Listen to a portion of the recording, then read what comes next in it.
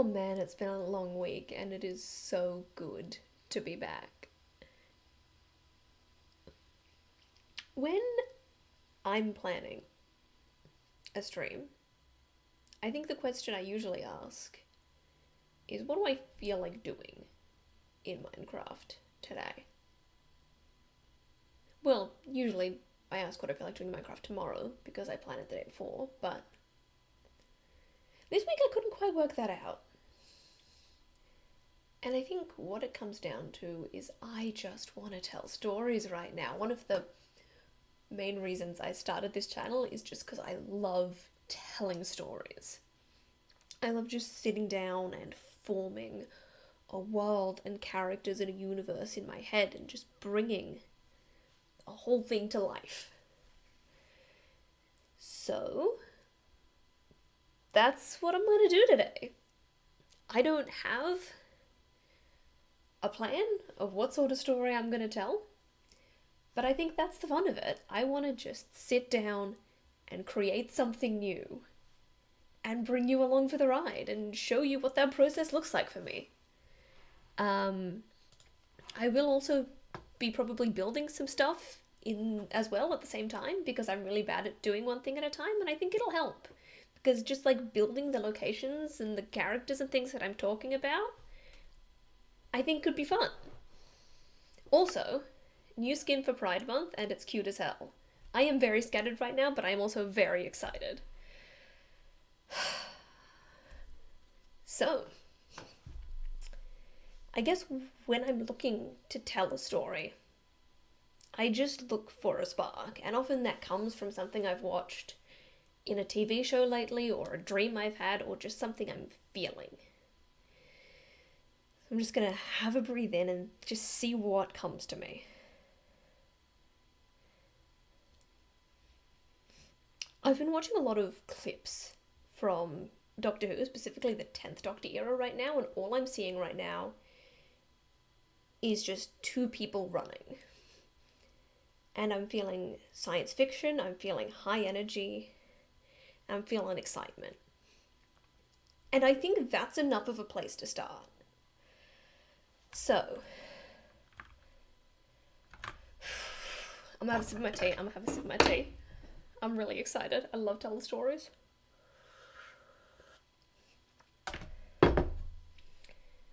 Two people running down a corridor. Something explodes behind them. Alarms are going off. We're on a spaceship.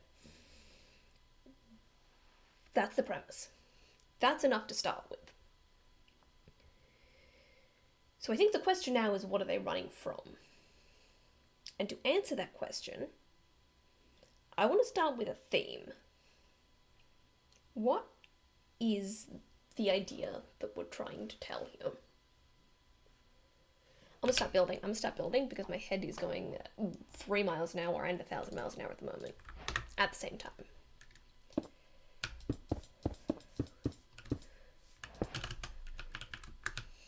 So when we're running away from something, metaphorically, obviously, literally we're running away from something, but metaphorically, are we running away from something or are we running to something? I think running away from something is something that's been done a lot lately in a lot of stories. People are always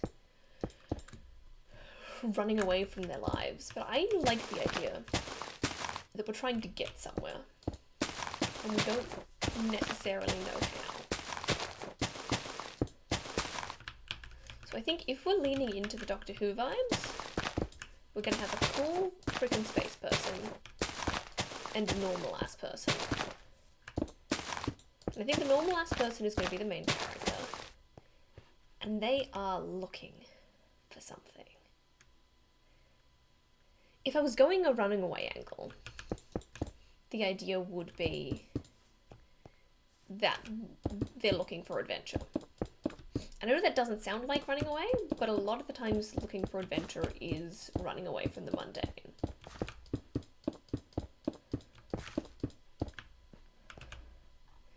So what are we looking for?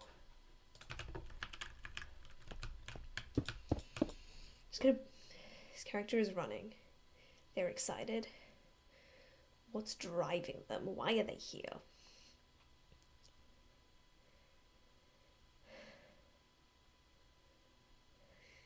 Their life is fine. They've got a job that they like, but it's not doing it for them. I think it's a story as old as time. They're looking to find themselves. And why do they think that this is where they're going to find it? Maybe, again, another classic. It's that they had a parent, or even, I think, an uncle that they really liked, who was an adventurer, who went on adventures. And that uncle is someone that they always really related to, but never really understood. And something's come up recently that made them remember the uncle. And I don't want to say the uncle's funeral, because I think he died a while ago.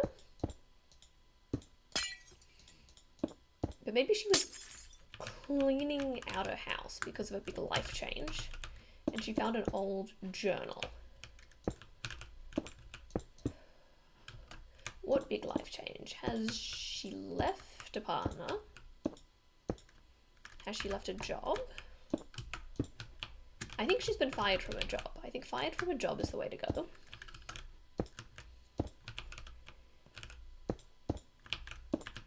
And in a moment, her whole world has turned upside down, and she finds this notebook of her uncle's, a remnant of a childhood full of adventure and stories, and a life she never quite understood. And now she is clinging on to that feeling of adventure and excitement, and trying to find identity in that.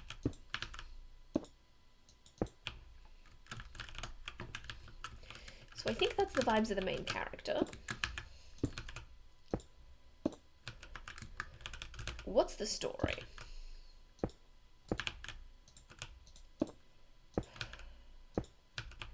So she finds this old book. And the obvious choice for an old book, and the one that's done a lot, is that there's a map in the old book. And I feel like we're leaning more into the adventure genre right now than the sci-fi genre, but I love it. Because sci-fi, I could go on for hours about how much I love sci-fi. But the adventure genre is such a fun one. It's one that's been coming back lately, I think. Like, I loved Uncharted when it came out. That's a fantastic example of the adventure genre. And things like Jungle Cruise. And it's been a while since we've had a good adventure movie. And I really like that they're coming back.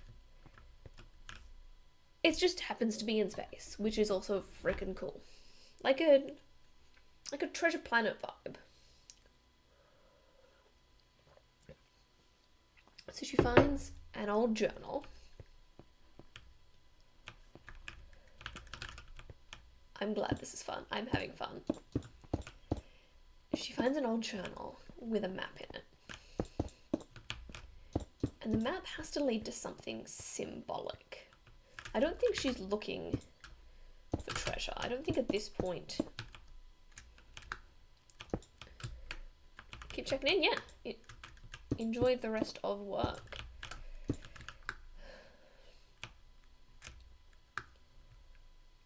I don't think she's looking for treasure or money. She's looking for meaning and looking for self. So perhaps it leads to something more related to her identity and her family. It could still be a treasure, but I think it's an old treasure of the family's. It's something that belonged to a great aunt or something. An old, sentimental, powerful thing that relates to her past.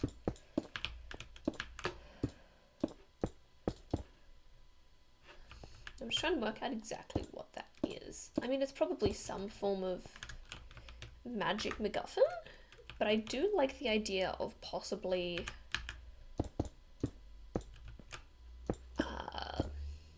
well, my brain just stopped for a second. Leaning into a magic vibe.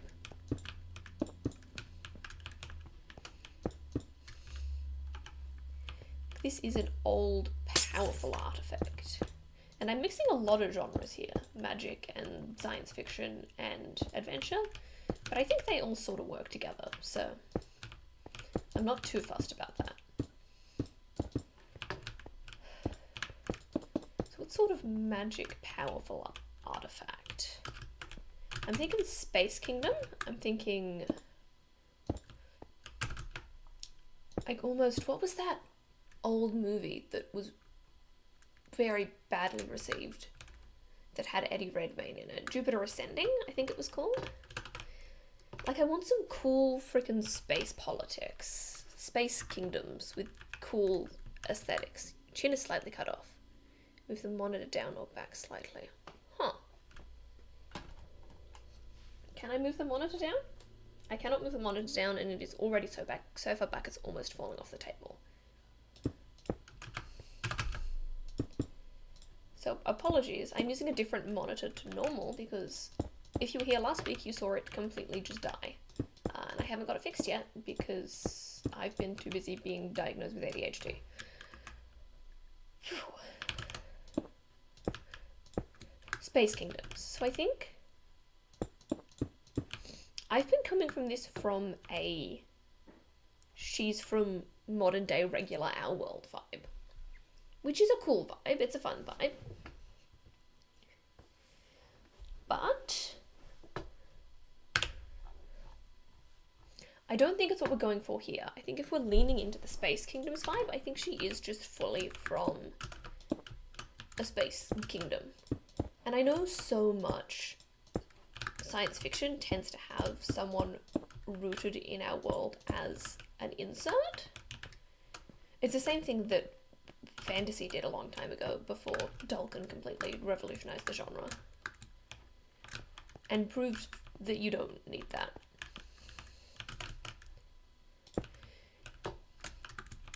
Because people and characters are all the same. It doesn't matter what they're from or what they're wearing. The human frickin' struggle is universal.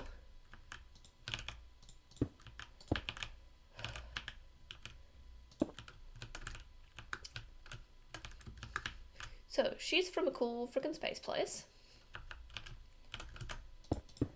And she's just lost her job. Maybe her family...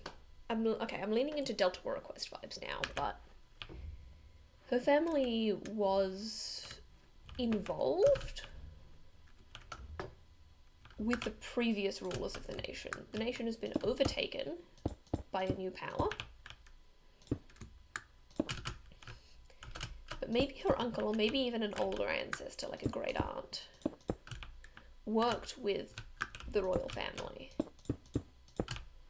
And there is a legend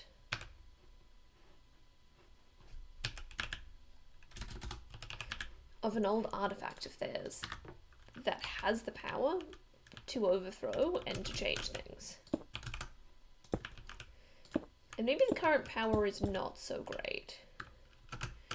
And she's deciding, heck it, I'm gonna go find out what my great aunt was on about, find out if this thing is real, and maybe at the end of the day end up making the world a better place. I think that's a great place to start. I think that's a classic fun story, but not in exactly a format I've seen before.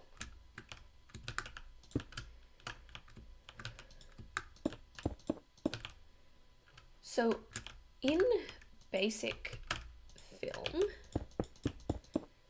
we talk about the want and the need. There's something the character wants, and it's what's driving them, and something that they need, and it's something usually that they're fighting against, but in the end is the thing they need to choose for character growth and for success. So we're coming in, she's wanting to find her own identity and discover who she is. And I think the idea of having to sacrifice that sense of identity in order to achieve the need is a fun one. And typically in film, you have to choose to sacrifice, and then you get the want anyway because you've done the right thing. But I think leaning into the idea that maybe that's not what happens here, could be interesting. I'm not saying this is necessarily a film. I just, when I'm creating structure, that's the one I'm most familiar with, so that's what I lean into.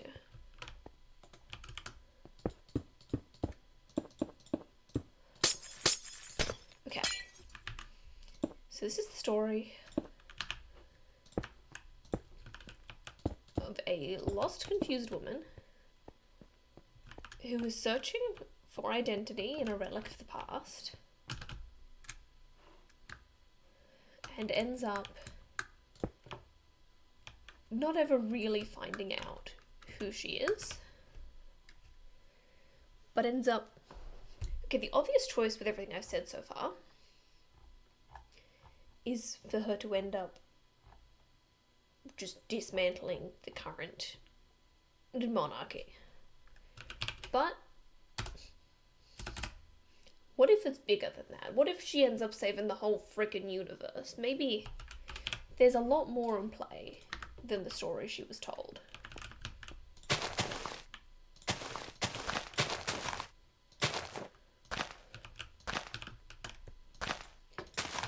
What if the reason that the current monarchy is bad is a lot more complicated than we thought?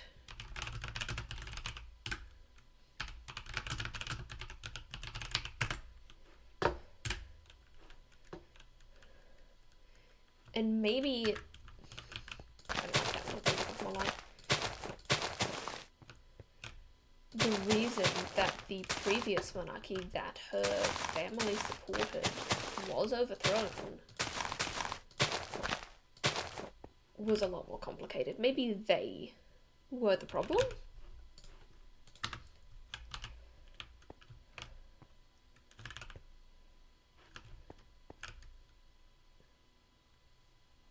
Sorry, I got distracted by building. Maybe they were the problem.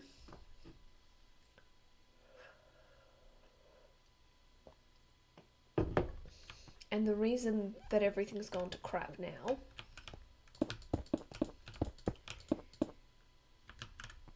is because the new government has only been able to put in a bad temporary solution with the information they have.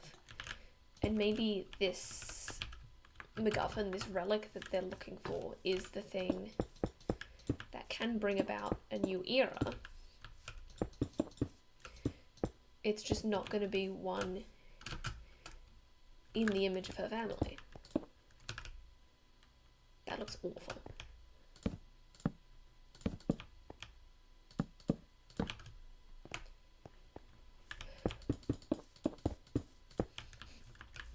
So I think she starts off the journey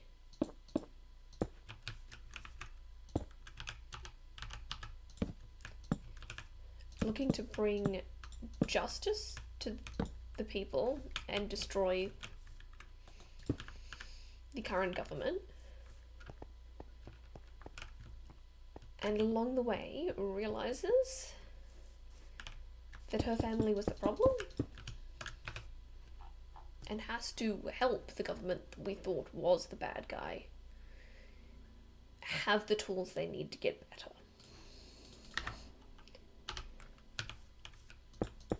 She goes looking for her identity in her past and her family and finds it in the present and in the people she meets along the way. It's not a revolutionary theme, but I really like the story so far. Okay, the end rods are not working here, and I am giving up on them. Okay, so that's the basic story.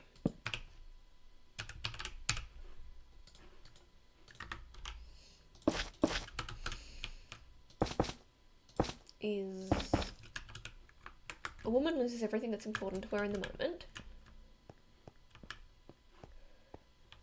goes looking for her identity in the past, and then finds it in the future. Fantastic. Great starting point. I'm really happy with that. Let's talk other characters. Because we mentioned in the original image 2 people running. protagonist character and an expert character. And I'm just going to take a second to go on a rant here, because there is a trope that bothers the hell out of me. And it's when the protagonist is a bit of a clueless man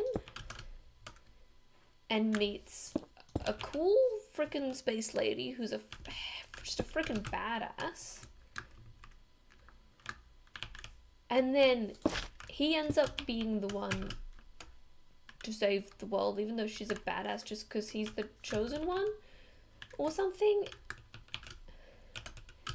And people complain a lot about female characters being written as Mary Sue's, as just powerful characters. That's not what women want. We don't want to see ourselves... I've done that wrong. We don't want to see ourselves represented as just cool frickin' badasses. So long, the default for characters has just been a man, and the story of humanity was that Star Wars. Was what Star Wars.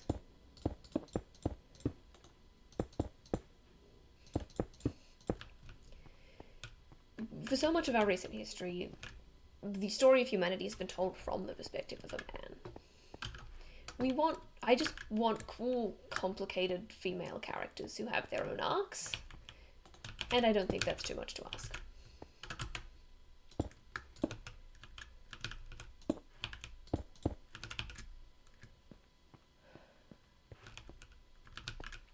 The summary. No, this is me coming up with my own new story.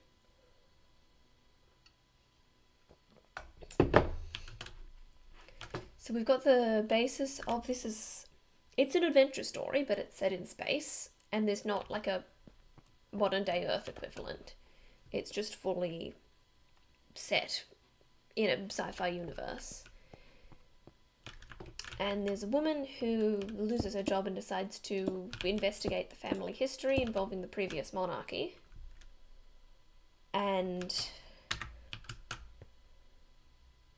discovers that the previous monarchy was actually awful and that the oppressive current government is just doing their best to fix the mistakes with the limited resources they have. And she has to choose to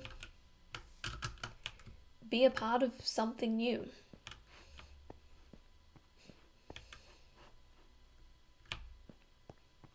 So what I was saying with that whole rant about female characters is that I don't want to introduce a male character that's just a cool space badass. Because I know that's a boring character, because I've seen it 1,000 times in female characters. I don't want to introduce a character that does not have an arc. That doesn't have wants and needs and changes. Let's actually go with the Iron Trapdoors for that one. So, I think if we're leaning into the lore with this character, which I think makes sense, this character has either got to be something to do with the current... No, I don't like that. The current monarchy or the previous one. And it would create an interesting dynamic with her disliking the current monarchy, if he's related to that at the start, but I think it would actually be more interesting that changing at the end, and him being a part of that previous monarchy that they then have to disassemble, especially if he ends up being not willing to do that and ends up... There's so many twist villains at the moment.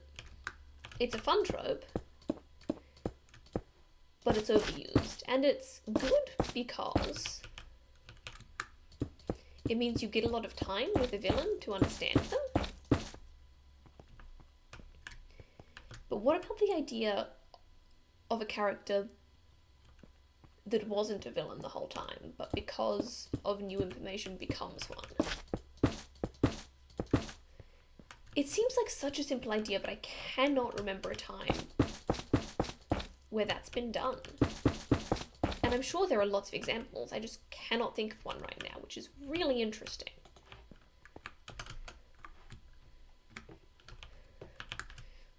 So I think he is part of that original monarchy, not necessarily the heir to the current throne or anything. I think that's overdone. The story doesn't have to be about the heir to the throne just because it's about monarchy. But I think he is part of that family. And so when she starts this journey of trying to explore the relic that she thinks is going to be used to bring them back, he is the person that gets involved. Monarchy. Yeah, freaking space monarchies, man. Can we do more space monarchies?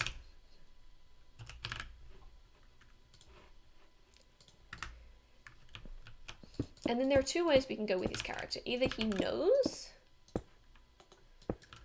that the things the monarchy did were bad, or he finds it out when she does and sticks to it anyway. And I think that's the more interesting story. I think he's a character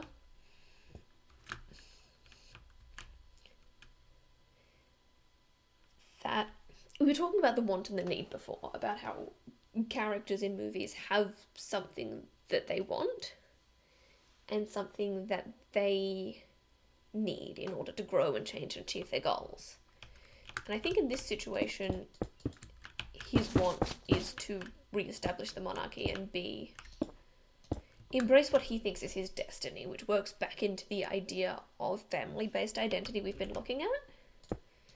And I think his need is to put the people first, and I think he doesn't choose that, and we get this opposite arc of her reaching the point of having to choose between her own history and her own identity and choosing to put other people first, and him not doing that. And we get this beautiful, like, they've been in the same arc the whole time and then it splits, which I love. I love parallel arcs, and I love the moment they no longer become parallel. Maybe there's an AI overlord pulling the strings. I don't hate that idea.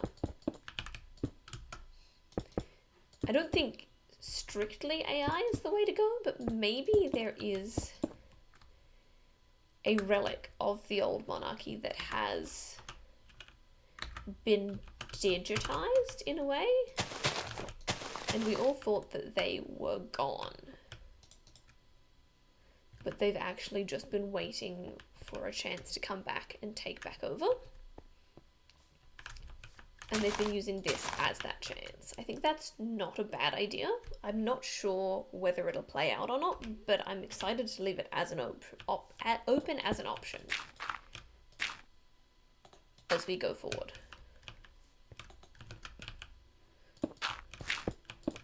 Okay, so we've got these two important characters. The one who is the protagonist and the one who starts as almost a sidekick. What do you call the second most important character? And becomes the villain. What you need, though, when the main villain isn't presenting as a villain at the start, is a secondary villain. That's someone that they have to fight against. Like, you could just make it the adventure, and the fight gets the difficulty of finding this and the bureaucracy of that, but I don't think that's as interesting in this genre as we want it to be. So I think there does have to be a secondary antagonist, and I think if they're initially fighting against the current monarchy, it's going to be like a chief of police or something. Like a detective sort of situation. Not the guy in charge, but the guy that's smart enough to... The head of the secret police.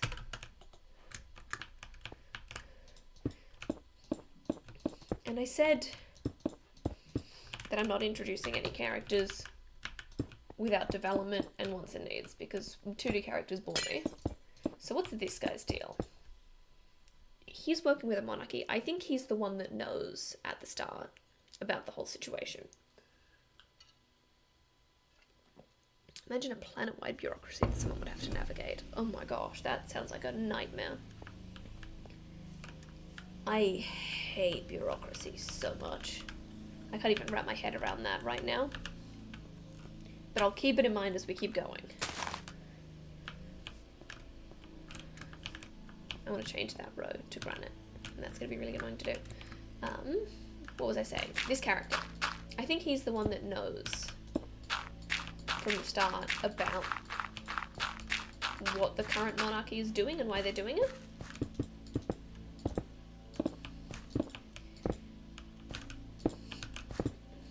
So he is not trying to stop them because they're breaking the rules or anything. He's trying to stop them because they pose a genuine threat to the existence of the universe. Yeah, that's better.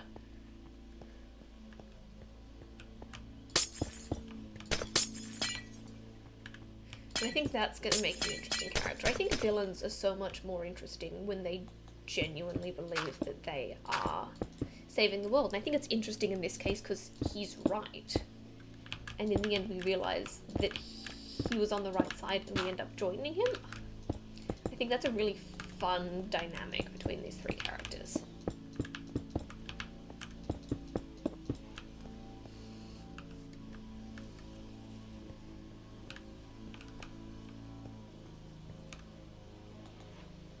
So, I think those are the important characters. I think now we have to work out what the actual MacGuffin situation and end of the world situation is. What has this previous monarchy done that is going to destroy the world? And why? I think it's going to be a selfishness thing. And maybe not even traditional selfishness.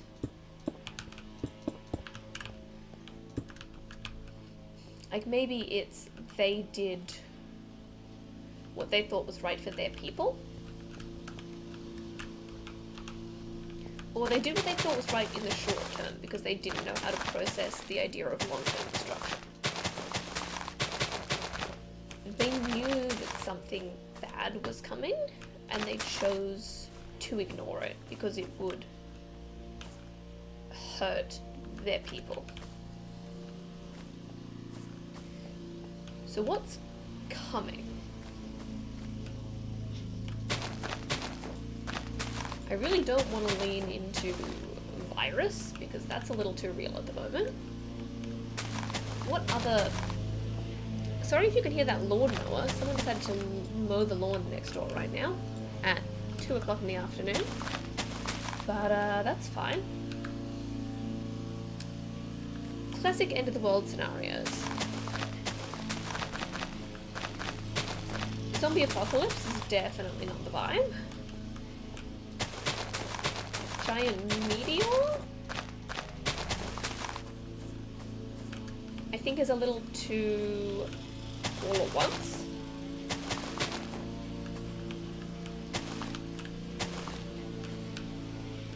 It could be war with a neighbouring kingdom. It could be a neighbouring kingdom is looking to invade. They're actually a long way off.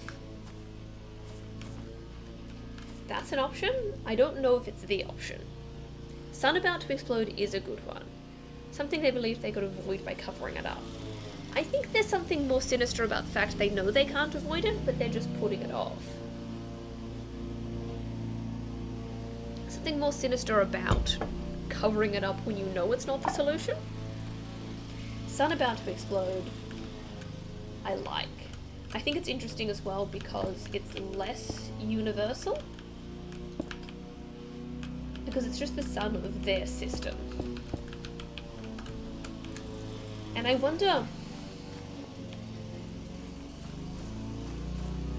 if the sun's about to explode and there is a way to stop it.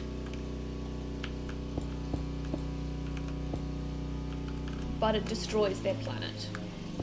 It would save the rest of the system, but it would destroy the planet. I think that's very much the vibe we've been leaning into with this.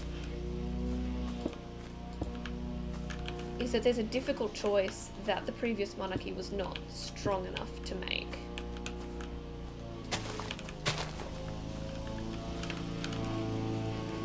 Which, yeah, comes really interesting with the fact that this new monarchy has taken over with the knowledge of what's about to happen, but the tool to do it is the thing that we're looking for in this adventure.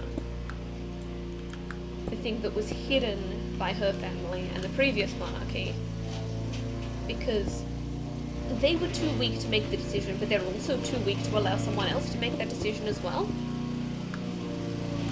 I feel like I am really having to yell over this lawnmower. Sorry gang if that's really loud.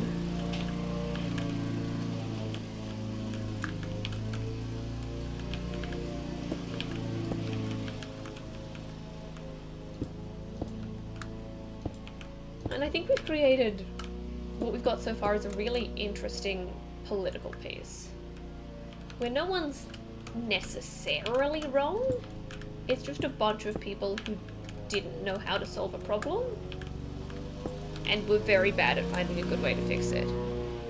What could stop the explosion of a sun? I mean, this is science fiction, so there's a lot of different things we can lean into with it.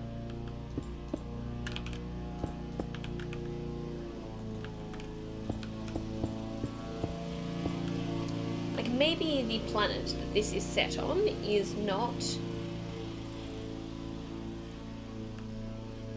a organic planet, but it's a created planet. More like, I suppose, what we would consider a space station, right? And there is something in the core of this space station that has the power to stabilize the sun, especially if the sun's not being destroyed from nature. Like it's been overrun with something foreign from the overcapitalization of whatever. Long Lux Tef, which species that created the planet.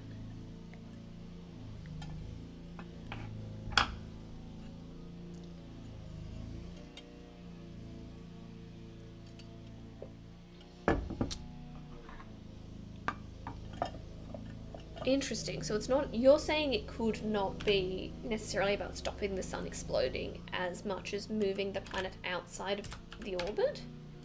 I think that's an interesting idea, but I don't know if it leans into the theme as well as we could destroy our own planet to save the system, but we're not going to.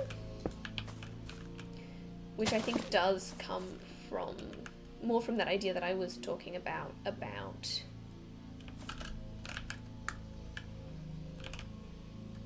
my brain just stopped again. I'll get there.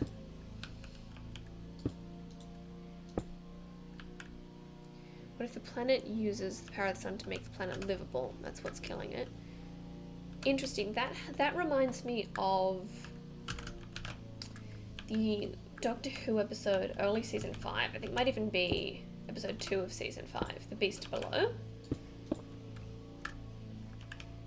where the planet is, the ship they're on has captured a big old space whale and they're draining its energy and basically torturing it in order to stay alive. So the idea is what this station is made of is poisoning the sun. And destroying this element that powers the planet would save the sun if done in time, but would also completely destroy the planet. I think that is a fun angle.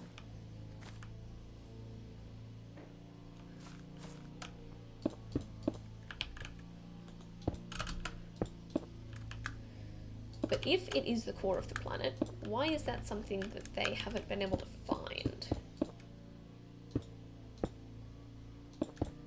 So I wonder if it's not a literal core, more like a system mainframe. It's the server that powers the station, but it's wireless.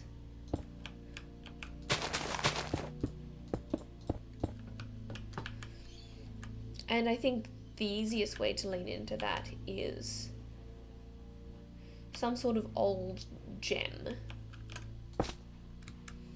Like a big old magic, powerful, shiny crystal element that we don't necessarily understand how it works. I mean, I think in universe they understand how it works, but we just know that it's a big old powerful space gem, and then we don't need to bother going through all the exposition. I've used smooth granite there and not smooth there. I'm gonna switch to regular granite.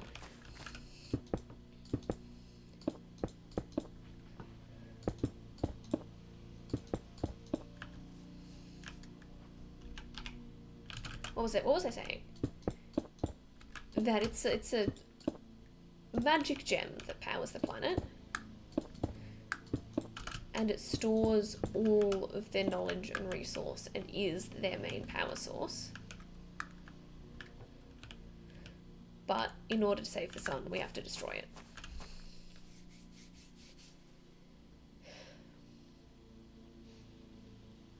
Okay, I think that is a great premise. And it's been less than an hour, so we're doing really well.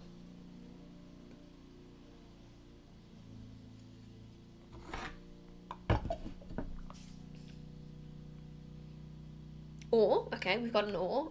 I am always excited for ores. I said that, and now I'm thinking about boats, which I am also excited about, but is not what we were talking about. AI which contains all human knowledge. Interesting. Okay. It's giving the Illuminate trilogy. I keep referencing other shows which other people may not have seen, but that's actually a book series. But yeah, it's an AI that the station cannot run without. But because of some bad influence or something, it has become evil or decided due to bad programming that the best way to fulfill its purpose is destruction. And so this is an AI that is actively trying to destroy the sun, and it's not just a byproduct of the AI that it's emitting. It is actually fully trying to destroy the sun. I think that could be a really fun way to go with that. Thank you for reminding me about the AI idea. Could be big, and its databanks have begun to fill with bad data. I do like the idea that it is a little item that we can find for the idea of the trajectory of the story we've started and the sort of adventuring angle. But if the AI is the problem, maybe it's the tool to destroy the AI that's what we're looking for.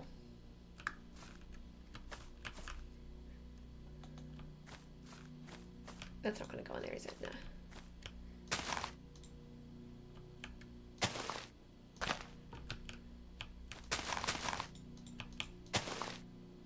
I like the idea that bad data has leaked in, because it means with a sequel you could introduce the idea that the bad data has come from somewhere and introduce a new villain really easily that way. But also works without it. Maybe you have to destroy the sun to destroy the AI. That is so counterproductive and such an interesting idea. I'm going to need to take a second to process that. In order to not destroy the sun, you have to destroy the AI, and then you have to destroy the sun to do that. Which kind of ends up in this full circle thing. That either you lose the sun, or you destroy the AI but you lose the sun anyway. And instead of what they thought they were trying to do, which was save the sun, that doesn't even end up being an option anymore. That's fun. Oh, because it's solar powered. Yeah, no, I like that. So now I guess the MacGuffin we're looking for is something that can be used to destroy the sun, which is probably something that the AI has made.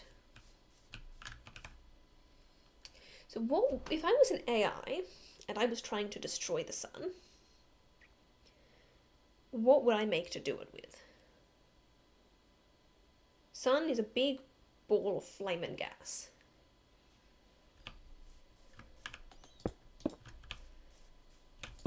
The idea of extinguishing it with cold is a fun idea, but I don't think it's the most practical or the most dramatic.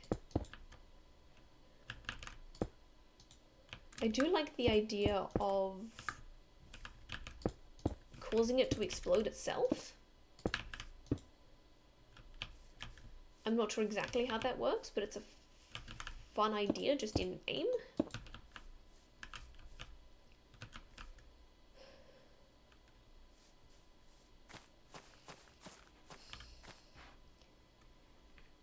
How do we cause the sun to explode itself?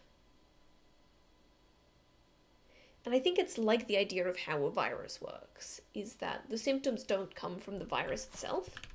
It comes from the body's reaction to it. So I think, especially if you go with the idea of a living sun, the idea of tricking it into thinking that it's got something bad on it, enough that it fries itself in an attempt to destroy the parasite.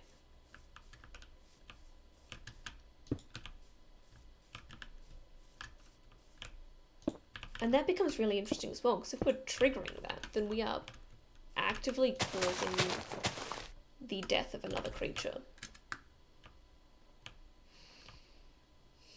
A beautiful old creature. Beautiful old innocent creature. And that's just tough. That is some tough cookie.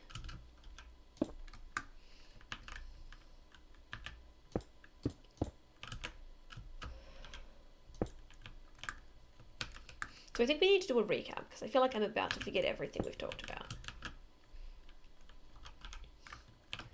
A long time ago, this beautiful old space station was built. And it was set up with an AI to control and maintain and power it. And the system is completely useless without this AI.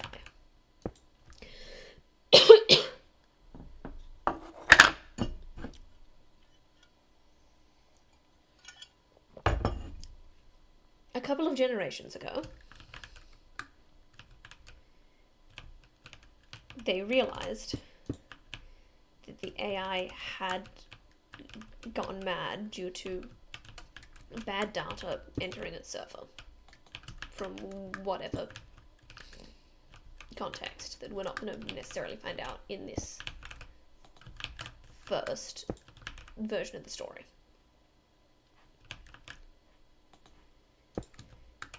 The chief of police, the secret police, find this out and tell the monarchy, and they realize that the only way to stop it is to destroy the AI, which would destroy the ship. They probably could have found a way to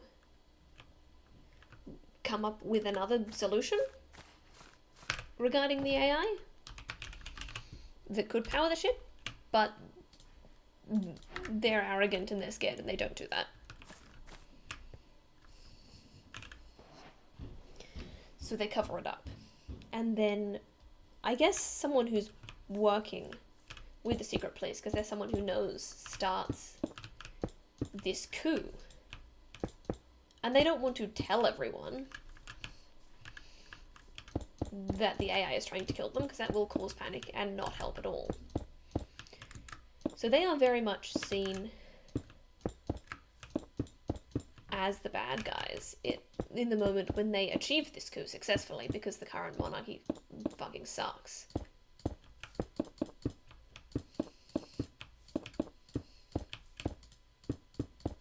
Where was I? And yeah, because what they are trying to do at this point is minimize the effect of the AI, and people don't understand why they're doing that, because they don't know really anything that's going on. So everyone's mad at them, and their lifestyle is getting worse in every way because the AI maintained a lot of how things run, and society is crumbling. Which is where we meet our character, our main character, who is the niece, or I said her great aunt. The great niece of someone who worked with the royal family very closely. Possibly even one of the advisors that made this terrible decision. She's grown up on all these stories of the monarchy and how things were better.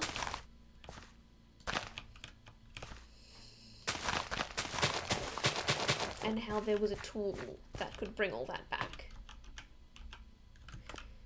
And so when she is fired from her job because of the recession that's happening and the lack of this AI, she decides to go chase that, to go chase these stories of a better time, and possibly just take down the whole monarchy that exists right now. And as she's chasing that information, she finds herself befriending someone else who's on a similar mission, who is this lesser prince, like 20th in line for the throne or something, that is this other character we talked about, who ends up becoming a little bit of a bad guy in the end. But at the start, they're on this mission together.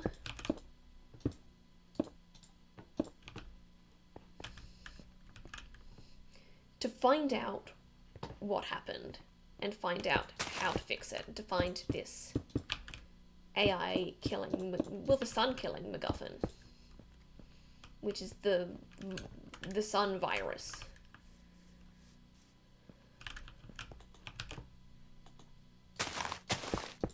And I think the original monarchy built this virus as a way to kill the sun to justify keeping the AI.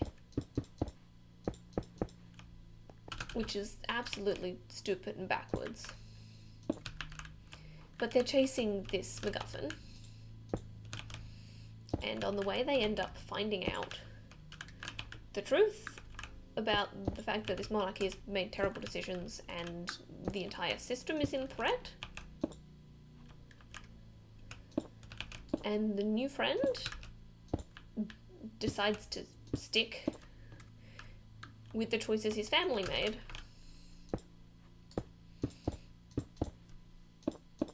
And let the system burn. Whereas our main character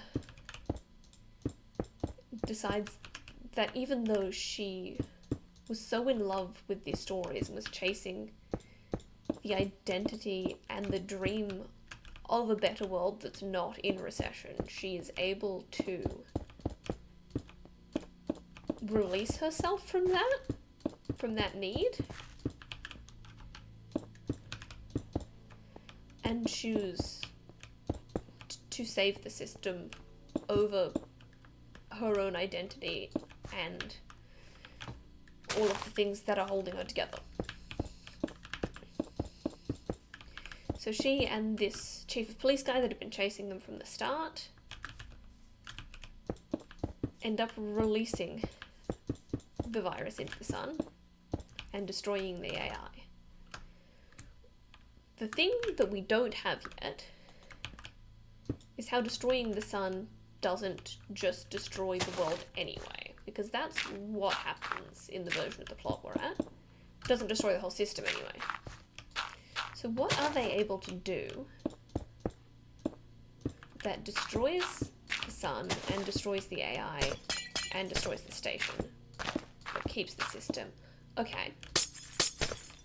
They don't just release the virus into the sun. They release the virus into the AI as well, which also causes it to self-cannibalize in the way that the sun does and become an explosion, just to be kind of supernova, to form a new star in this explosion.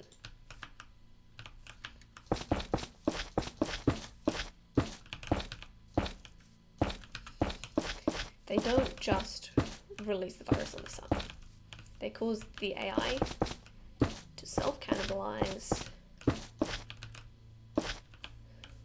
and become a new power source. I think that works. I think that is a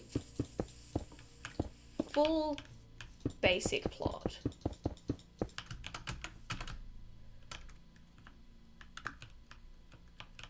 Oh, that looks awful.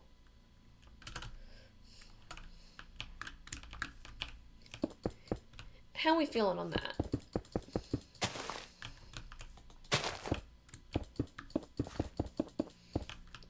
Are there any major plot holes that I've missed? Because honestly, I'll be surprised if there isn't.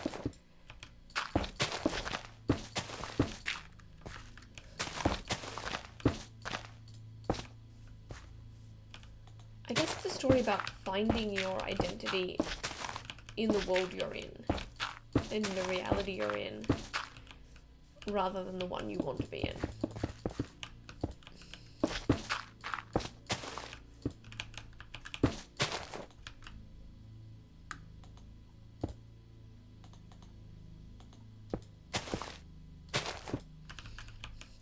There is absolutely something beautiful in that. And there's also something really timely in that. Because I think especially for our generation, we've just found ourselves in... Have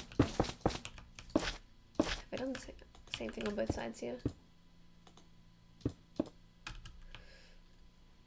We've just found ourselves in a world that is not what we expected.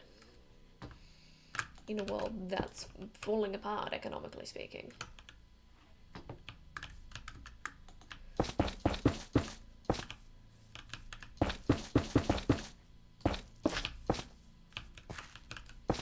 And all of the things that we had planned for a lot of people no longer feel like they're on the table. So somehow I've ended up with actually quite a thematically relevant story. And I think it's probably the kind of story that's going to be coming out soon for that same reason.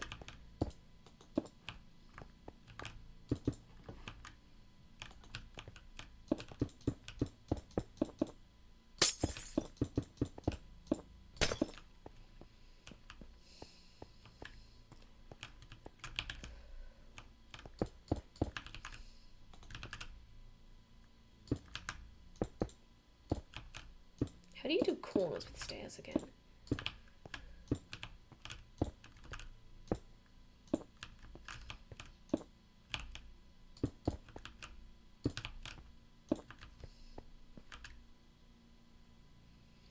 But yeah, I think that is the basics of the story. No one's yelling at me about big plot holes, so I think that's a good sign. But we've got something here that kind of works.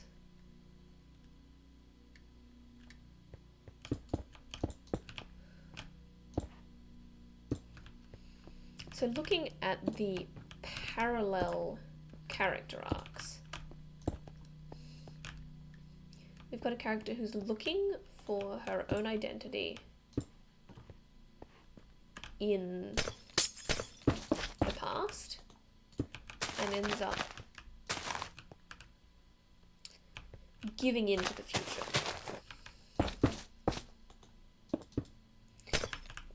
We've got a character who's looking for his identity in the past as well but refuses to give in to the fact that the world has changed and ends up almost destroying everything in the process. And then we've got the character, the sort of bounty hunter character, the secret police character, I keep forgetting that word, who has all along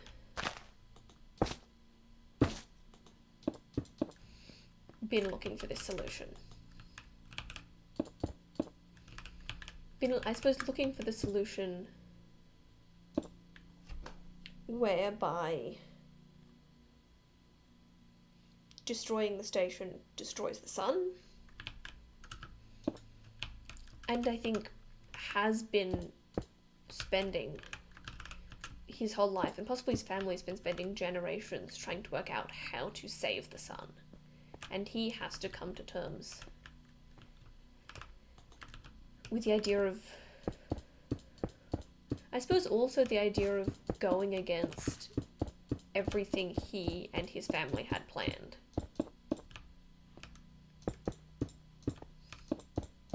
And doing the exact opposite of what they thought to achieve the same or a similar result.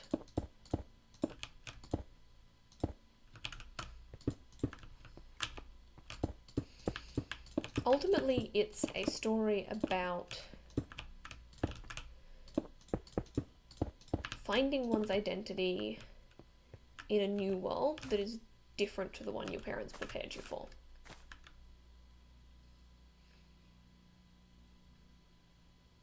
And I'm living for it. I'm living for it. This is a really fun idea.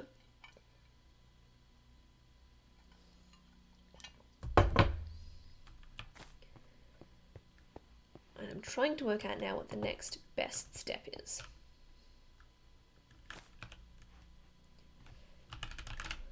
In terms of developing it further. What are we missing here? We've got some good characters, we've got some good themes. The character of the AI we haven't worked out yet, and that's going to be a really interesting one. Because we did say it's a corrupted AI, but it's also a living AI. So, due to a bad outside influence... Wait. I was going to say due to a bad outside influence, it believes that destroying the sun is the best way to save everyone. But now I'm thinking about it, that's also what we've realized. So this has become a situation, completely unintentionally, where the AI was right. Is that something story-wise that we want? Because there's two ways we can go with it. We can either change what the AI was planning, so we still have this evil AI, or we can lean into the fact that the AI was right. And I really don't know which one presents more interesting story opportunities.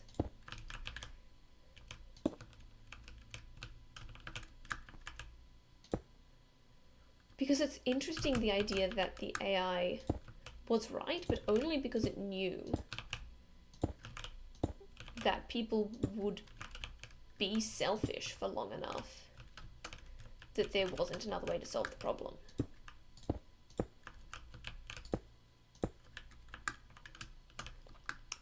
That's actually a really fun idea. That AI uses destruction as a last resort because of the actions of people. It doesn't need to be bad outside influence, it's just an old technology that has become bloated on so much information over a long period of time. Yeah, but I'm really enjoying this idea that the AI was right. I think that's fascinating. And I think it is bloated with information.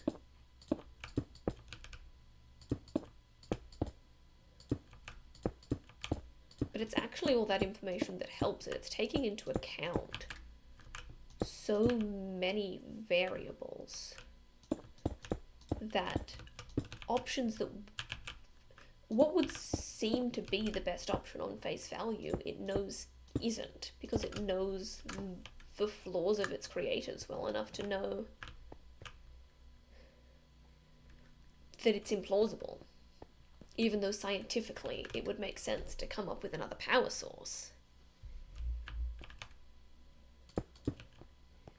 In a way that almost seems arrogant. The AI decides on destruction.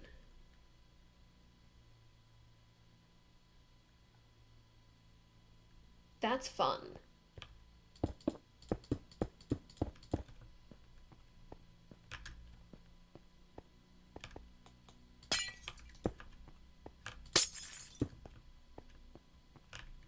The AI chooses death because the people in charge give it no better option.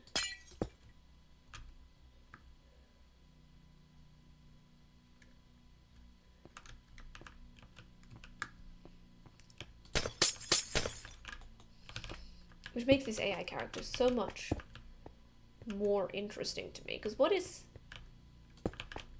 the AI's prime directive in this context?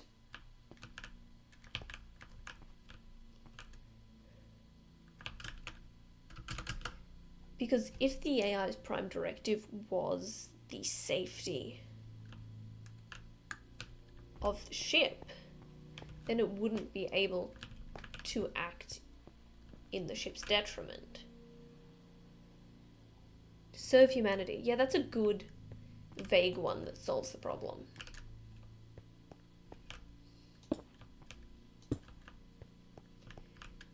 I guess it's the self-driving car thing. Do you want the self-driving car to prioritize the person in the vehicle or prioritize the most people possible? And I think that's what it's doing here. Is that it's prioritizing the safety of the system by crashing itself. AI planning its own destruction to avoid greater risk in the future.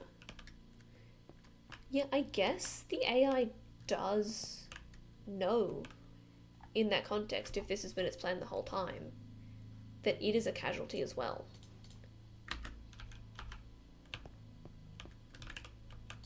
Fascinating. And in that way, I think it would be fun to have the AI as a more vocal character. Like, you could have the AI present as a Siri-type character who actively converses. They wanted to protect life, so it looked after the health of the inhabitants, but they didn't consider it would take the rest of the universe's lives into account. I think that's sort of the opposite direction I was just going in. Is that it decided to protect the life of everyone else, even knowing it would destroy. The reason its corruption is growing worse in the future and could be more ruinous to humanity than its immediate destruction now.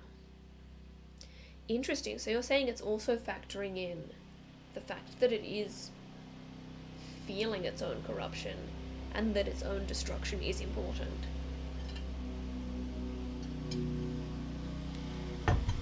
So it's not just accepting its own death as a casualty, as collateral. It's seeing it as a positive, that in order for humanity to move forward, it needs to move past the use of the AI. That's fun. And I wonder if the reliance on the AI is part of the reason that the original monarchy was no longer able to make a good decision.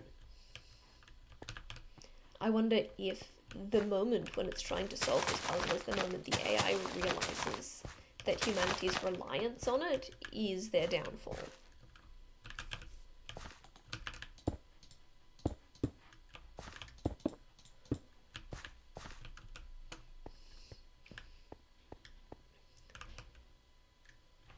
And I think ultimately in that situation, humanity is the problem.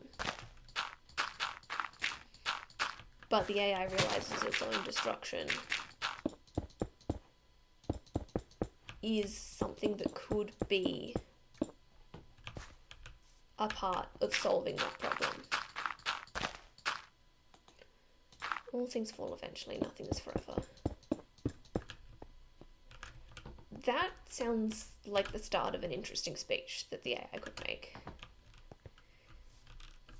As it's done, something about how all things fall and nothing is forever. But by its hand, maybe humanity has a chance of continuing a little longer.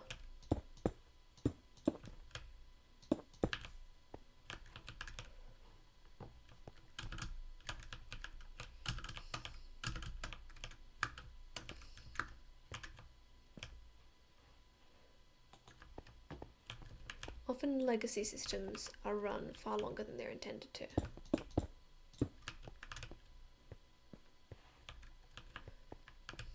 And I think this is also a situation where the AI could live longer. Oh, that doesn't work. Where the AI could choose to sacrifice humanity that has had its time and has made so many bad decisions in order for AI to continue. But in its mercy decides to give humanity another chance.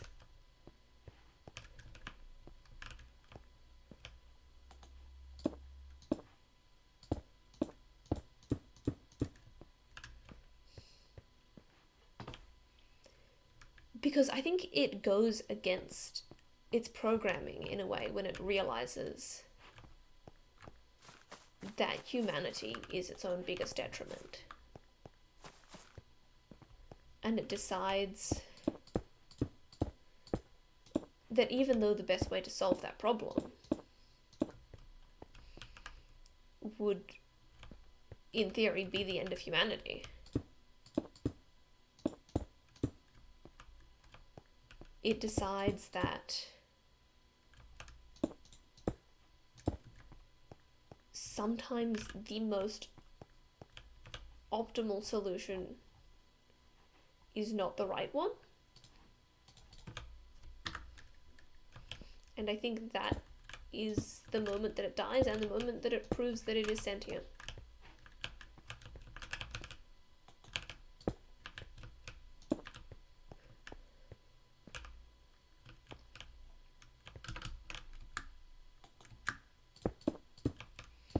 Even though humanity has been the problem, this AI decides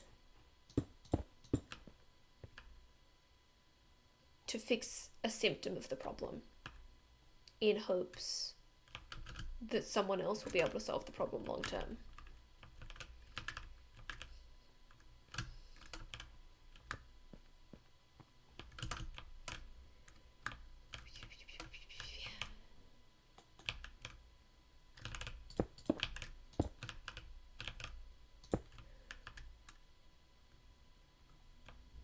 And the idea that the AI's last action is an action of hope, and that is what saves humanity, is beautiful.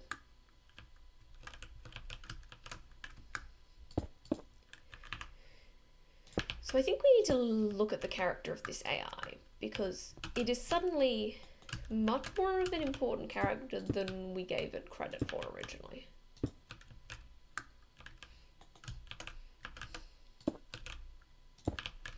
If we're looking at the want versus the need,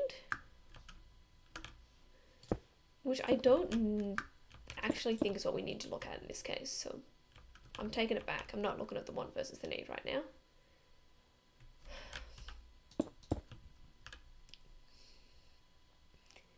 Because I think in some ways this AI is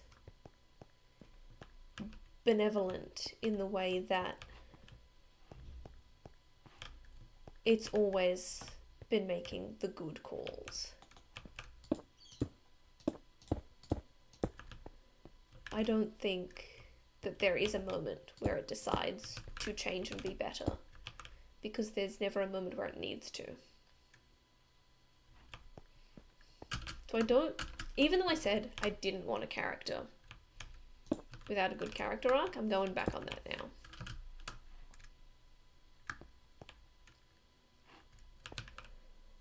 I just got to work out how to still make them interesting. And I think it's because you don't really know where it's coming from at first. Because it needs our main character to discover the truth for themselves. Because if the AI just tells her exactly what's going on, it won't... How do I process what I'm thinking right now? If the AI just tells her, I think she will see the AI as the bad guy. If the AI says, hey, we're destroying the sun and the ship because it's the only way to save the universe, she's going to be like, no, that's a terrible idea, don't do that. So I think that there is an element of the AI taking her on this journey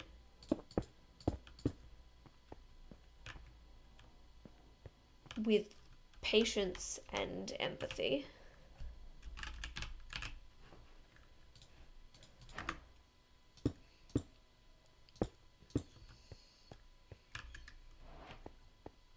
Because it knows that that's what she needs to process everything and to make the right choice.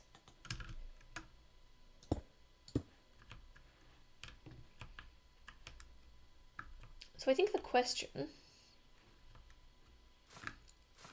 is, what's the personality of the AI? Because I love AI characters, and I love making them ridiculous and sassy and fun. And just absolutely full of personality.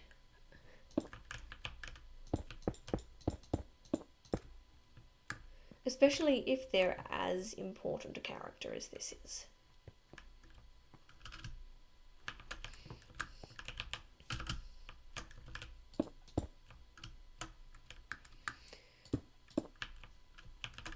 So the prime directive of this AI is to serve humanity.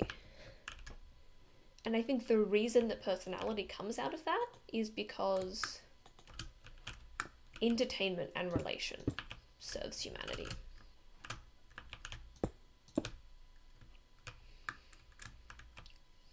And so the character comes from being what humanity needs it to be.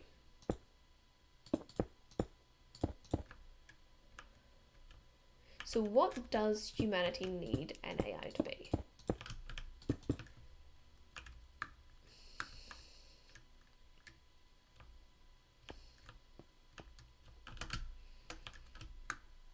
I think there's an element of humanity that is always going to be comparing and be a little insecure about something being smarter than them. And I think that's something that you would absolutely have to consider when designing the ideal personality for an AI, is that you don't want them to make people feel insecure. You want people to feel helped, but also independent. People are very confusing and very hard to please.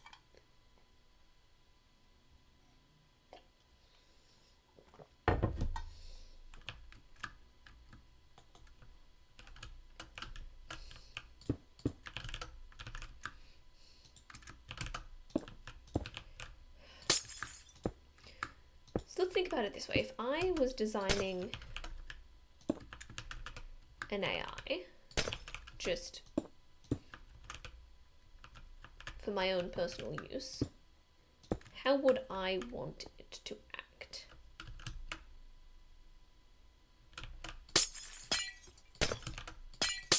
What would make me feel served?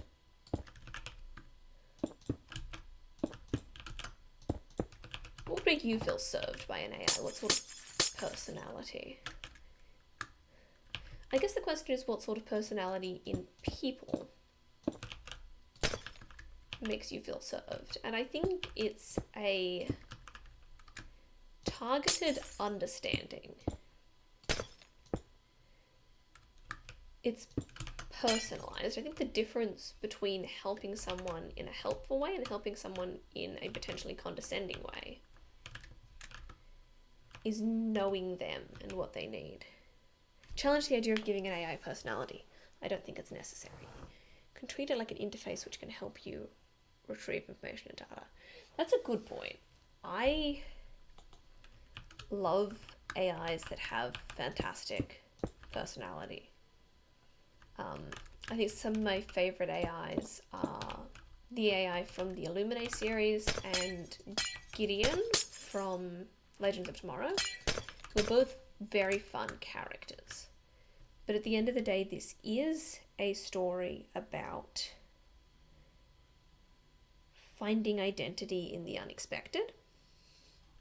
And we've already got 3 really interesting characters to serve that version of the story. And I guess the question then is, does giving the AI a personality serve that theme? Is the AI showing a new side of the theme of learning to find your identity in a world that's not what you expected? And I don't think the character does serve that theme.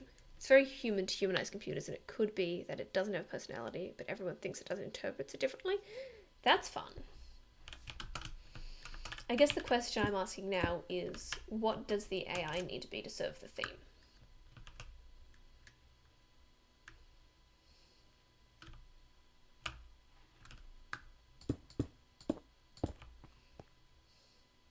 And the AI's role in the story is to be an antagonist, be something that is driving the heroes and is forcing them to change.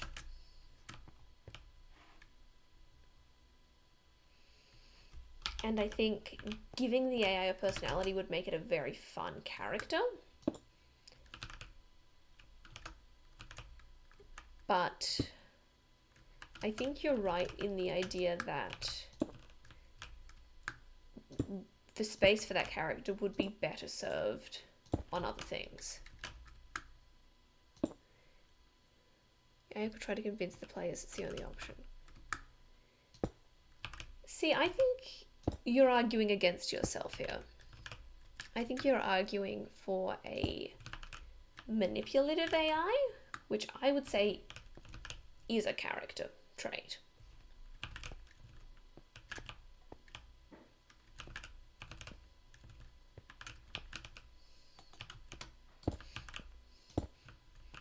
And I think from what everyone's saying, we've got a few options. But I am trying to lean back into the idea of what version of the character serves the story and the themes best. And is there a version of the AI as a character that provides a new angle on finding identity? I don't think there does. So the question then becomes, what is the role of the AI in telling that story for everyone else? How does the AI enable our main character, who we haven't named yet? I just realized. How does that serve our main character in finding her identity? And in choosing not to find it in the past. And I think the AI's role in that is just to guide. I think the AI is pushing her towards the solution. And I don't think it's malicious about it at all.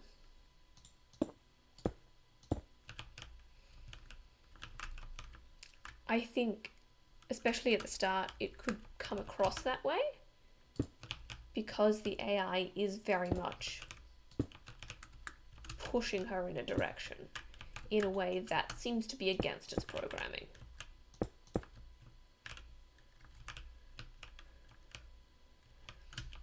And I think from that angle, you definitely could be seen as a villainous manipulative force. But I do really like the idea that it turns out it never was.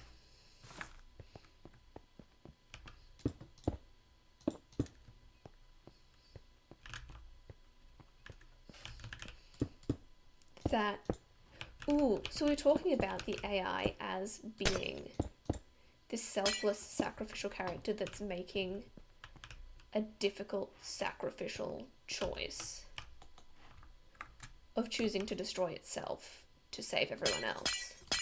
But if the character doesn't have a personality and is more just programming, then you get the interesting idea of that being inherent in the ethics of humanity. That even though humanity have made all of these terrible choices that have possibly doomed it in this situation, it's a tool of its own morality that saves it.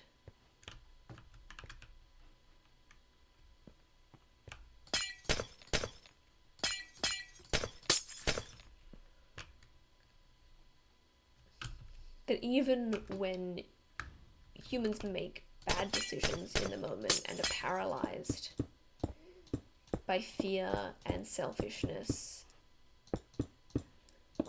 the underlying ethics is what ends up being its savior.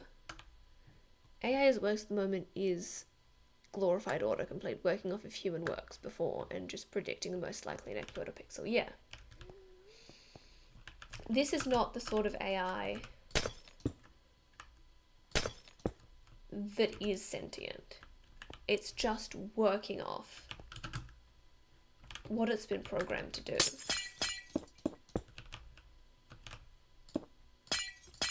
And even though in this story, in that moment, humanity wasn't strong enough to make the right decision, it knew what the right decision was.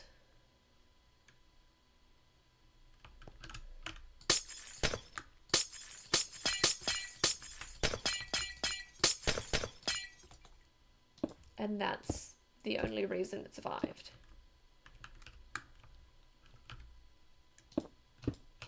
It's not a story of an AI having better morals than people. It's the idea that even when people make bad choices in the moment, it's that humanity is better than that. That humanity can make the right choices if they had the time to think it through, and on a base level they know what's right and what's good. And that's beautiful.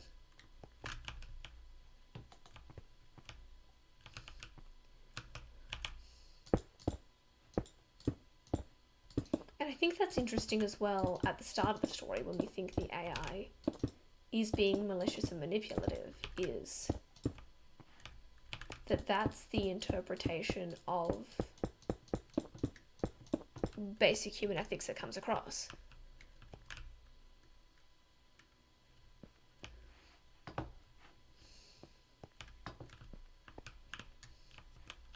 But that I think humanity can be its biggest critic at times. Because humanity is capable, yes, of so many terrible things. But it's also so capable of brilliance and ethics, and I think that is more underlying and more human.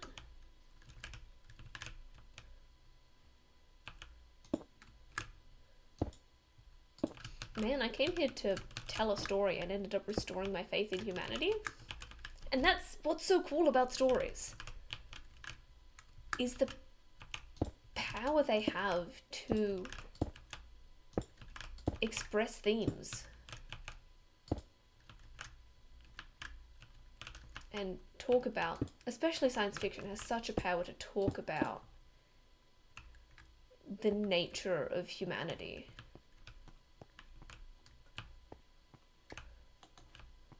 In a way that's not so confronting or political. Stories are hope and philosophy in an accessible format, and it's so beautiful. Hello! We have been spending the last almost couple hours now creating a really fun science fiction adventure politics story, and I've just been noodling creating this spaceship moment as I talk, because I like having multiple things to do. You're new here? Well, welcome. I stream Minecraft every week. And I do all sorts of things, but today I was really in a storytelling mood.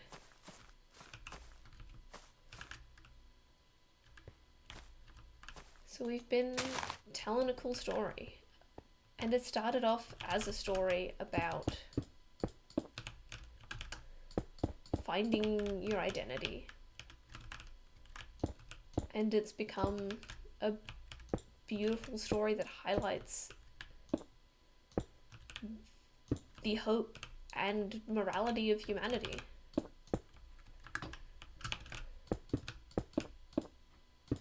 And I mean, it's still a story about identity, but there's so many beautiful themes that we've woven in, and it's so much fun. I think now that we've gotten further with the plot, people talk about plot-driven stories versus character-driven stories. I disagree with the premise. I like to start with an idea, build characters that serve that idea, and then build a plot that serves the characters, and then change the characters to serve the plot. I think it's all cyclical. So we started with the premise, which was just a couple of people running on a spaceship, and we built some fun characters. And then we came up with a really cool plot. The idea of intertwining the idea of the ship of Theseus and the AI. I like what you're saying, but I don't understand how.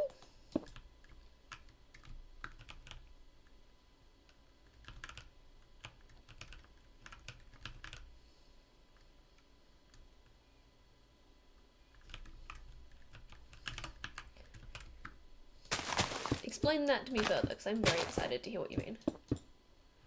A sentient program with every software upgrade gets the feeling of losing its identity. Interesting.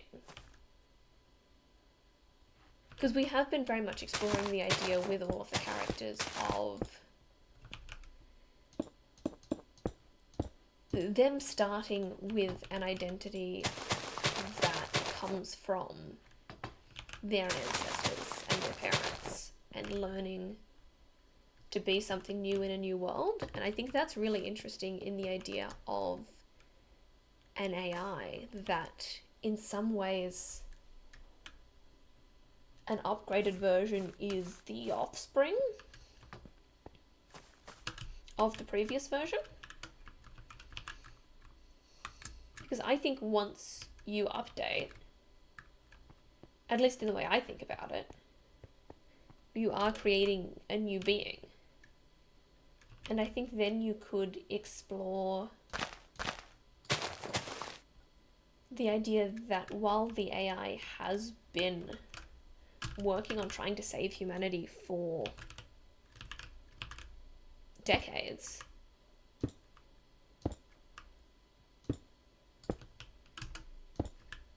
it's not the same person it was when it started.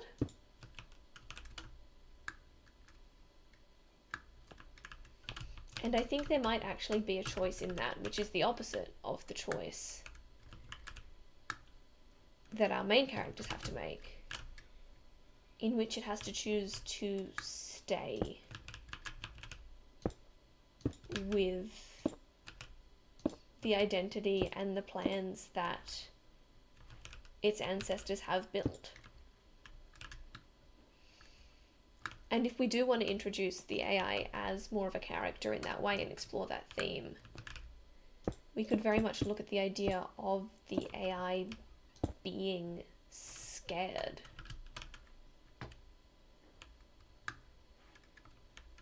Of as the AI grows and learns more empathy and humanity, that the idea of sacrificing itself becomes scarier. Could explore the idea of consent within the AI. The AI will die if it's upgraded. Perhaps it doesn't want to die. Yeah. That's interesting. So I was looking at the idea of the AI not wanting to die in terms of sacrificing itself. Sounds like a Blade Runner spin-off. I haven't seen Blade Runner in a really long time. I should watch that again.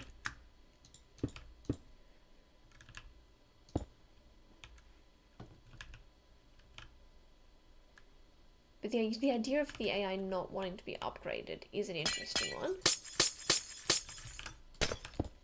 I think it could possibly be an idea for a sequel, because I don't think it plays as much into the themes. We've already got a lot going on. I think in this case the AI has this whole time been planning on sacrificing itself for the people. But the more it becomes more human, the more it understands the consequences of that. It becomes less black and white.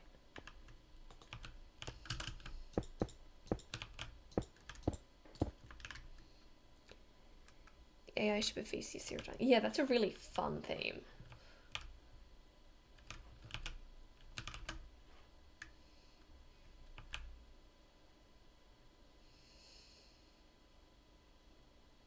I'm just trying to get my head into that character for a second. Is that it's seen the direction that humanity is going. And it sees this problem and it sees that humanity is not going to be able to come up with a solution that saves itself, the AI, and the sun, and spends all this time working out what's the most valuable and what needs to be sacrificed for what. And it decides to sacrifice this community and to sacrifice itself in order to save the longevity of humanity. But this process takes decades, and there are more upgrades, and it realizes that in the emotion of existence,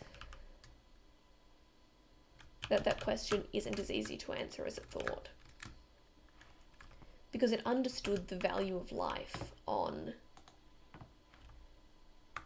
a theoretical scale.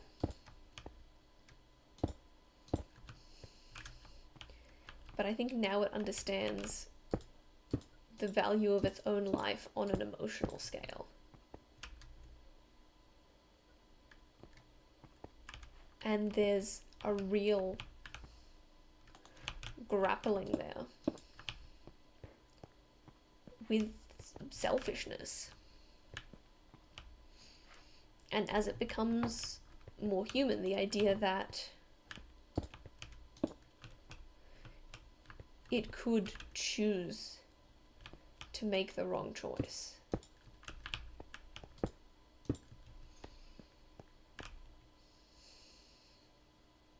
In a way that it didn't know how to before. And so when it comes time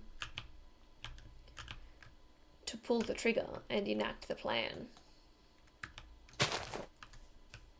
there's a moment where it almost doesn't. There's a moment where it has to decide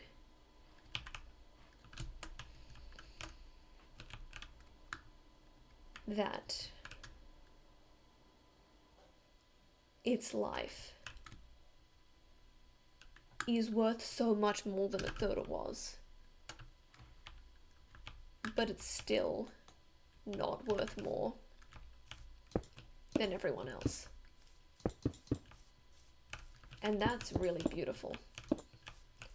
And I don't want to make too big a deal out of that. I think, small tangent, that's one of my biggest problems with Les Mis. Is the character of Eponine in the book is such an interesting, beautiful character.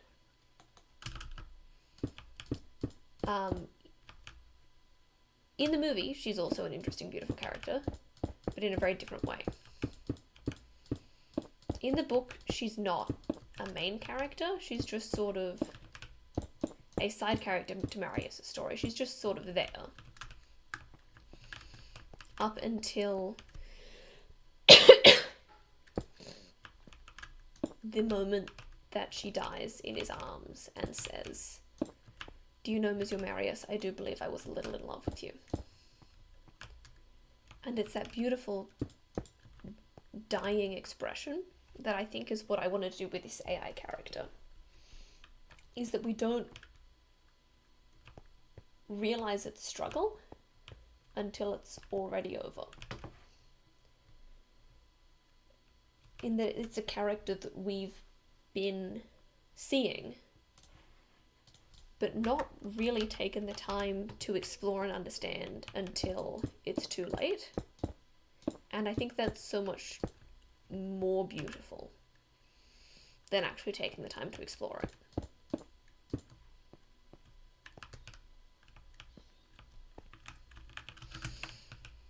I think sometimes the most beautiful themes and character moments are the understated ones.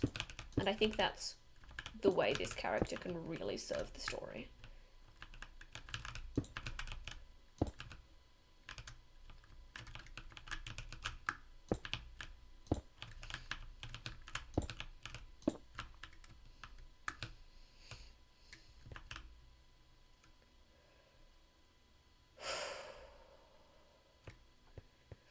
This is really fun. This is my favorite thing to do.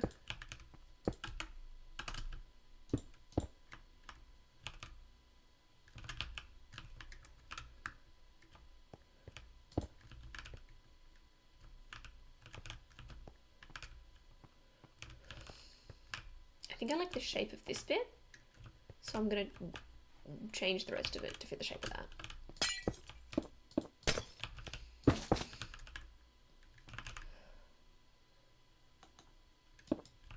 Okay, so now we've worked out this character of the AI, which I think was a big thing that was holding us back.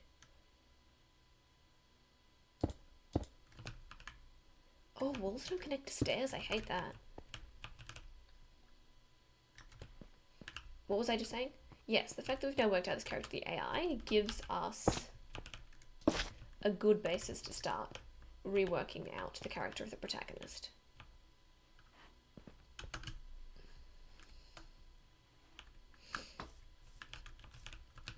So we've established this protagonist character as someone who has hit a difficult spot in their life and is looking for comfort in the joy of a story that she heard long ago. The joy of an idea of a time that she's never experienced.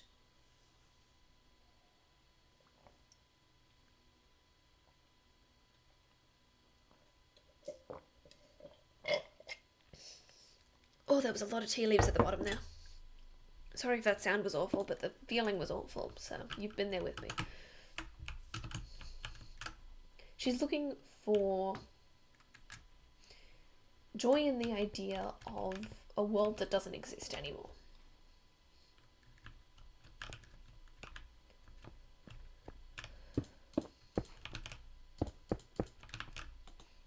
Which is a really fun starting place for a character. Especially because she knows she's looking for joy in a world that doesn't exist anymore, and she's coming from a place of trying to bring that world back. There are plenty of stories where someone is trying to find joy in a world that doesn't exist anymore because they refuse to believe that the world doesn't exist anymore. But this is trying to bring back something that's dead because you don't understand why it's dead. Because you think you know the whole story.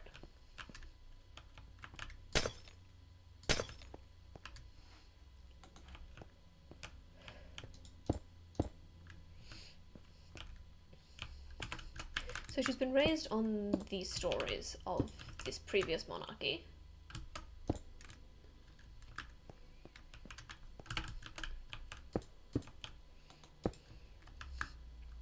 And the idea that they're better than what we have right now.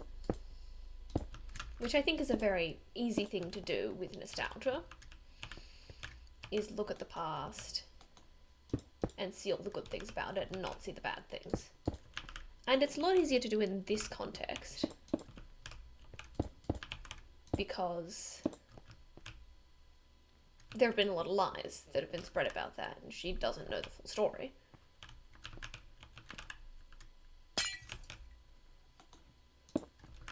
But I think that harkens back to the reality of our world and how the themes relate to our life.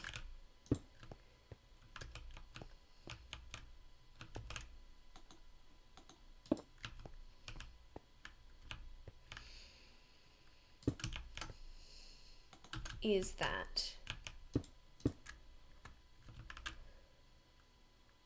chasing after finding your identity in the world that you thought you would have rather than the one that's real.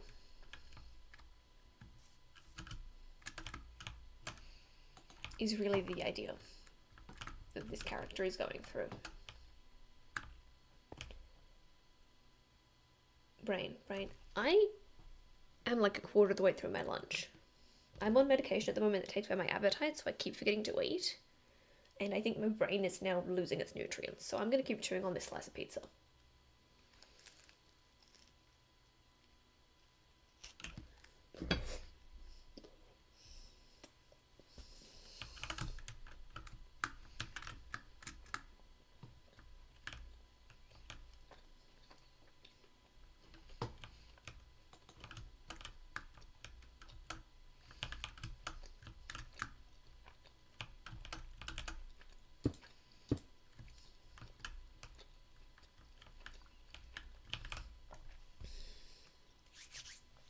Did I just get a whole heap of feta in my keyboard? Why would you ask that? That's such a weird thing to ask.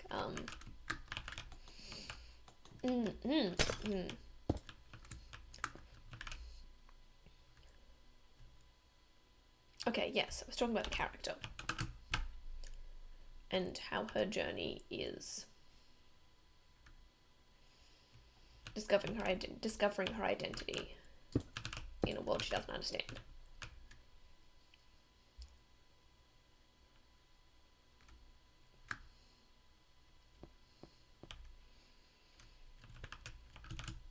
So I think when she loses her job, she comes to a place of falling back on a world she thinks she does understand, which is this world of the past, this beautiful world that she's heard so many stories about.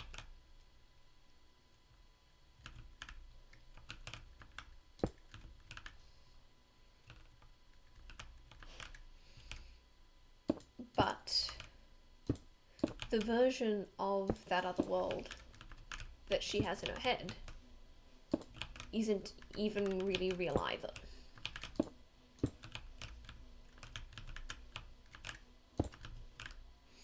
Which is what leads us into her changing her mind about her plan. And about trying to bring back what the old monarchy was trying to do.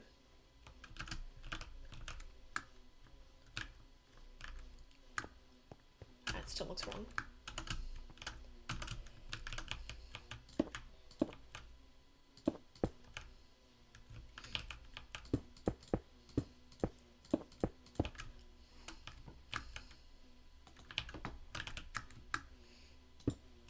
I am getting so distracted right now, and I am sorry. Okay, so that's the center, which means those 4 are the main blocks we're working with for the purpose of making this rounded. And I think we just need to go in.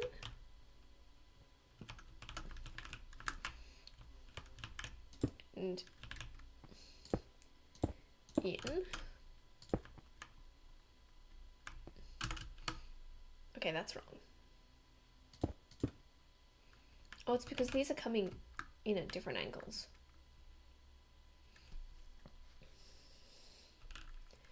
So that's parallel to the main line. Whereas that's actually coming into it. So I think if we push this out one that way, or push it one that way, it'll work. And I think that way makes more sense.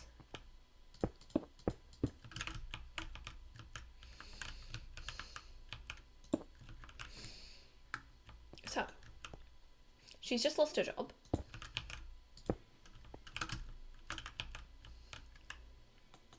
When she remembers the stories of a better world that she had lost hope for, and decides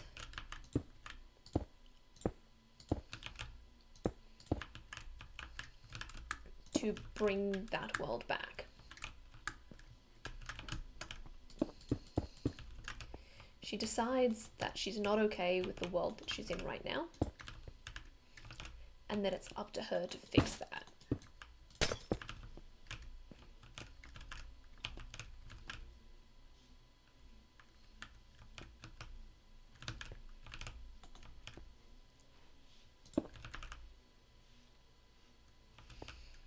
And that's where the story really begins.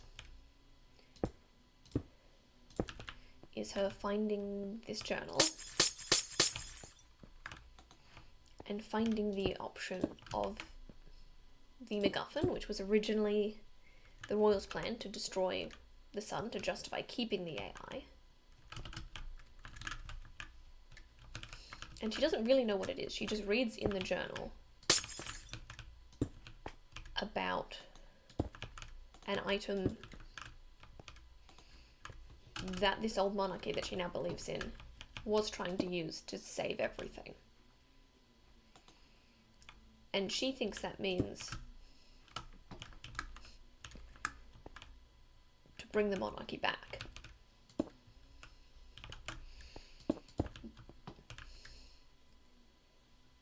What she thinks she's looking for. Sorry, I'm really having trouble getting my thoughts out of my head right now. What she thinks she's looking for is the key to bringing back the world which she... this false world that she is finding comfort in. That she has decided to place her identity in because the current reality is too harsh.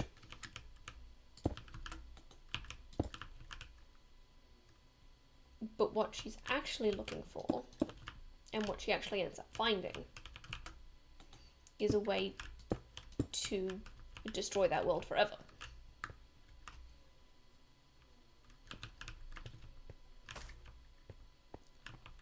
don't like it.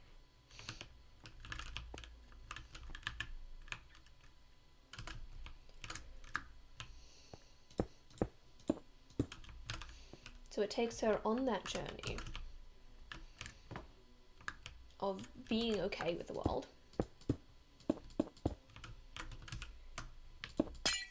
and then being thrown into a world she doesn't understand, trying to find solace in the past. Okay. This is going to be easier if I start using tenses more. She is okay with the present until the present gets to a point where she can no longer bear it. Then she decides to find solace in the stories of the past, and decides that the answer to solving the present is in that past. But as she chases the past, she learns the truth of it, and how far it is from the idea she'd been finding solace in. And as part of that journey, also discovers that the present is at risk. And decides to find her identity again in the present she'd forsaken, in order to save the present which she thought she wanted to lose. Okay. I've got it now. We got there. She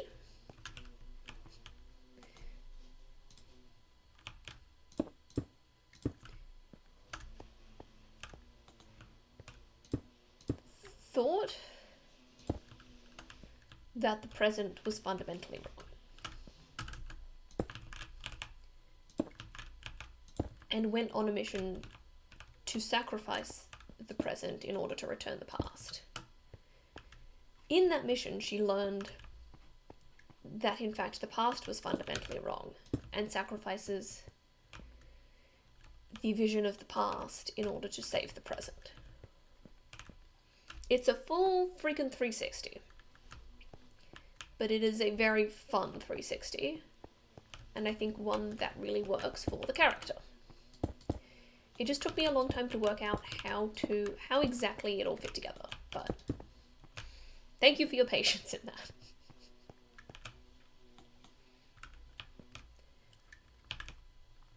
So then similarly in this other character, who we haven't actually explored a lot as we've continued with the plot, I think he's never been satisfied with the present. I think he has been raised to feel, is an important clarification, that he was a part of something bigger and is owed something bigger than the present. That the royal blood in him is so important to who he is, and that any other identity he has is less than that. I think that is fundamentally his worldview on the world and his place in it.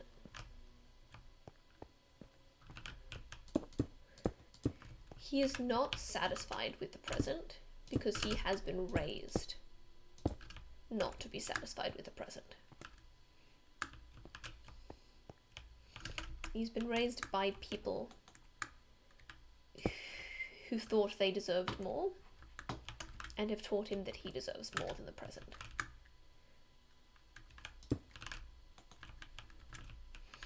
And that's something I love exploring in stories, is how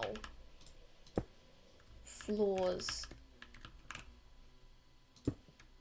are influenced by the people we're raised by.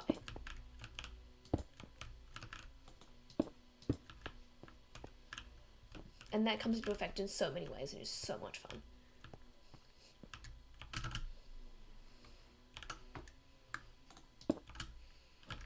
So he thinks that he deserves the past. And he finds our main character on the quest to bring that back.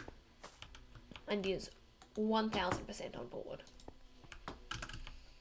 And in terms of his motivation for looking for the past, he's not... I guess he's coming from the same place of having been told these stories of what the world should be.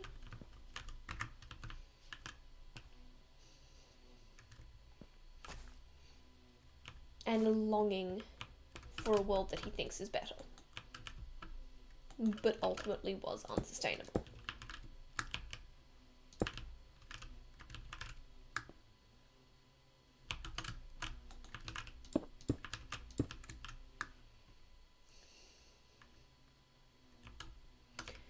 So I think they are coming from very similar places, but the important distinction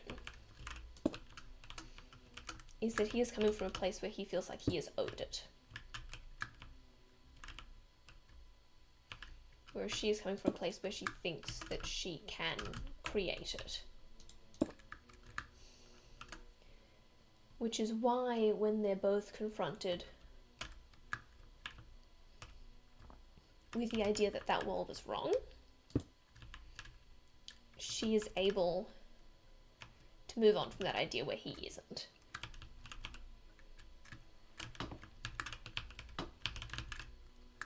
Because she fell in love with the idea because she was running away from a world she thought was bad. So when she found out that that idea was also bad,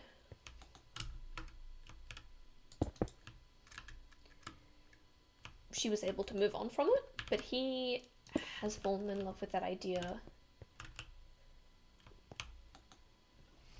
because he thinks that that idea is so much more worthy than the current reality. He thinks that the current reality is so far gone that he would rather have a year living in what he thinks he's owed and then watching the entire universe crumble beneath his feet,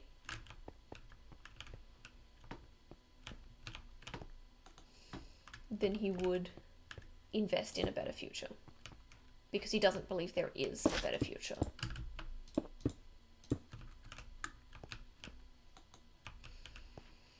At the end of the day, I think that he believes that the only option for happiness is this reality he's been sold on.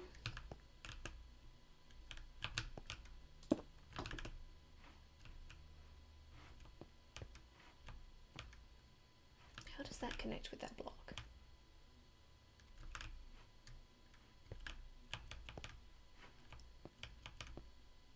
I'm so lost right now about this design.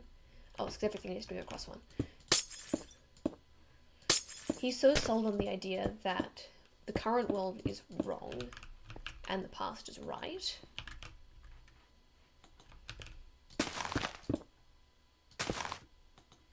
that it doesn't matter in what measure. Because he deserves power.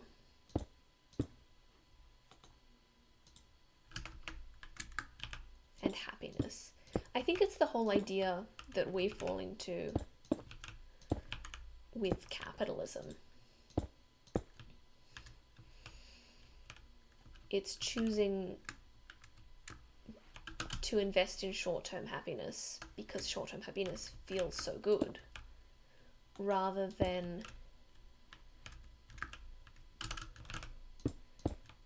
investing in long-term happiness.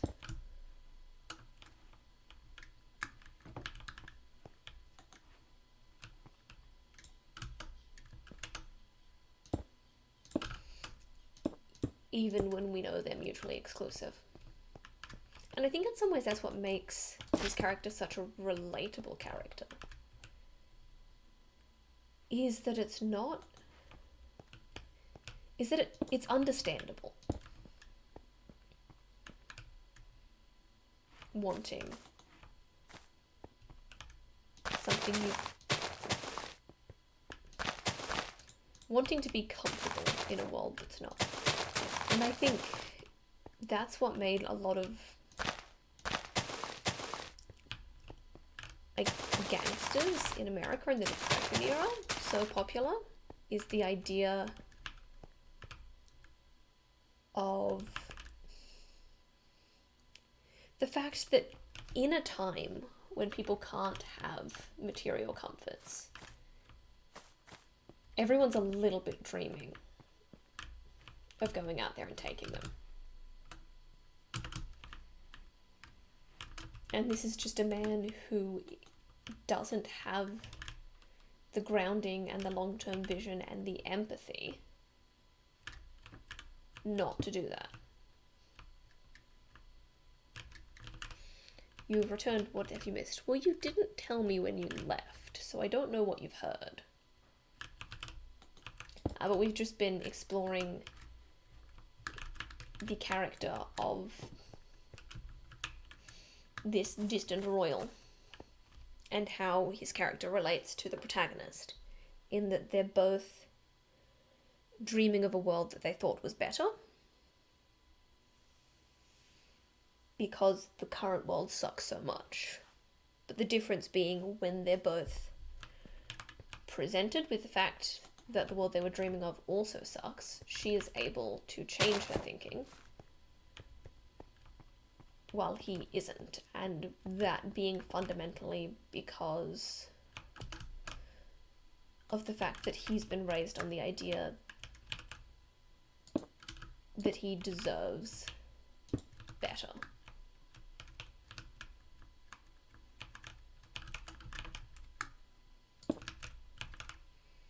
That even a moment of happiness and a moment of power is worth more than all of humanity, than saving the future of the species, which is a very stupid way to raise a kid. But some people are very stupid. And I don't think they intentionally raised him that way. I think they were just in such mourning for the power they had lost that they didn't stop to consider the impact it was having.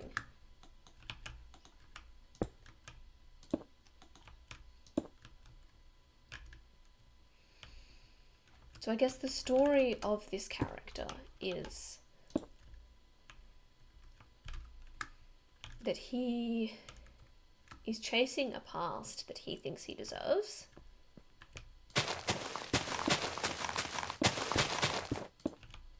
And in order to grow and make the right choice as a character, he needs to learn to give up on what he deserves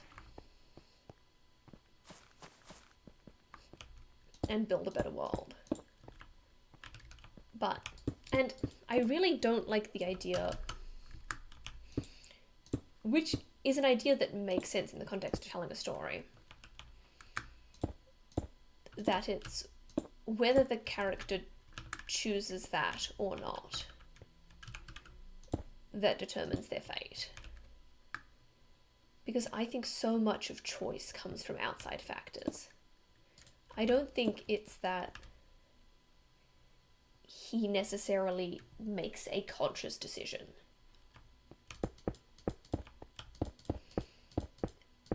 That his need for power is more important than everything. I think because of all of the fundamental values that he's been raised with, he is not in a position emotionally or mentally that he is able to make that decision. I think it's not the fault of the character is an important point is the point that I'm trying to make. That he is unable to grow and learn and be better and save himself.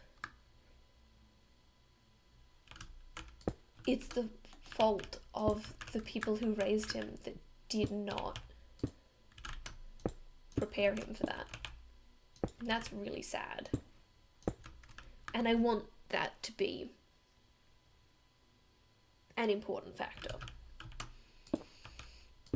I don't want this to be a situation where we've got these two characters and what was seen, which is what I originally pitched it as, because it's what I thought the story would be. But I don't think it is a situation where these two characters are in the same position and one chooses correctly and one chooses incorrectly. It's a situation where one character has the emotional tools to make the right decision and one character just doesn't. And I think I want to see an anguish of him wanting to make that right decision, but just not being able to. And I think it comes from a worldview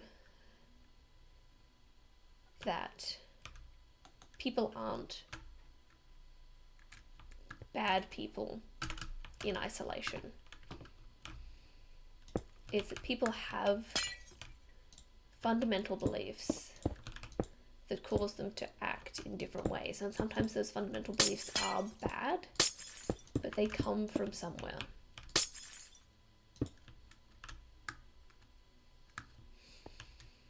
I don't want this character to be a bad guy in that he is a bad person. I want him to be a bad guy in that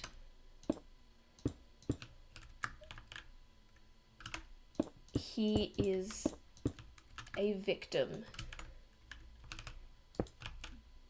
to how he was raised.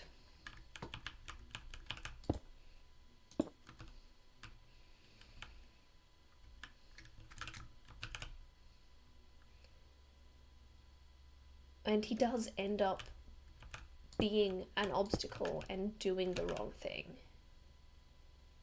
But he is not the cause of that. He is a symptom of that. And I think that is really important. There's a really important distinction in the context of the story I'm trying to tell here.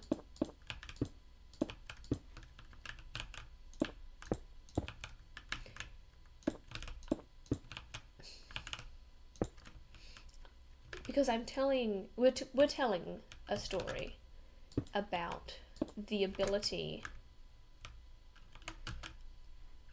to rise above and change what one thinks was right. And that ability, it does not come in isolation.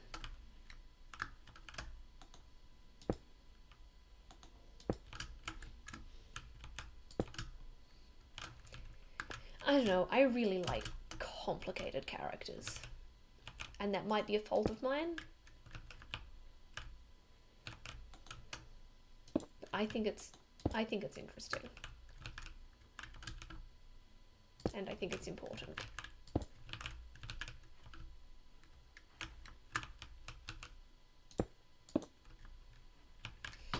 But I also want to make sure I'm not playing with the theme that you can't overcome.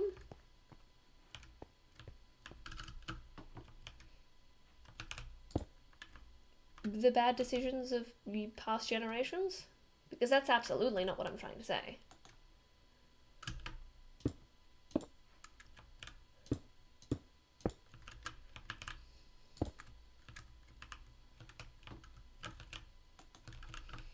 But I think sometimes you have to be enabled to do that.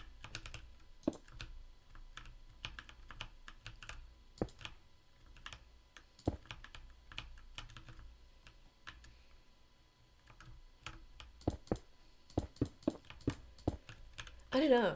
I'm trying to work out the best angle for the character, and I think we have to come back to the question we were asking about the AI, and that is, how does this character best serve the theme that we were trying to go for, which is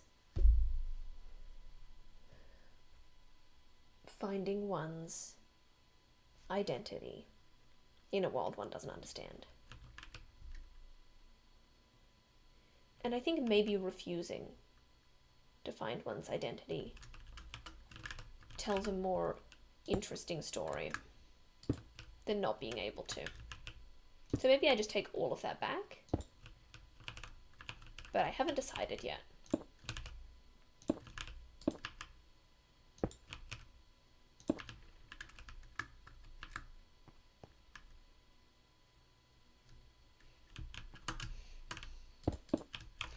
And I mean, it can absolutely be a combination, probably will be a combination of both in some way.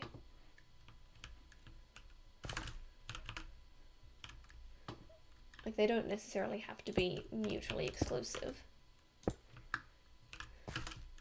And maybe that is the answer, that it is a combination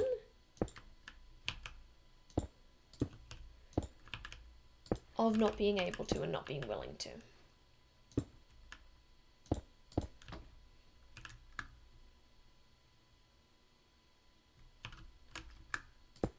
And the idea that not being willing to comes from not being able to.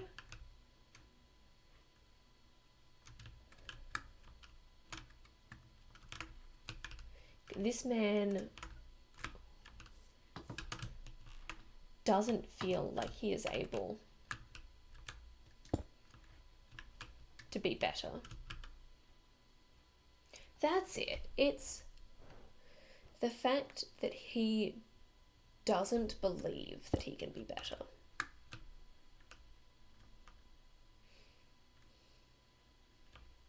I think it's the same thing we were talking about with the AI and with humanity. It's knowing what the right choice is, but not feeling equipped to make it. And I think that's the same decision that his family made that led to this problem.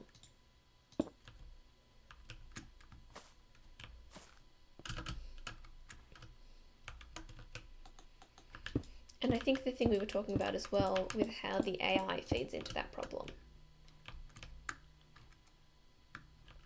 is that these are people who have never had to make a hard decision because the AI has been able to do that for them generally. And they just don't feel equipped.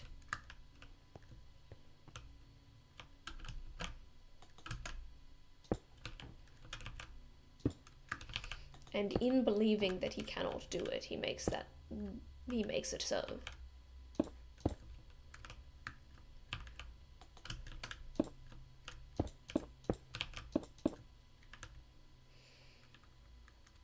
It's not a lack of character, it's a lack of confidence. And a lack of identity.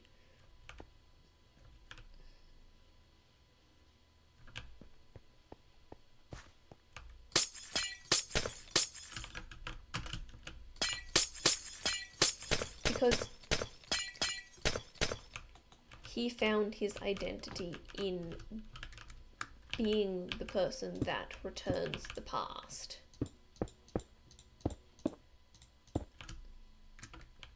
He doesn't feel that that person is equipped to bring about the future. And I guess that's the point I didn't realize I was trying to get at. It's not necessarily about finding an identity in the present because you don't have one from the past. It's about learning that the identity you have no longer serves you.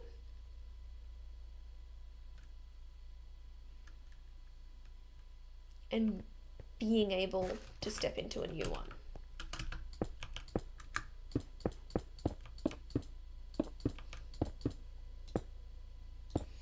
And that becomes the difference between the two characters with the parallel arcs. Is that the protagonist is able to step into a new identity.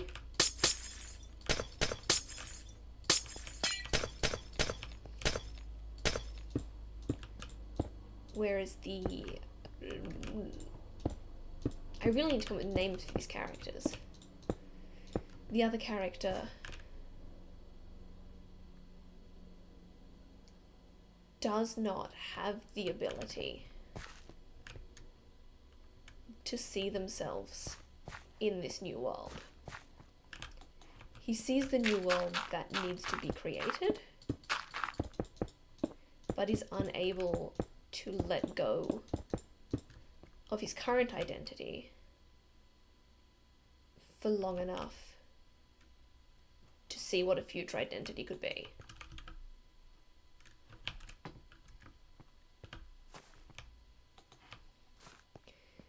So as much as it is a story about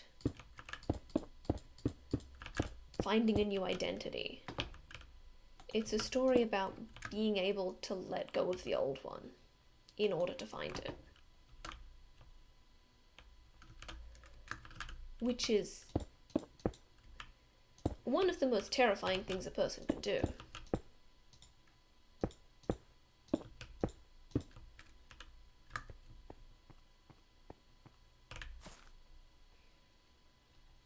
But it's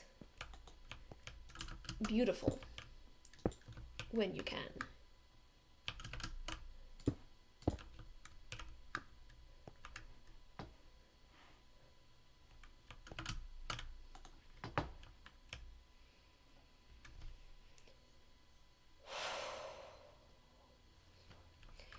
I think we are at the point where we need to do another recap. Because I guess what I'm discovering is that my process is very much going between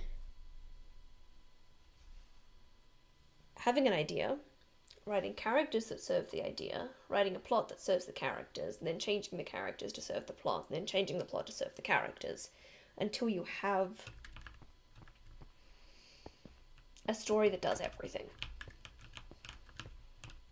Which is a very ambitious thing to claim, but I am a very ambitious person.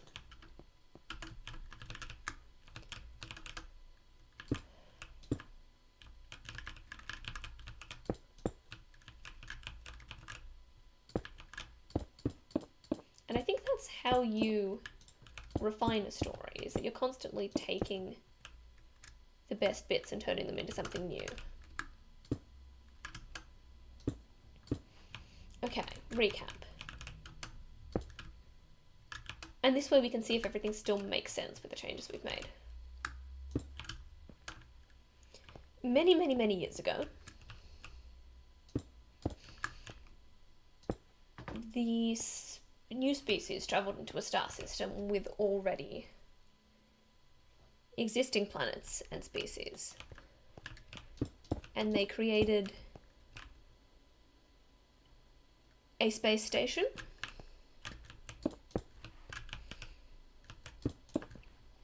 that is able to sustain and support them.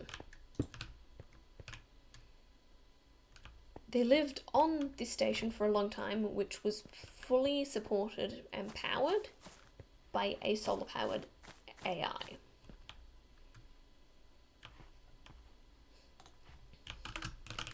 During the reign of a particular group of monarchs, well actually no, before that, the AI sees... That's a good question. How does this all start? Because the AI starts actively destroying the sun because it knows that's the only way to save them from the sun being destroyed. So that is a plot hole that I've just found, and we will work it out now. Why does the AI need to start destroying the sun?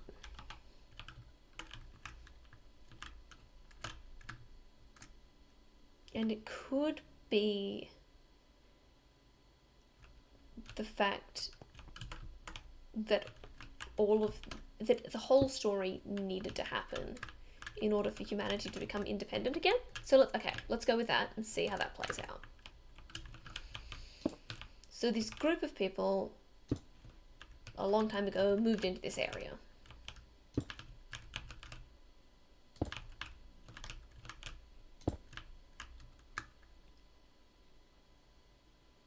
And established themselves on a space station powered by an AI, completely reliant on this AI.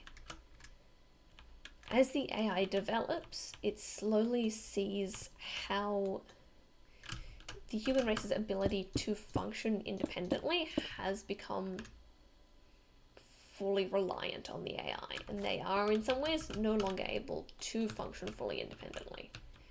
And it's like, oh no, that's bad. So it creates essentially the scenario of this whole story, which is the people realize this AI is actively starting to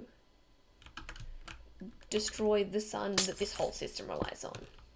And the monarchs are like, that's bad. We probably should, in theory, shut off this AI and stop that from happening. But also that AI is crucial to our current way of life. And that's more important to me right now, because if we take that current way of life away from the people, they will turn on us. And that is not something I am prepared for. So instead of fixing the problem, they cover it up.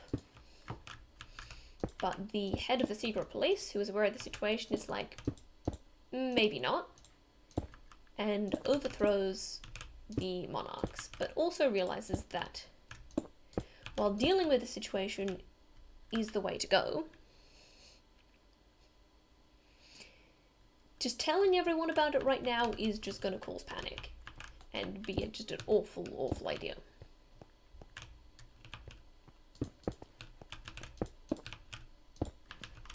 So they don't. But at this point in time, they don't have a way of destroying the AI. And they realize that the monarch's original plan of destroying the sun to completely evolve the problem that they were developing would also destroy the AI.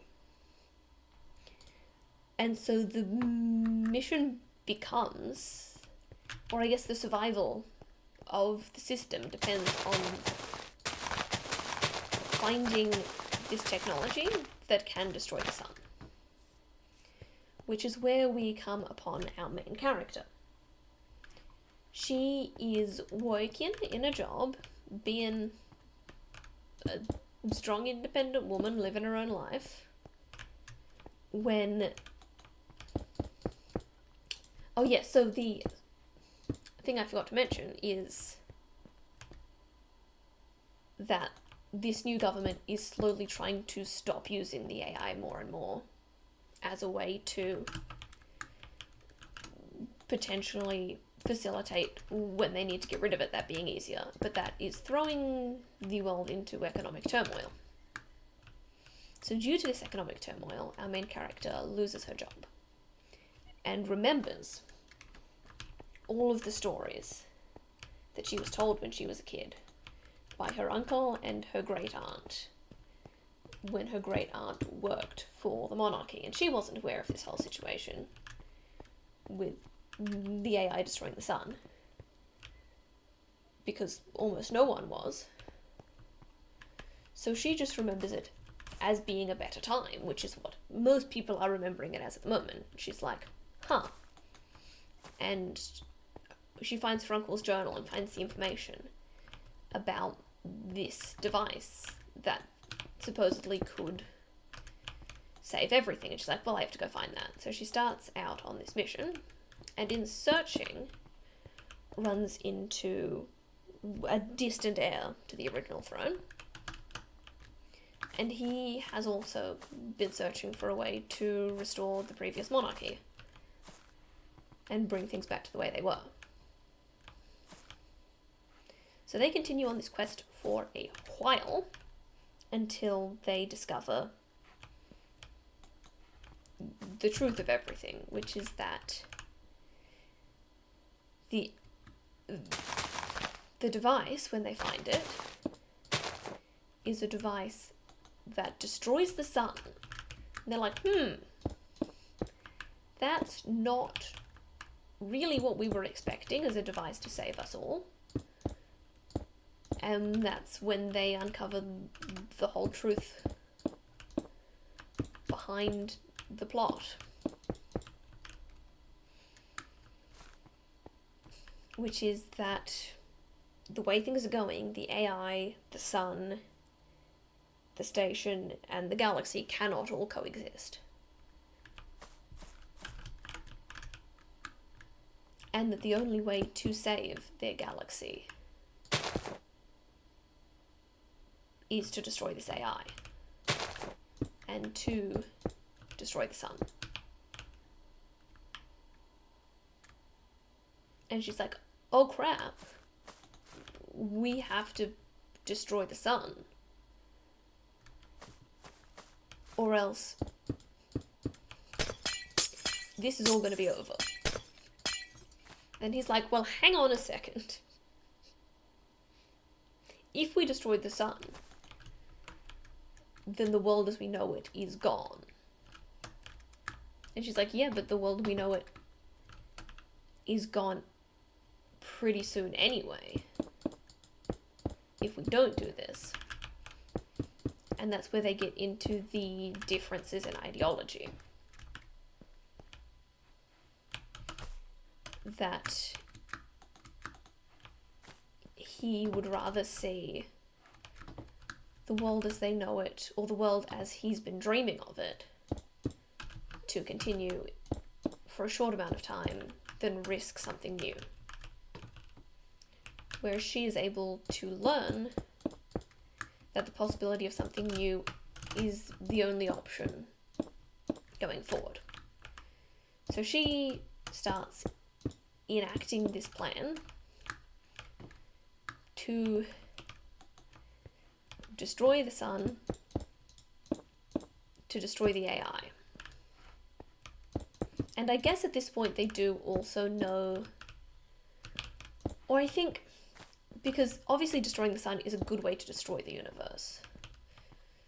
So they're also trying to find a way to stop destroying the sun, destroying the universe, at the same time, which is when they work out that the only way to do that is by planting the virus in the AI, as well as the sun, and turning the AI into a new sun. Which is a cool sentence that I very much enjoyed saying. This is a really fun story. I'm sorry, I'm just really excited right now. I love stories.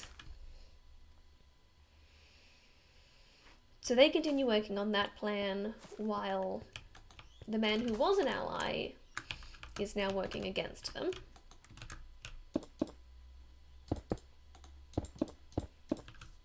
And somehow that all culminates in them being successful in destroying the AI, destroying the sun, destroying their whole community. But eventually allowing humanity to rise and grow once more.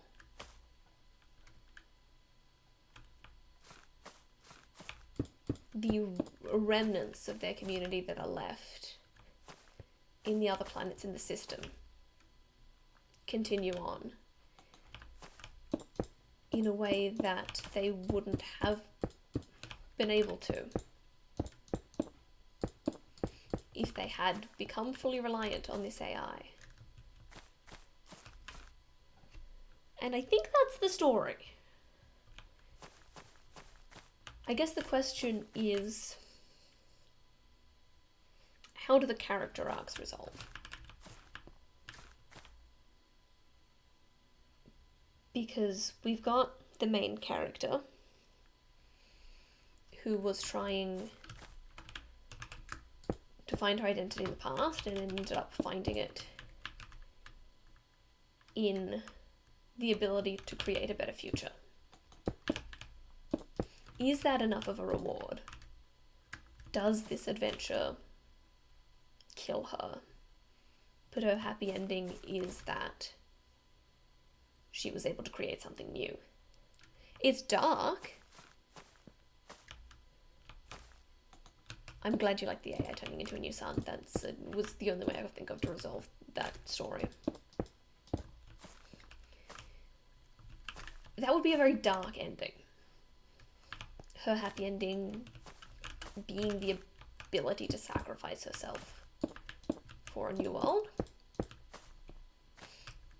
But it's kind of beautiful and poetic. And I kind of really like it.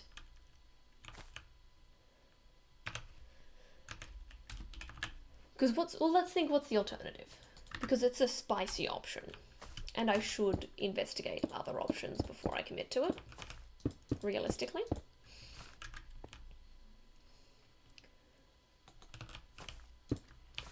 I guess the other option is that she makes it out alive to build a new identity in this world and to teach what's left of humanity to be stronger and be independent and be great. Which is cool. But I do think there's something more powerful in the sacrifice play here. I just think there's something really powerful in the idea that she was searching for her identity and found that her identity was as the person who saved everyone.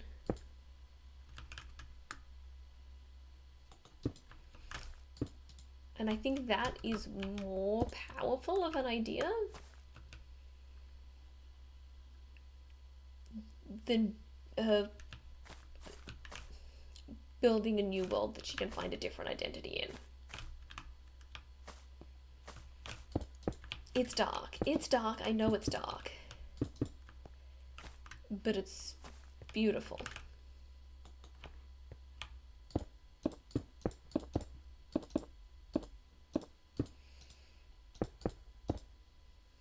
Oh, yeah, because I guess the way the theme works then is it's about her not being able to find a satisfactory identity in the present.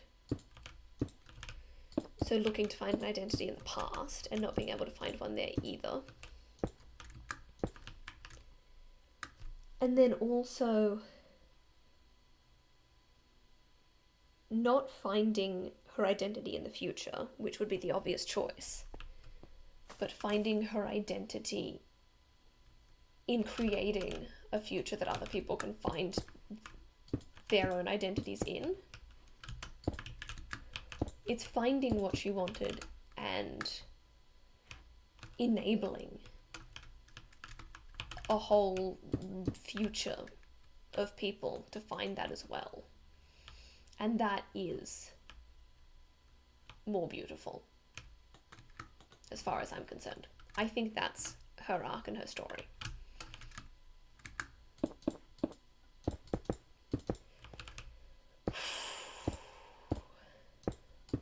Okay. So then, his arc. his ending. What does he deserve? So how has he been trying to stop them? I think what if the new antagonist has character redemption and tries to sacrifice himself to save the world, then the main character has to stop him and she dies. I think that's a fun idea in terms of story, but it's not as fun an idea in terms of theme.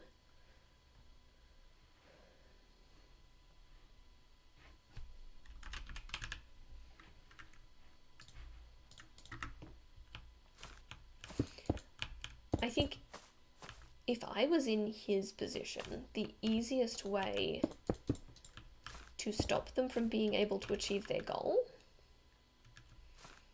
is by telling everyone what they're doing. Is by weaponizing the population that they're trying to... I guess the population that they're trying to kill in a way against them. Especially because a lot of them still believe in him as a member of the royal family that signals a time in which they were happier. He would be very easily able to rally their whole community to try and stop them.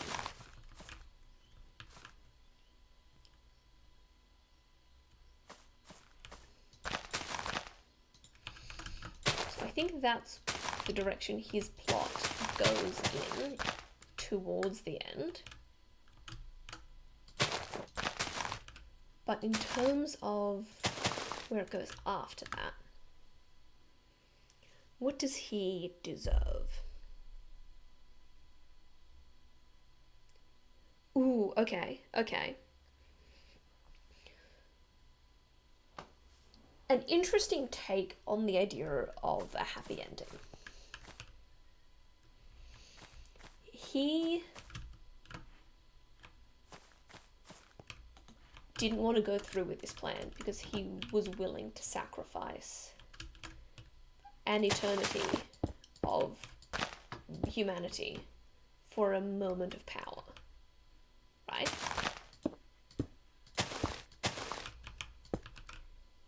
What if that's what he gets?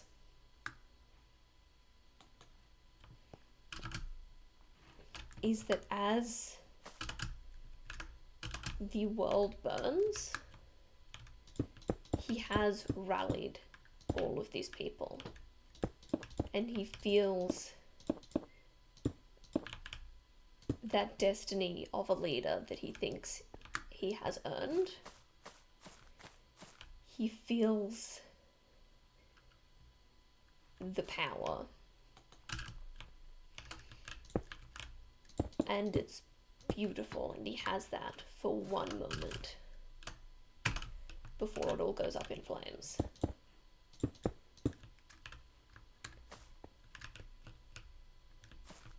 I think he finds the identity he's always been looking for. The question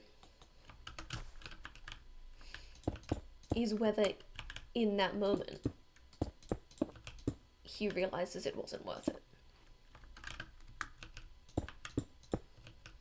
And I don't know which is darker, to be honest, because both are quite dark.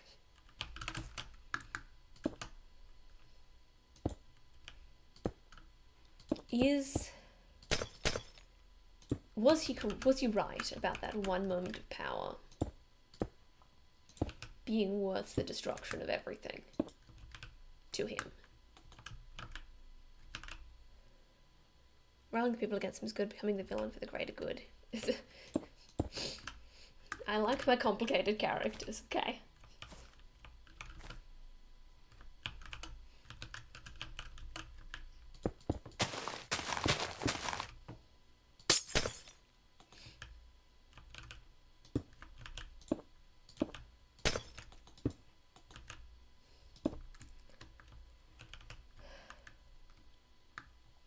And I guess the answer to that question comes from whether I think the character deserves a happy ending. I don't think the question is whether that is in reality a happy ending for, like, whether it was really worth it. I think it absolutely wasn't worth it. But the question, was it worth it to him, I think is answered by, do I think he deserves to feel satisfied in the end?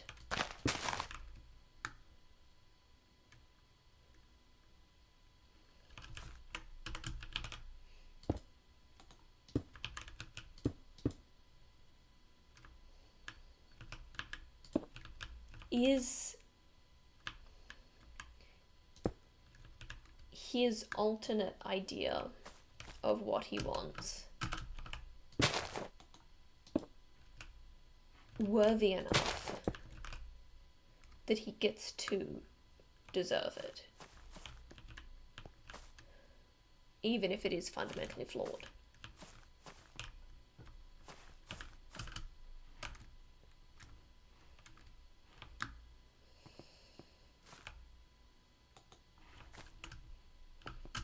Is his selfishness fundamentally wrong on a moral level, I guess is the question.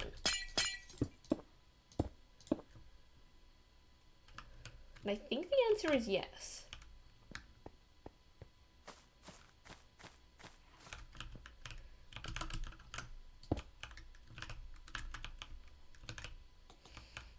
Which means I think he does get that moment of feeling. Could be a thing of everyone deserves redemption, so the good characters get the happy ending. It's the flawed people who survive and learn a lesson. But I don't think I'm arguing on what the ending is. I think he gets, I think the way that character arc has to work is that he gets what he wanted, and what he wanted is fundamentally flawed. I think the question is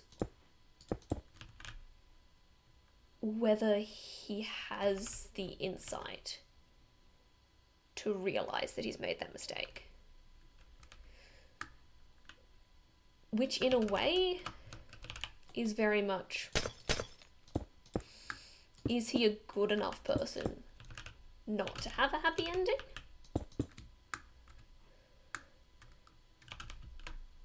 Which is a very spicy question.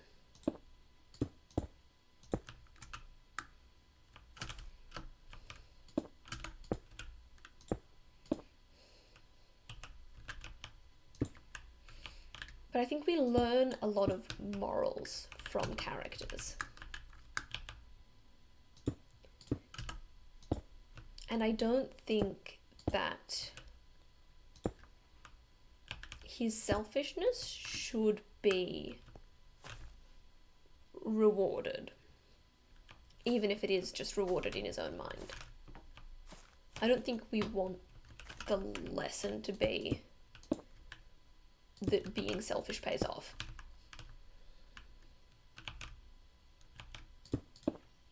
That you can just take what you want and be happy. Because that's an awful lesson.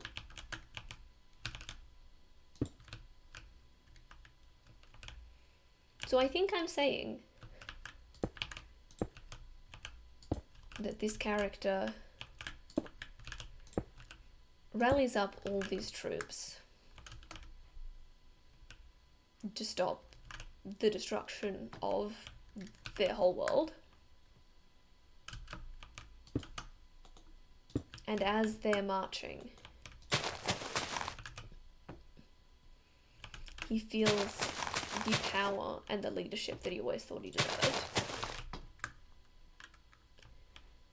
But I thought I read this comment earlier, but I can't see it anywhere. I realised that this story could easily be interpreted as an allegory of climate change. Interesting. I think it could be interpreted as an allegory for a lot of things. But climate change is definitely one of them. Not wanting to save the world if it gets in the way of comfort. I think, ultimately this character is riding the troops and he feels that power that he thinks he deserves for the first time and feels comfortable in his own identity for the first time. And for a moment, it's beautiful and it's perfect. But as he feels the depths of the ship start to explode, there's just a moment on his face of, oh no, I made the wrong choice.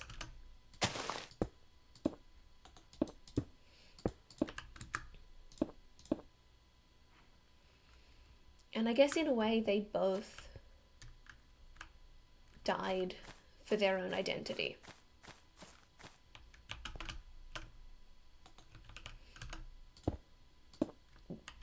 One of them just made something beautiful out of it, where the other couldn't.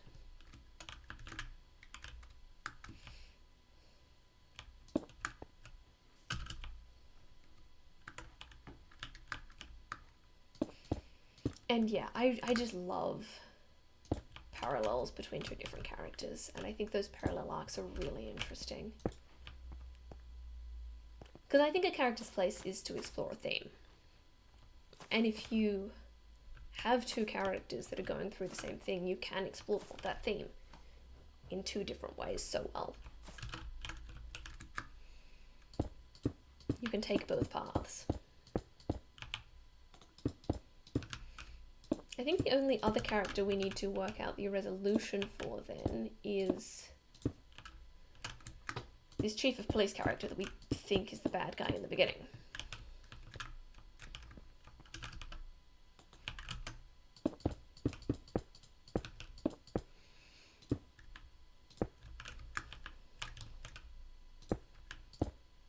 Who has been trying to save the sun this whole time and realizes that he has to destroy it.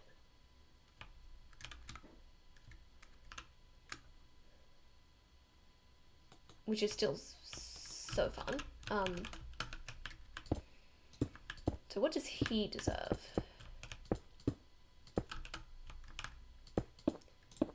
And I think the interesting difference between his character and the other characters is he's not putting aside a selfish dream. He's putting aside a dream that was right when it was made.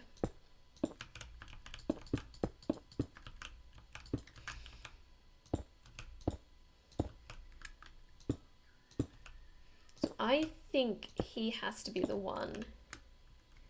There has to be someone that makes it out alive. Does there? Maybe this is a Rogue One situation where the happy ending is not that they get to enjoy the world. It's that the world gets to exist at all.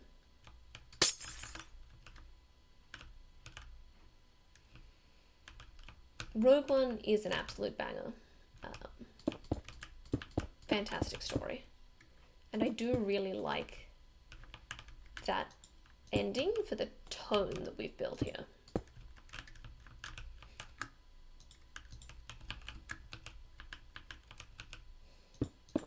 So what's his reward? We know he's been seeking to save the world, but we've never actually talked about what's driving him on a personal level.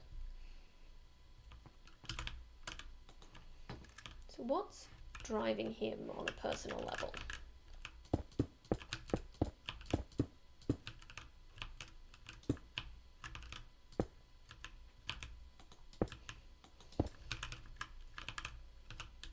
I think he feels a lot of pressure.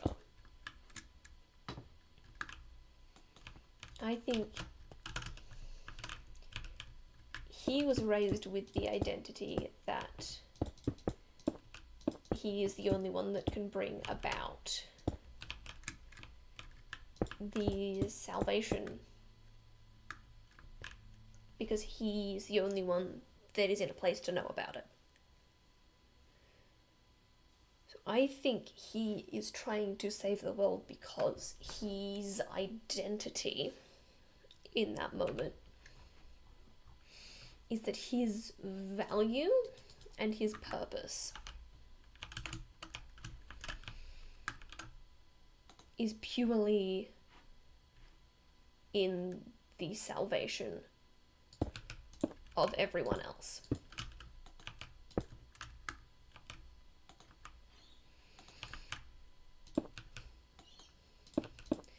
So I think his character arc is very much in learning the value of himself.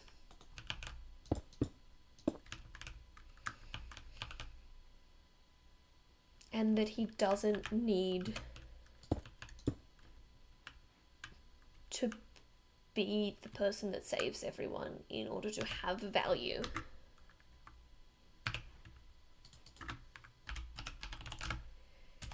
So I think his ending has to come from that. And I think that's a lesson a lot of people need to learn.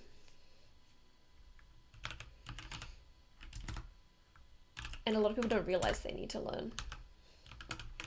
Is that your value does not come from what you are to other people.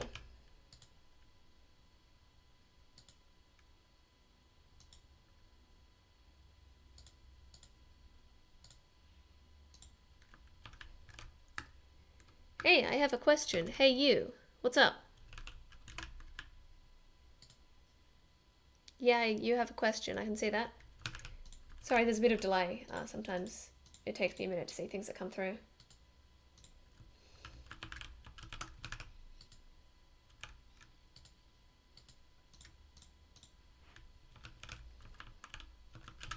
So we're waiting for that question to come through. Have you built a Minecraft engine? Like an actual functioning engine? Absolutely not. I am terrible with stuff like that. 4 store K. I don't know what that means.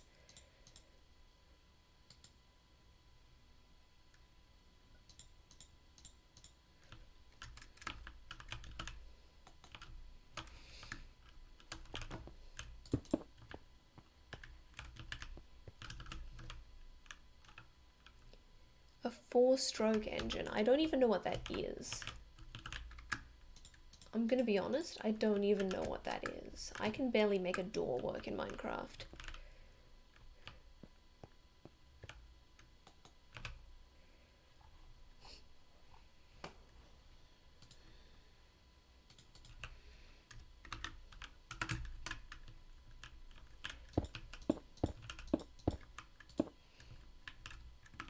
Like, legitimately, I spent a long time trying to work out how to just make a simple 2-piston door. Also, Scream?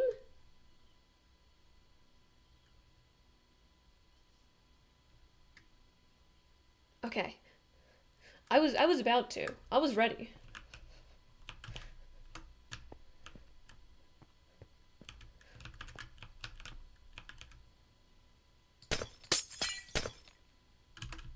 But actually,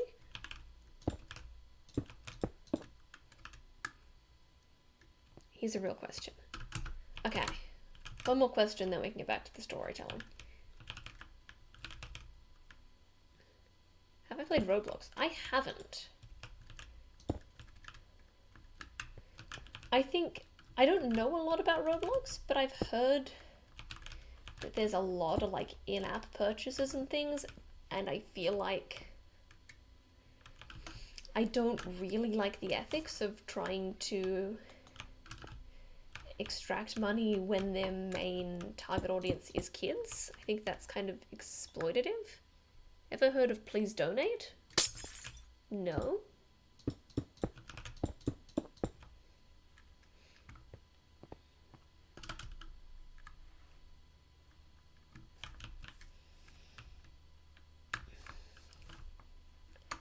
I have not.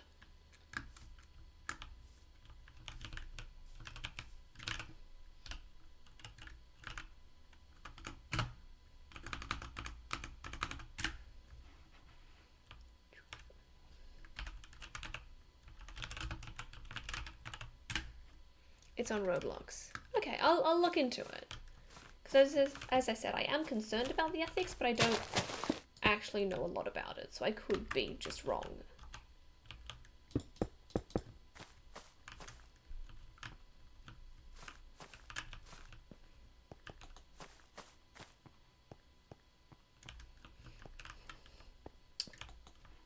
Now, where were we? We were looking at our third main character and his arc, leaning into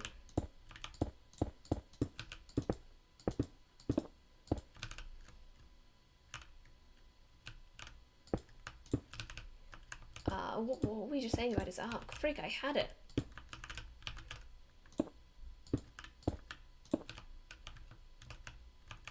He finding his own identity outside of being useful to others.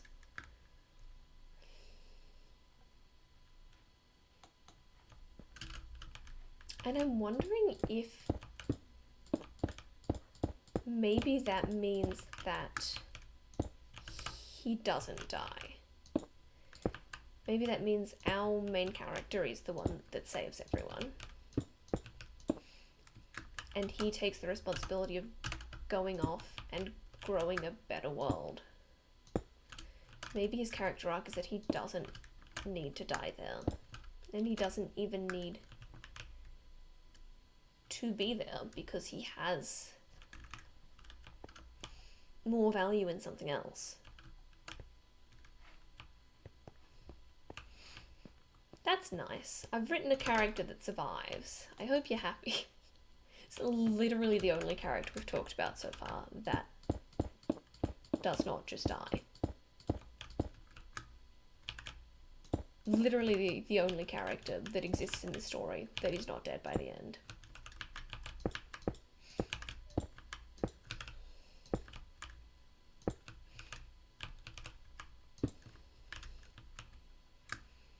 But I kind of feel like we've broken this one.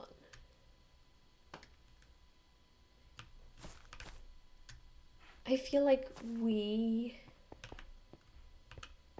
have made this story.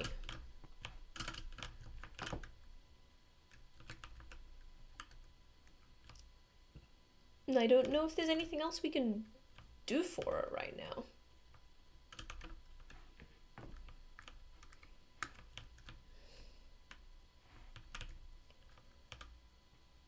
I'm just trying to think if there's anything further that would be useful to develop. But I think in the stage it's in, there's not a lot else to do. We've got good characters and good themes and a good plot. And I think I'm happy with it. It's only 4:30, so we've spent, what? Just over 3 hours on it. Which is, you know, a lot of time. But to come up with a whole story, it's pretty good. It's pretty good. And I think I also happened to reach a point where I'm pretty happy with this at the same time, which is nice. I don't know, are there any more questions that we think need to be answered about this story?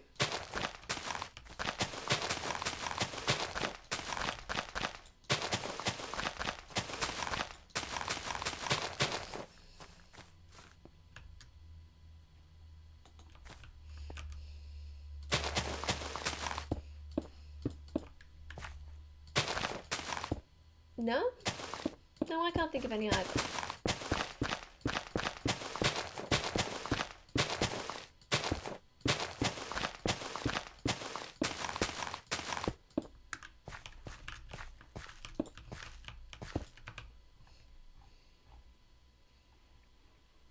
But the whole story happens because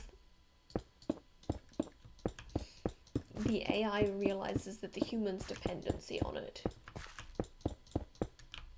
is the biggest threat to humanity. And so exploding a sun would be better. That's pretty metal.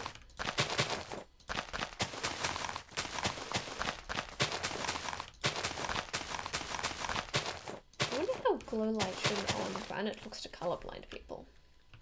Because those are two very different colors, but they're also very similar tones.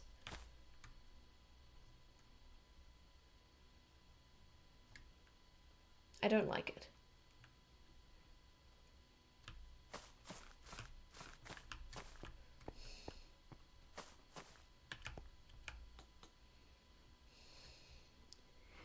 Really liking where the story is at? Yeah, I think if we go any further, we're just gonna complicate it. I think we just put this floor back. I have to get back to work now. Have fun? I will. I haven't worked out what I'm doing next. But I'm excited to find out. Because I'm not quite ready to finish stream yet. We've gotten through a really interesting story.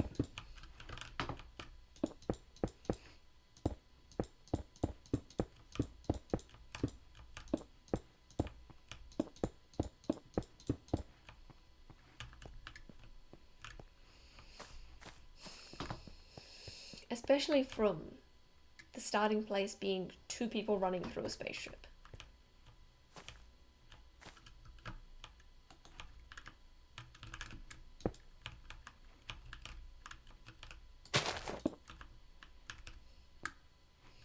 Okay, I'm going to stop finessing with this because otherwise I will be here forever. I am going to call that an end of story time.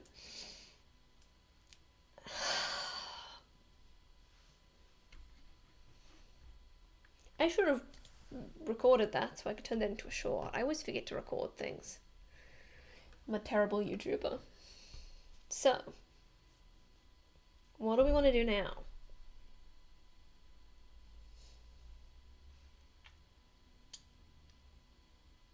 Hardcore creative survival.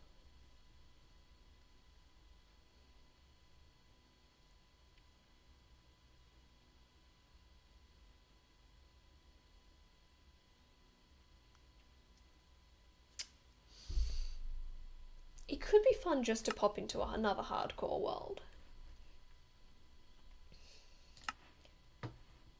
I started this channel with no Minecraft experience, just doing hardcore worlds and lasting like half an hour. So going into hardcore is kind of nostalgic for me. Let's see how better we've gotten.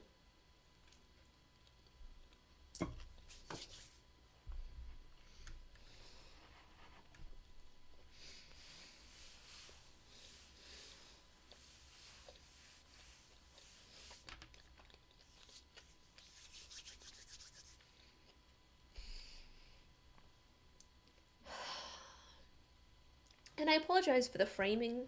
My camera's doing weird things and I'm on a different monitor. Normally, I wouldn't be cutting half my face off.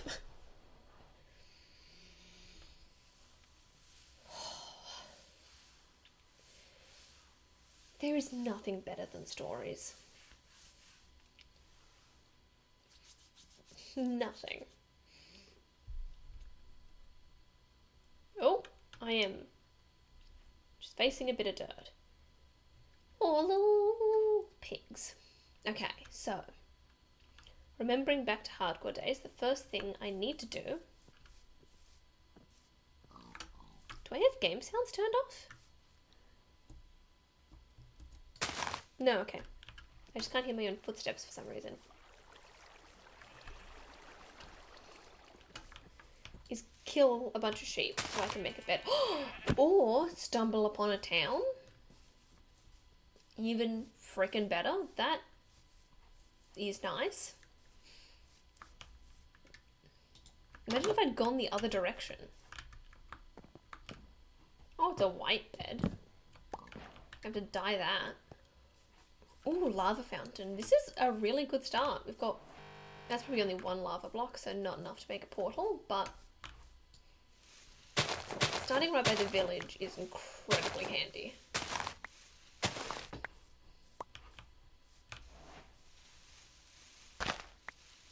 hopefully they've got good stuff. You always got to take the hay bales. Underestimated resource.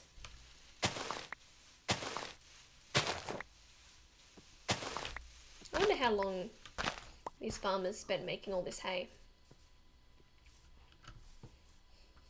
Could be like the whole season's harvest that I've just stolen from them. Oh no, there's more over there. Yellow bed, that's better. I'll take that. Chest. Bunch of potatoes, not fantastic, but I'll take them. I can always roast them later. Apples. They'll do. I'm being very callous about stealing from these villagers, and every time I do that, I die pretty soon after. So, we'll see how this goes. Maybe my luck has changed. Hello. Oh, you make fun pants, but I do not have any emeralds.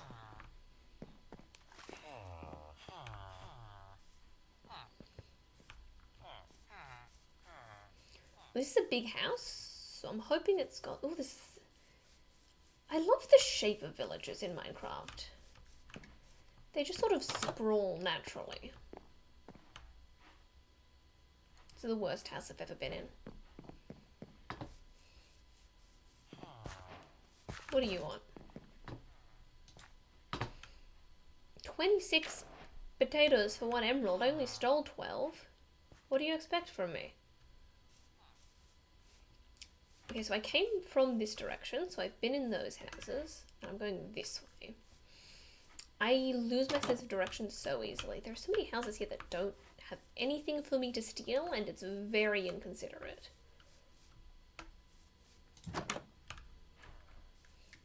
I'm not forgetting there's still one house out behind me, but I wanted to get through the main chunk first. This looks like a fun house. It's got a brewing stand. You are not as exciting as I hoped you'd be. I think I just came up with the worst insult. You are not as exciting as I thought you'd be? Oof. If anyone ever said that to me, I would be crushed. That lava waterfall is so beautiful.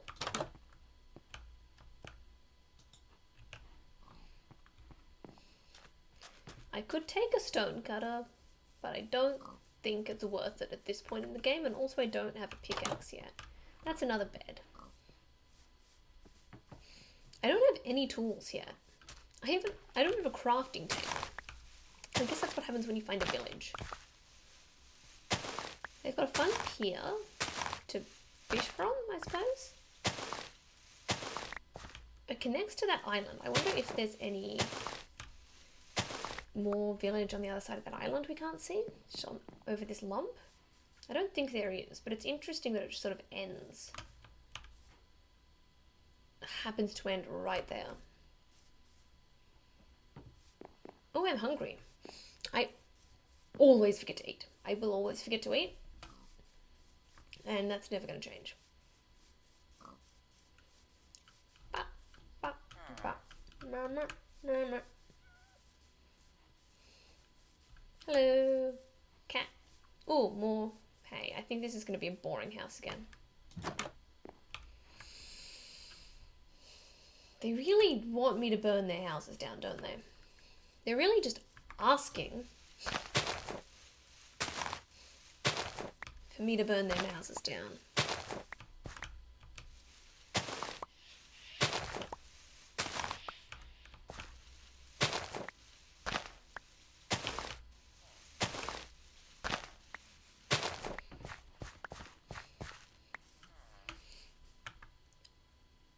Mate, maybe don't go down there, mate. Mate. That doesn't seem like a good plan. Oh, I forgot how freaking cute this new skin is. Look at my little Pride Month lady. It's almost a shame to cover it up with armor.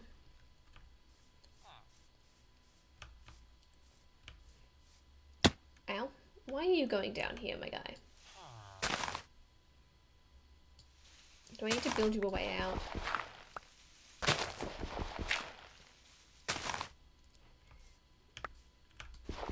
There you go. You can get out now if you want to.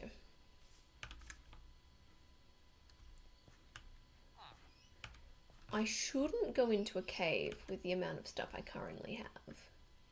But that looks like a great cave. So let's get some wood and make a crafting table.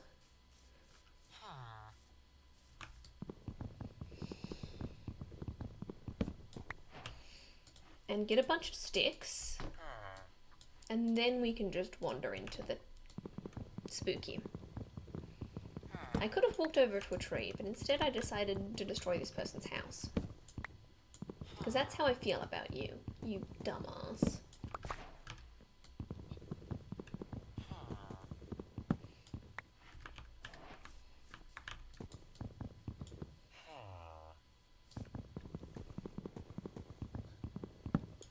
I like how he's trying to stop me. He's just walking in to be like, please stop. I saved your life, so I deserve to harvest the resources from your house. I have earned this. That's probably all I need. Make a bunch of sticks. And now I can go into the cave. Oh, I should make a wooden pickaxe so I can get the stone. Just like I won't even bother making... I used all my wood to make sticks, and now I can't make a pickaxe. This was a mistake. This was a mistake. Oh, look at all those animals. This is such an illustrious town. I didn't do anything to earn that bit of wood. I was just being an asshole about that one.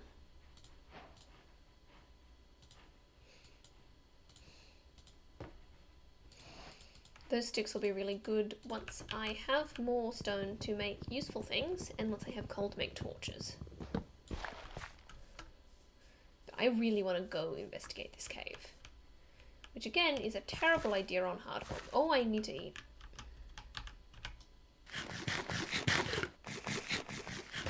Why didn't y'all tell me I need to go eat?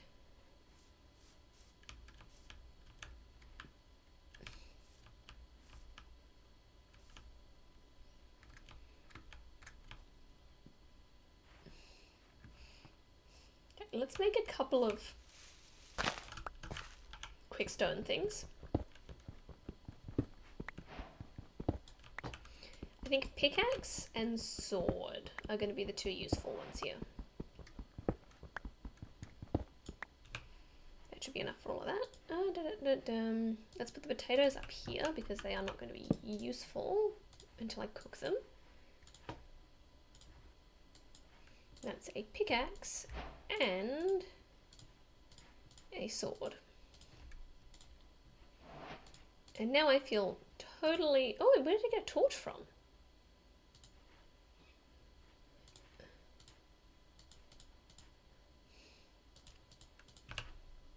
Now I feel totally equipped to go into a spooky cave. Where I can hear monsters that want to kill me. Definitely do not stand on that block, because that's gravel. I've got to find a way down. Ow.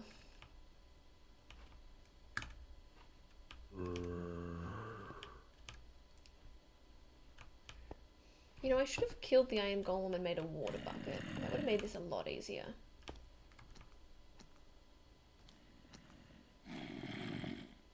This is actually very scary. I am very scared. Oh, that was a bad call. Now I'm in the dark. Oh, shit. Oh my gosh. It's literally just a zombie, Tanya. Calm down.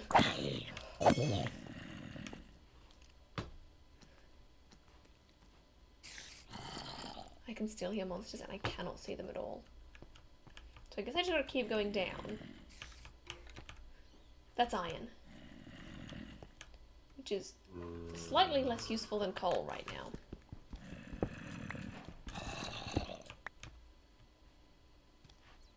Especially because there's only 2 of them.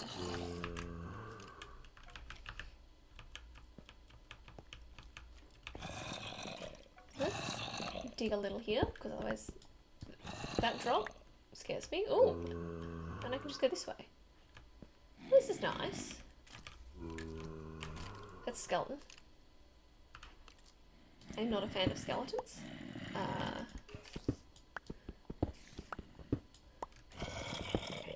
I should place down my 1 torch here.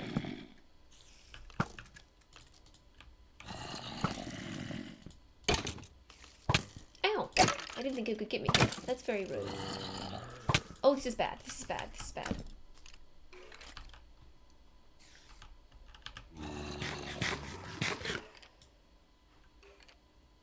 Let's just heal up.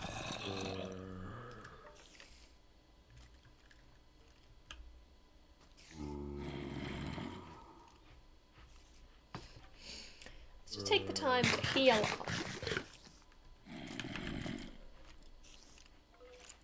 I can hear so much moving around. Why did I think this was a good idea?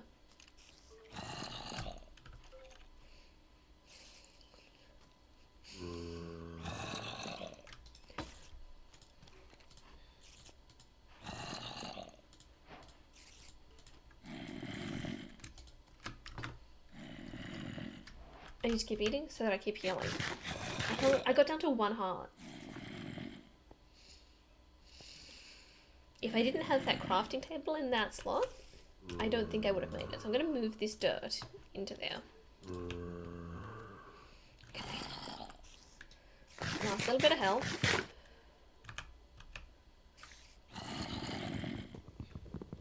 I know I'm not supposed to break this with a sword, but I want the sword in my hand breaking with that. Okay.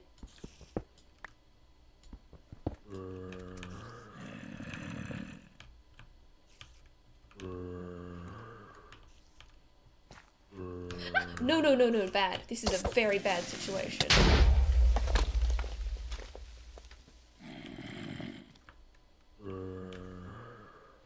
Okay. We're alive.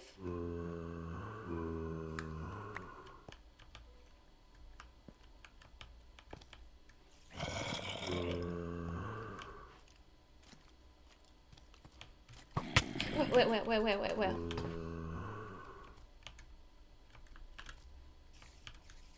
I couldn't even see where that came from. Oh, there he is, bitch. Oh no. This is not... Okay, we got him, we're okay. Back in the hole. Eat.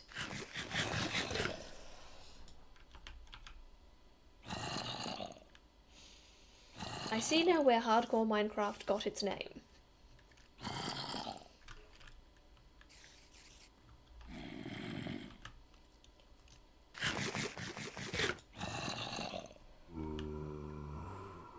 This would be a lot easier if I had found coal.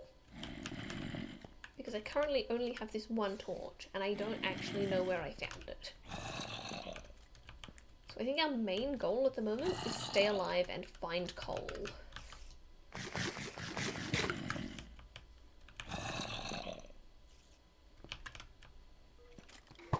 Ow! Where? Ow!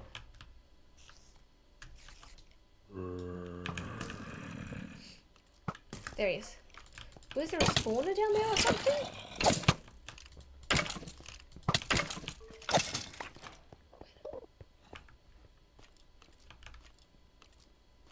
I should not be here. I should be back in my hole, healing up. I saw that arrow and thought I was dead.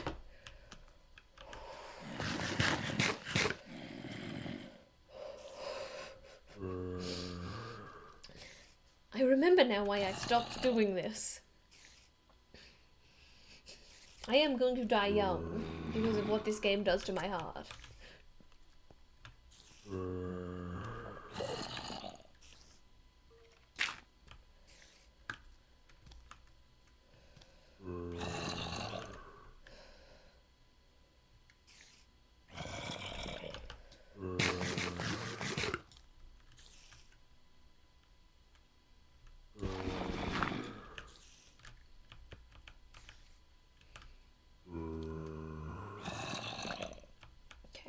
Let's try this way. That's not a way, that's a hole. Oh!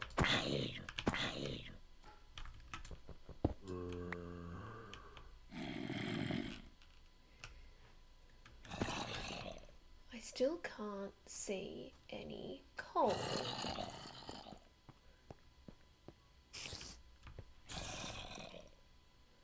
Which I'm not a big fan of, the fact that I can't.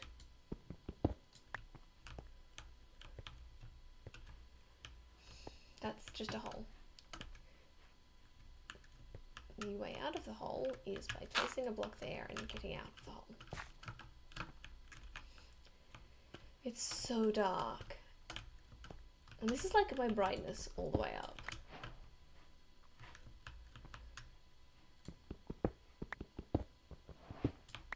Coal, please.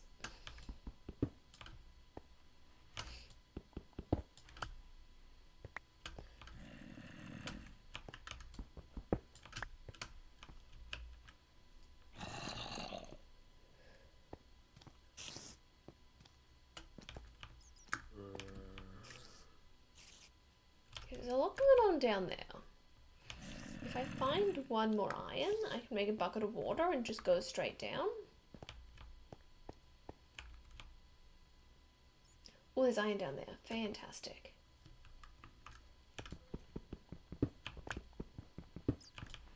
Again, I would love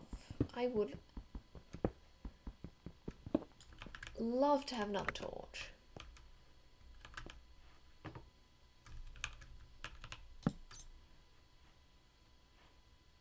I was like, well, why do I only have one cobble? But apparently I had 2 stacks.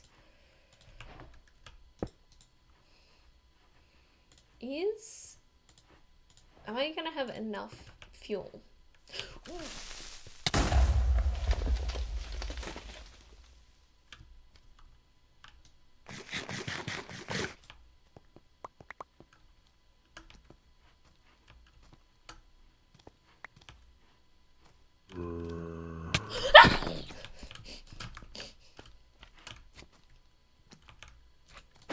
I cannot get hit by this guy. I think he had you 3 hearts in one hit.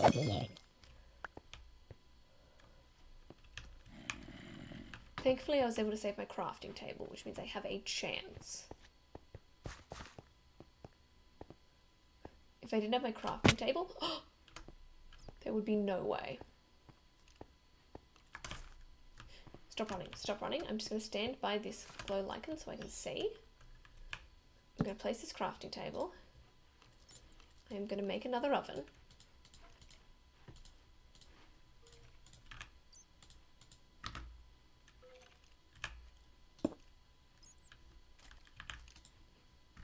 I'm going to build myself a little dirt house.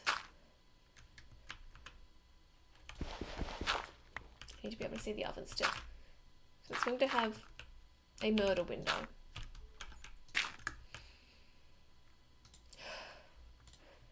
Okay, I lost my 1 bit of wood, which means I'm going to have to use probably some of the sticks as fuel.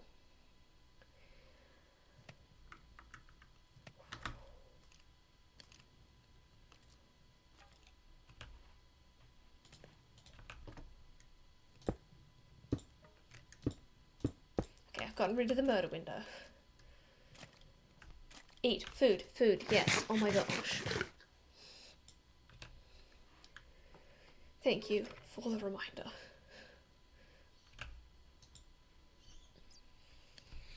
So I was saying that the most useful thing to build would be a bucket, but I also don't have water.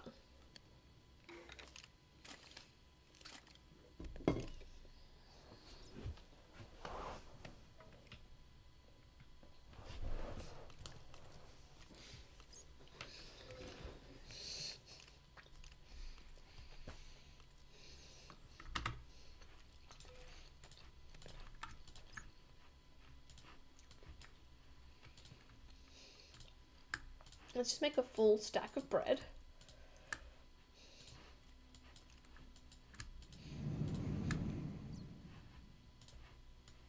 And then turn the rest back into bales. I'm so scared by all the sounds I'm hearing outside, but I know I am in a safe little box right now.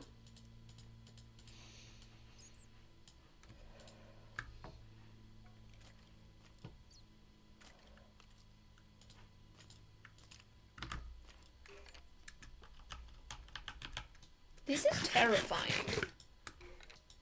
I always forget how scary Minecraft can be.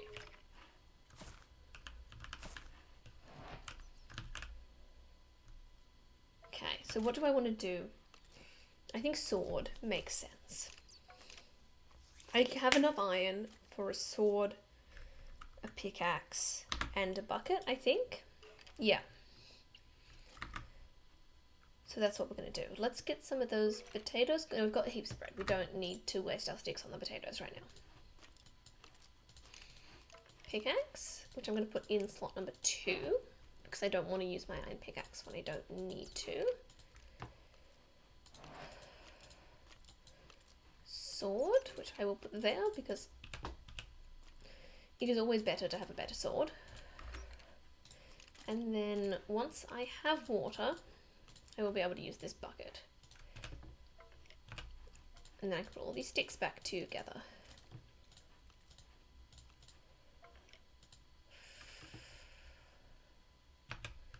Okay, let's fully heal. And then we can work out whether it's safe to go out there. I can hear so many scary things.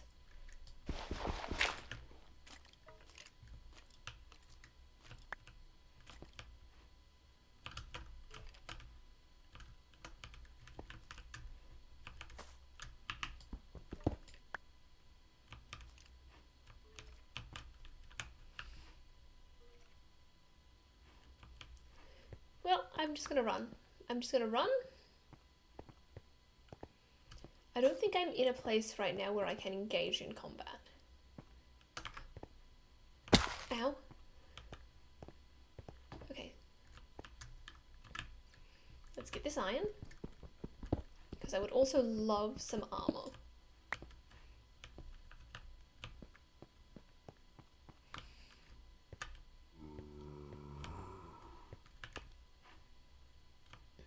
Let's hang out by the redstone for a bit.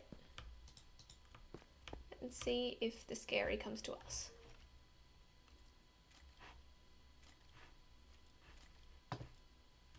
Okay.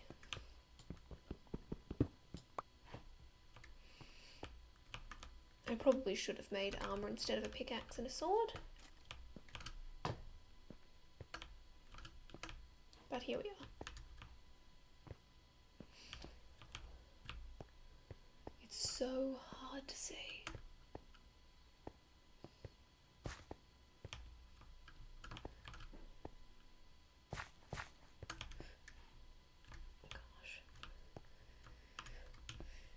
This is fine. This is fine.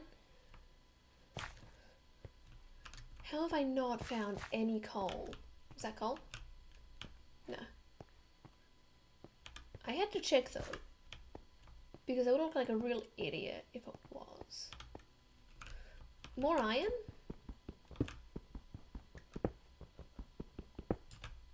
I left my crafting table and furnace behind.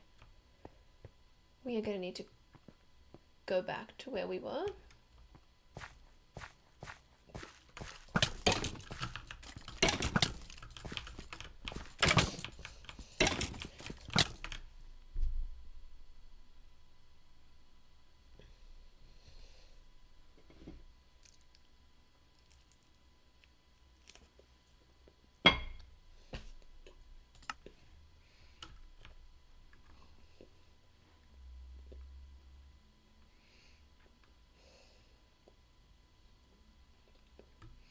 Look at this big, beautiful world.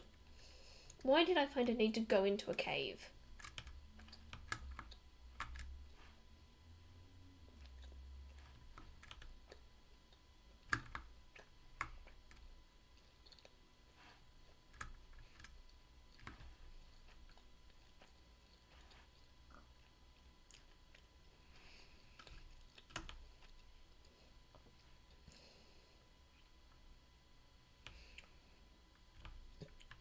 Why couldn't I have just been happy?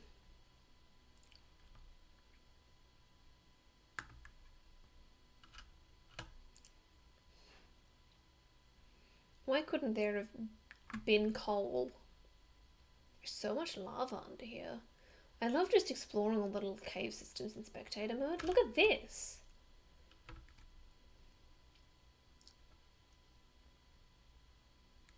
It's so cool. The freaking world generation on Minecraft is insane. Oh, and there's a little amethyst cave. I love him. Ooh, a little mine shaft. Okay. One more attempt, and this time we are not just going to go diving into a spooky cave.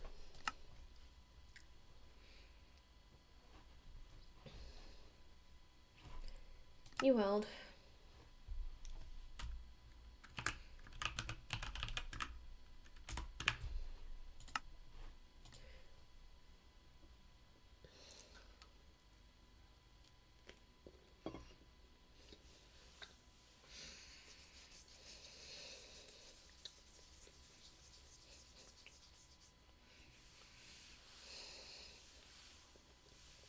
Let's channel some big hero energy.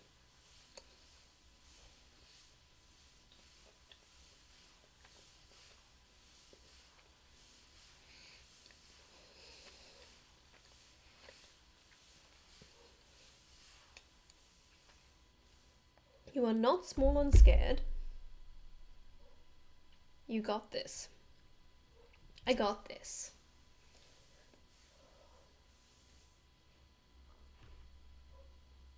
Is it sunset already?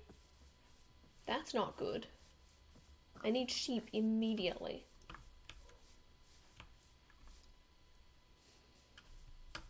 I thought I could do this, but now I'm panicking. Is that a village again? I swear I do not have a mod on that spawns villages right next to spawn. Maybe I should.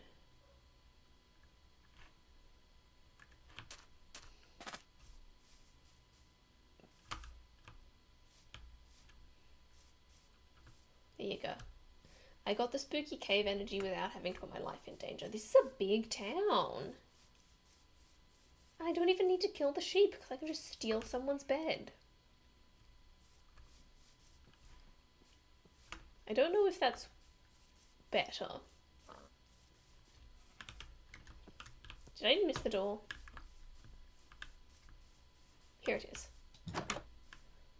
This is just a little brewery.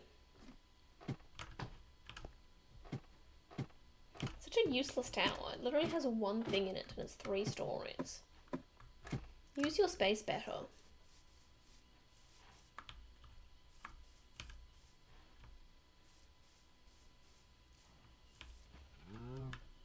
Is this also a brewery? We got a lot of brewers here, gang. Because that's also a brewery there. This is a cleric heavy village, and that's a lot coming from me. Book.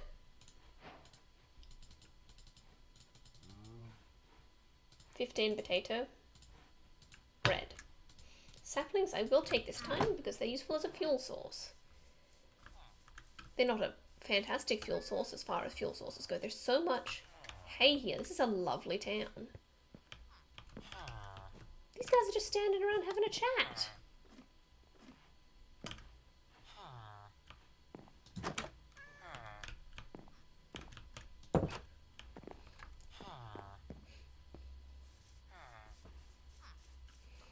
I love your town, my guys. This is really nice. Easy to get lost, though.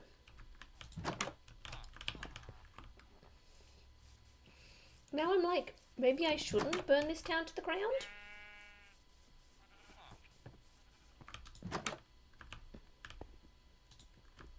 What are you doing in here, my guy? Can I cook? Are there potatoes in here? No.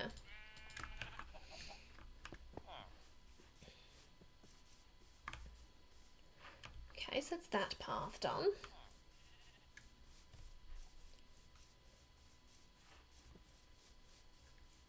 This village is a maze. It'll be very hard for me to know for sure whether I've looted everything. Ooh, lots of potatoes. Another bread. And some apples. I am going to be able to make some sort of dish. Oh, and a bed. I forgot I didn't have a bed yet. This path just ends. Add a cool spooky cave.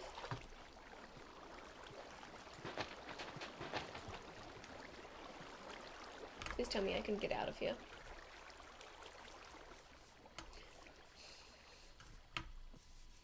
Piggy. I feel at some point I lost my mind.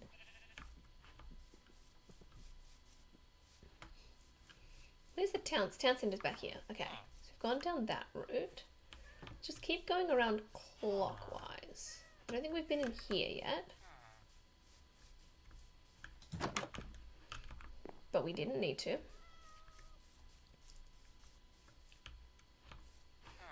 So this is the next place to go in. Oh, this is just another one of those cute little places where people are hanging out, but there's not any beds. Not any beds. There is a bed. There isn't any chests, which are what we actually want. We want the good loot. So what's going on with this house out here? Oh, I've already been in there. When I tell you my sense of direction is the worst, I'm not exaggerating.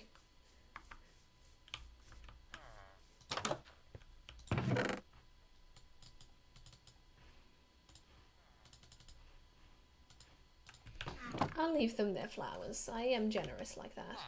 What do you desire? Could be useful, I guess. It's a lot of wheat for not a lot of emeralds, though.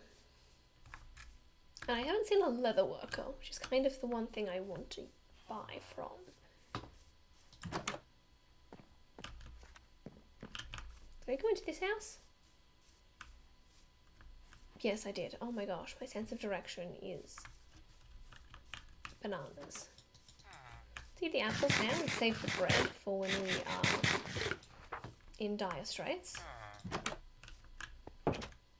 Hello, fella. What's this? Quick charge. That's not super useful to me right now, but thank you for your suggestion.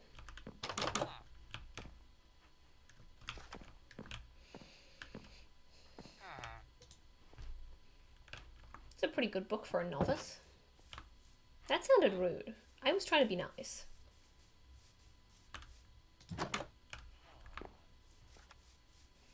I guess I'm just not very good at that at this point. They're the same farmer. No, it's a different farmer. Maybe you've got a better deal for me.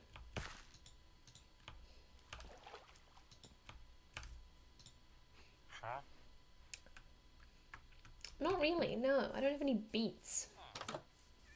What about you? What do you have? Nah, boring. I'm not buying zombie flesh off you. What's the implication of why clerics have zombie flesh? Are they creating it through necromancy? Because that seems like that's the implication. And that is a worrying implication. Cave? Little cave. I run through the little caves. Because it stops me from running through the big caves. What's the best tool to pick up hay bales?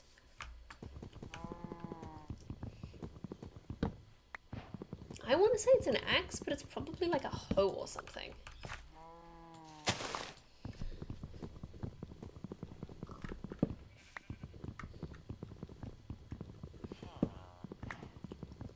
Does anyone know?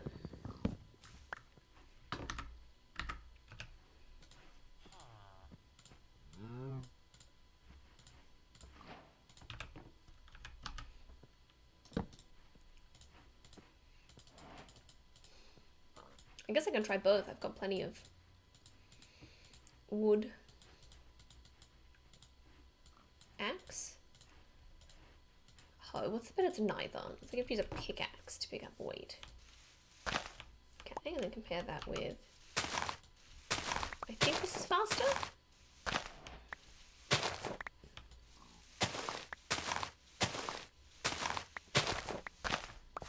Okay, there is so much wheat in this village. And I will have it all. Maybe I'll leave the stuff that was in the houses. Because I'm generous like that.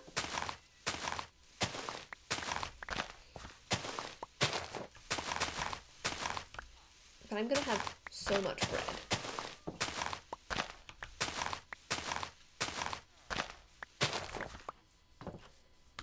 Like, why do they leave this much bread around? They obviously don't need this much bread. They're being greedy. Or maybe they leave it around for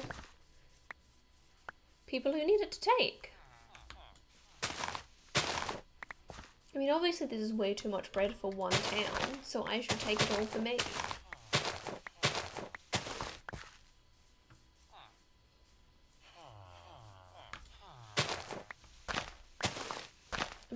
I'm gonna get more than a whole stack of hay bales. Thank you, town. I'm actually gonna get a lot more than a whole stack. This is a... I need another hoe.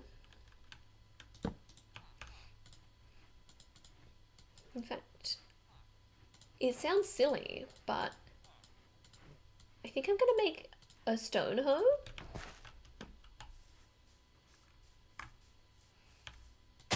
You don't need those.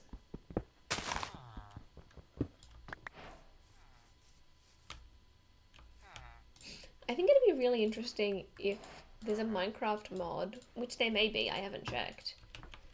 But, where when you start stealing things from villagers, they start picking them up and hiding them. I think that's funny.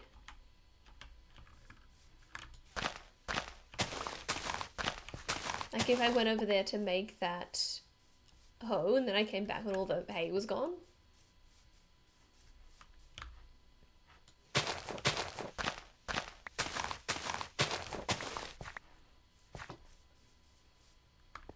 Oh. That fella's using my house. That's not very nice.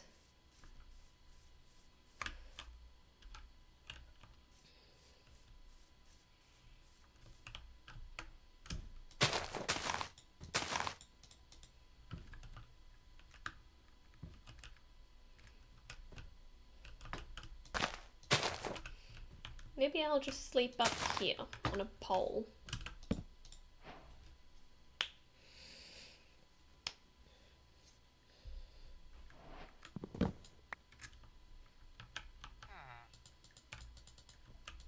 Hey, buddy. Hey, buddy, come over here. I think I'm high enough that this guy can't get me. If not, this is going to go very badly very quickly.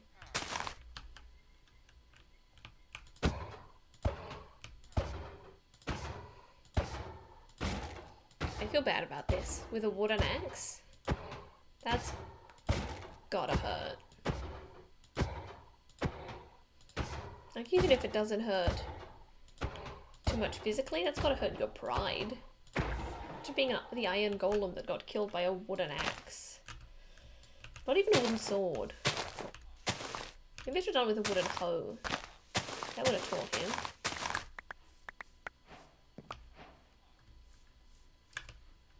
Five?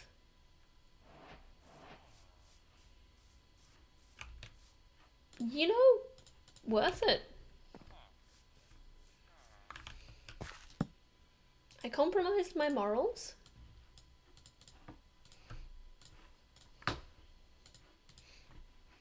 And I killed a beautiful innocent creature.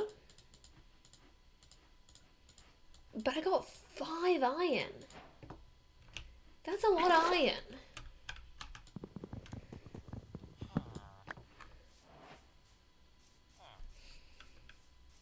Let's find some more stone so we can make a furnace. Oh, bread. Is anyone else around here hungry? I sure hope you've got enough food for the winter.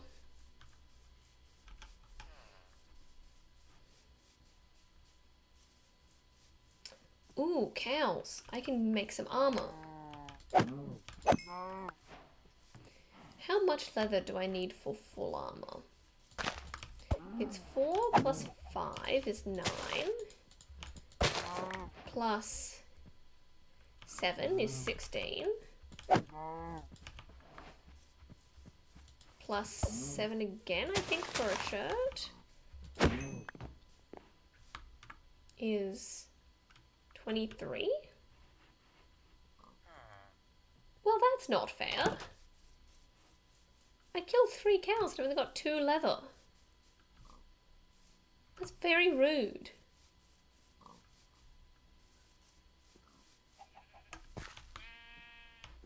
I just wanted a cute outfit.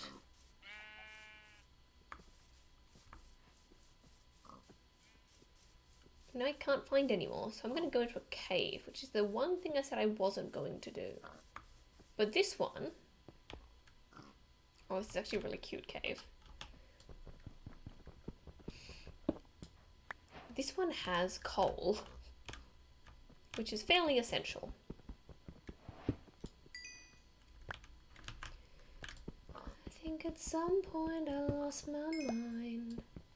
I'm always searching the silent type. Ooh, this is a nice big vein. Could I not have had some of this in the last run? I'm not even asking for all of it in the last run, just 1 or 2 pieces even.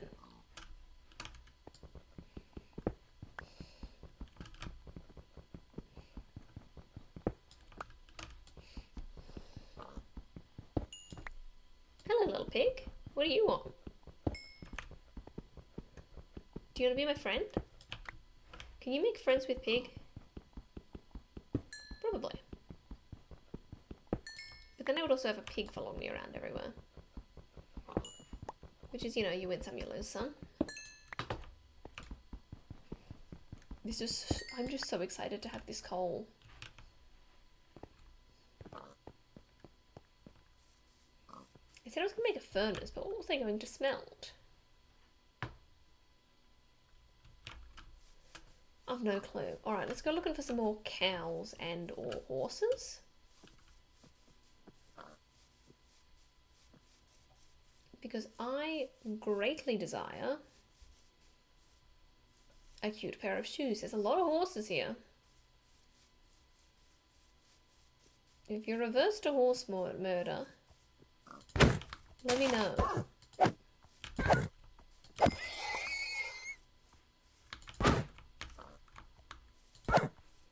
Yeah, that's what I thought. Everyone loves a good horse murder.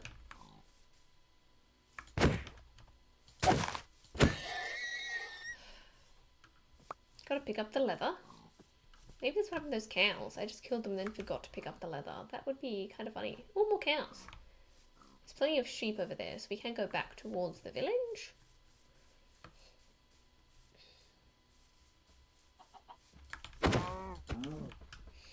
My goal right now is just to make a cute set of leather armor.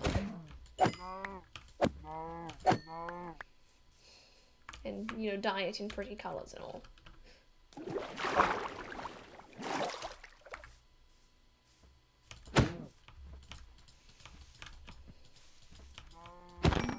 I do love cyan as an armor colour, but it can be quite hard to get.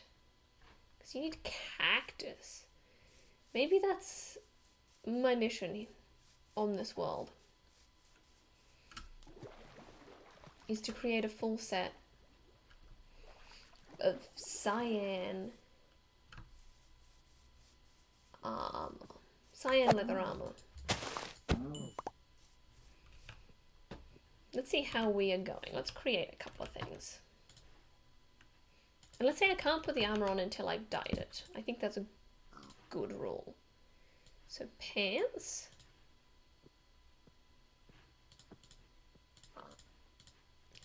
How do you do a t-shirt again? Is it that? Oof, that's a lot of leather. So let's start with shoes and a hat.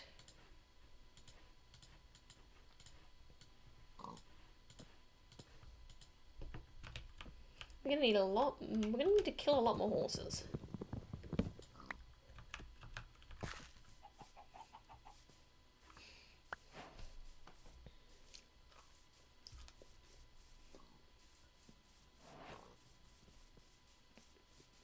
Good thing I know where some are.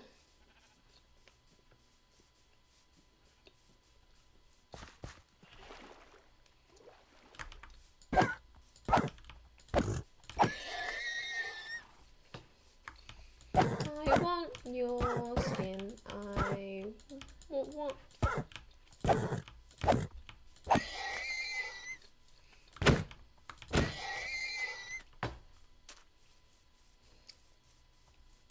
I wonder why there were so many horses here. I guess they felt really at peace and at home by this beautiful, peaceful village. They were well respected and looked after, and probably cherished and loved by the townspeople.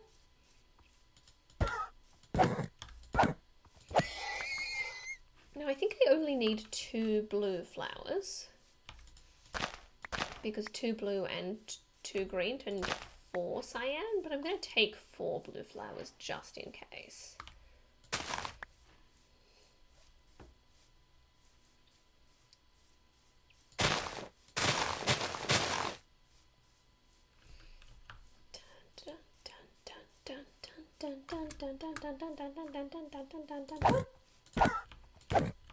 Oh, there's more cows over there as well.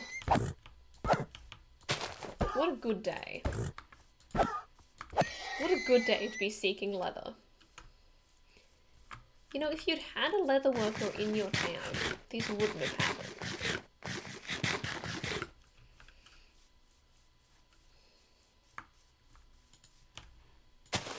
I wouldn't have had to have murdered all of these animals if someone else had done it for me first.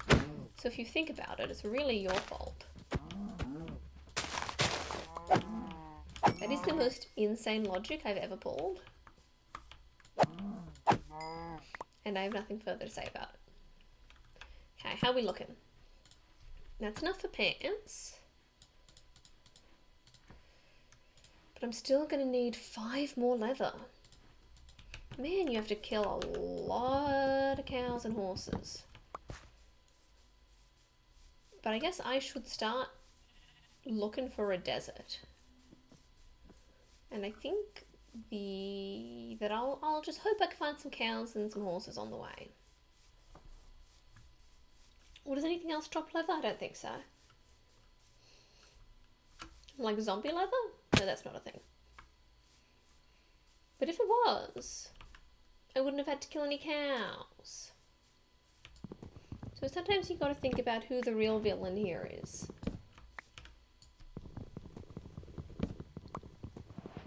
And I think it's the game developers for not including zombie leather.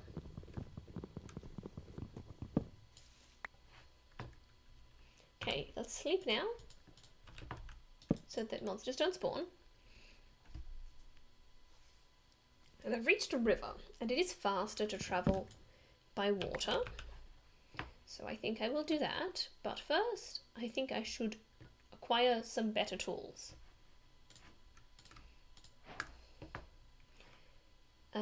Mostly, I've been using a lot of axe. No, I think we're fine. I'm just going to make a boat. That's going to be a birch boat. Ugh. Oh, while I'm here, I may as well make myself an axe.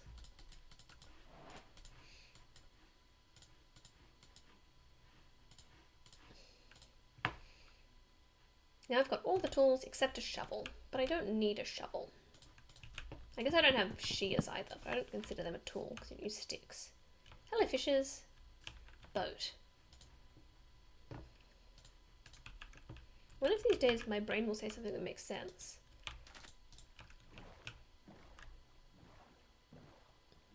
So we're looking for desert. Is cactus the only way to get green dye? I feel like there's another way.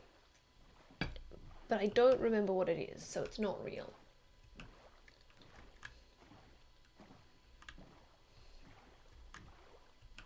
Oh, feta is so good.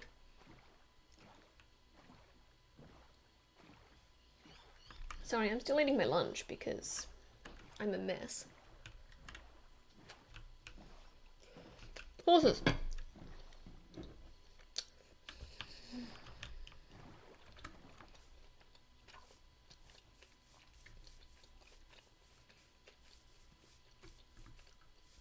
I know there's only 2 of you, but if you could do me a big favour and drop 5 leather between you, then I won't have to kill any of your friends.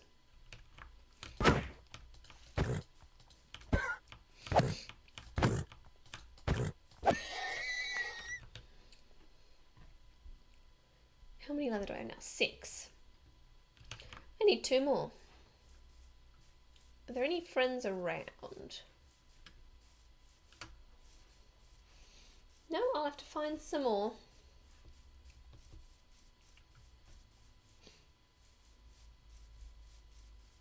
Sometimes you gotta make sacrifices for a good outfit. No pain, no gain.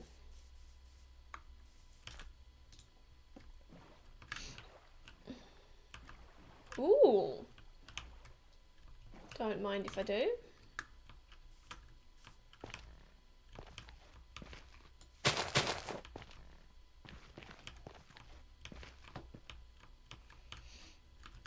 Okay, so that's missing 3 plus that one. Okay, so there is enough here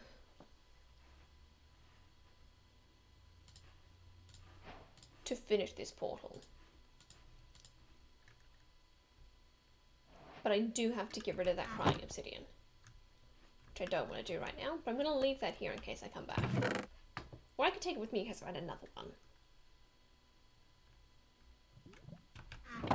I should be right. I can hear lava.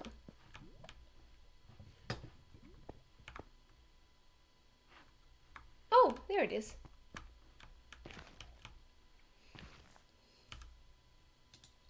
I should put my temporary armor on.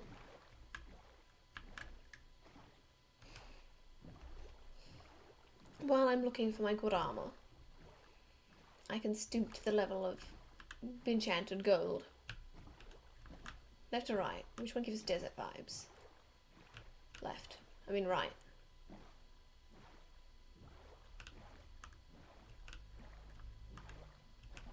That's a nice hill. Cows, cows, cows.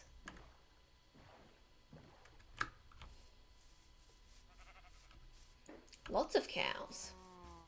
This is an illustrious land.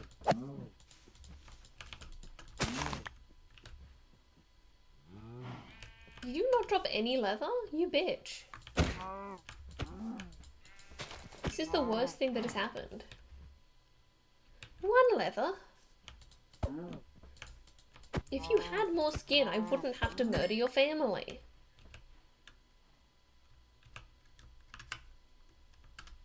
You better frickin' drop a leather. Thank you. Honestly, the gall. People these days. Where did my boat go? Oh well, leave it for the sheep. Crafting table. And shirt. I've got all the ingredients except the cactus, and I guess a furnace. Do I have... I'm gonna need more stone. Decided I want to go up this mountain. Oh, this is actually a very easy mountain to climb. It's convenient. There we go, there's some stone. I have 2, so I need to get to a total of 8, which means I need 6 more. 1, 2, 3, 4, 5, 6. And let's get the coal while we're at it.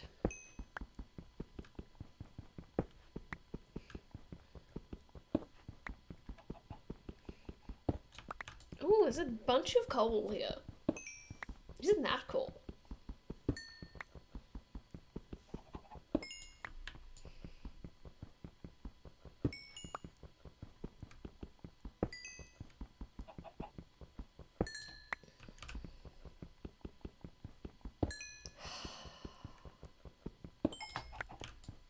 I don't need this much coal for my mission. I'm not going into a cave. Let's leave the rest behind.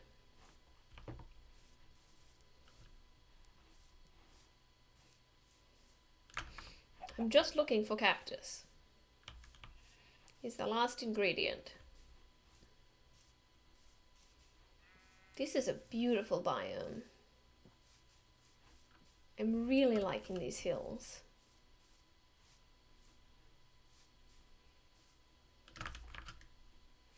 If I wasn't on a quest, I would probably set up my house here. Oh, it's still beautiful. All the flowers. We started in a flower biome. Have we gone in a big circle? Or is this just another one? Oh, it's a cow, yes, but I realized I don't need the cows anymore. I think I should get back in the river. I'm not finding any cactuses on foot.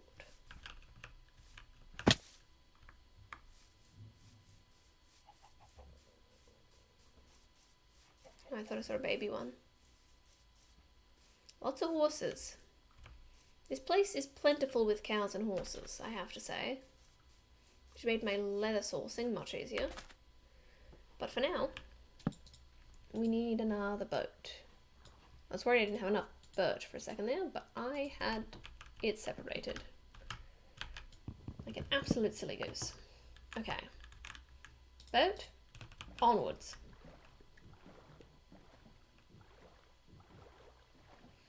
I think sea cucumbers do. So sea cucumbers give lime dye, I think, which I don't think you can make cyan from. I think we really are looking for desert.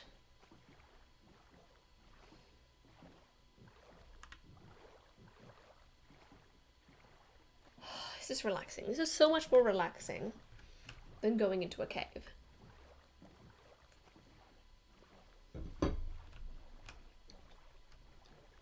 There's sand there. It's probably just a beach. But it could be a sign.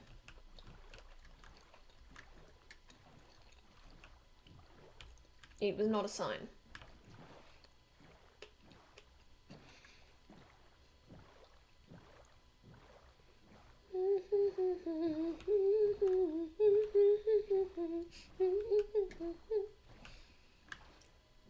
Whee!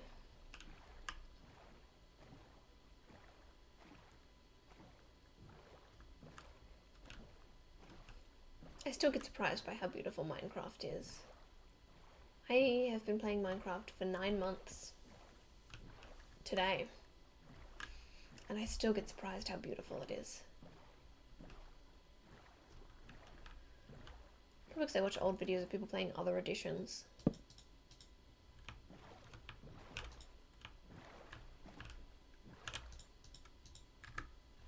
Oh, it's not night yet. It feels like it's night. I can see the sun setting. Maybe I'll eat something. And then sleep? Not yet. Not yet. There we go. I just do not want monsters to start spawning. As you've seen, I'm not a big threat to monsters. The flowers just keep on going. Man, oh man. Left to right, left to right. Right.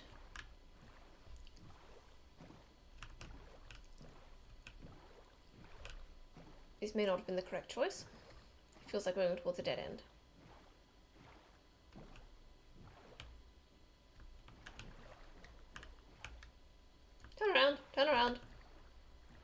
not that far. That was full 360.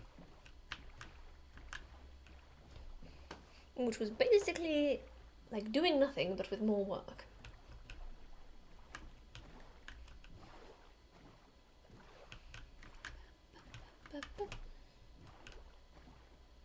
It's like a group project at school.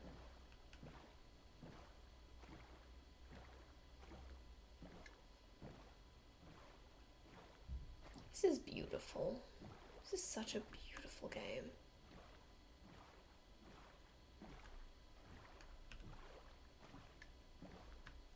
I feel like we just did an enormous horseshoe.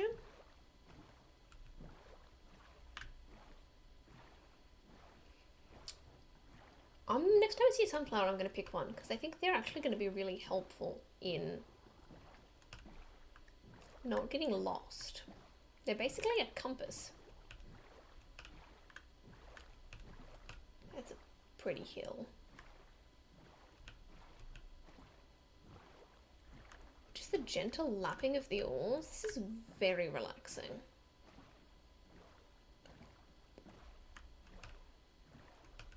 It is entirely possible I've just gone in a big circle though.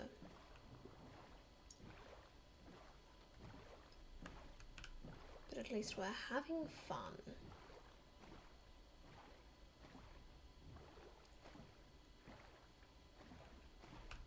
It's a nice mountain. I want to climb that mountain. We've been here before. Let's climb the mountain. That was the path that I thought was promising and then went nowhere. I know that doesn't narrow it down, but... Ah, bam, bam. Okay. Climb every mountain, ford every stream, follow every rainbow.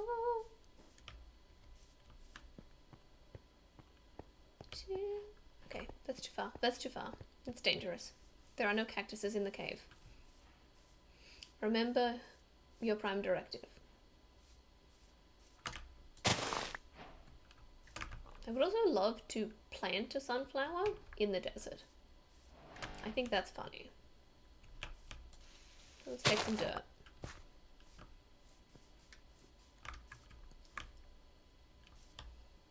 What's that big old hunk of stone?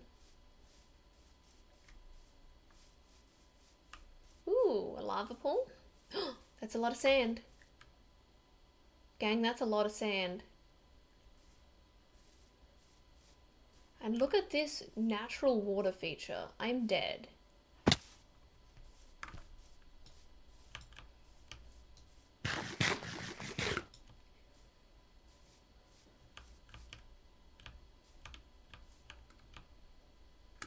Over this big, huge cave? That's gorgeous. That is a great cave.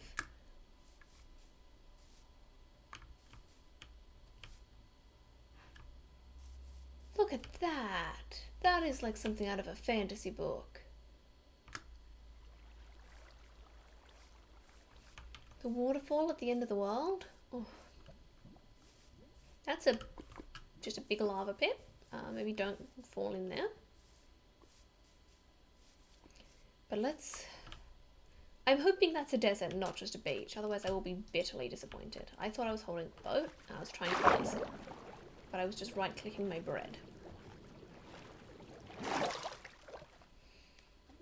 Is this the promised land which our ancestors promised to us? Is this the what's that? Is that just a couple of bits of magma?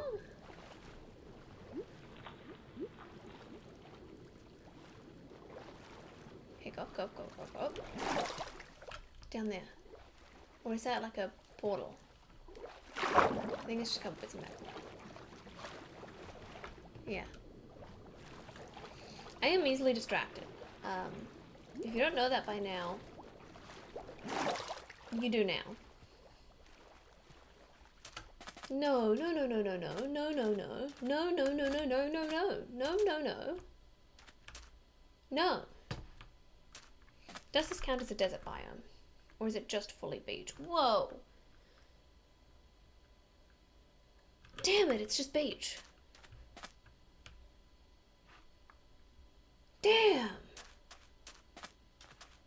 I thought for sure we had it. Look how much sand there is. I just wanted... Literally, I will take a single cactus.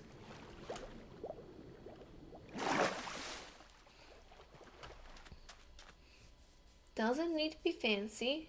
Doesn't need to be a lot.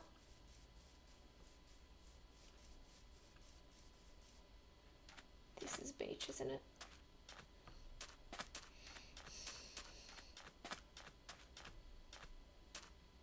Beaches should be illegal.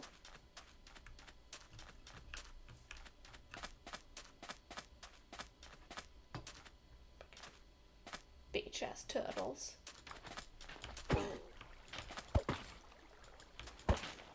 Beaches should be illegal.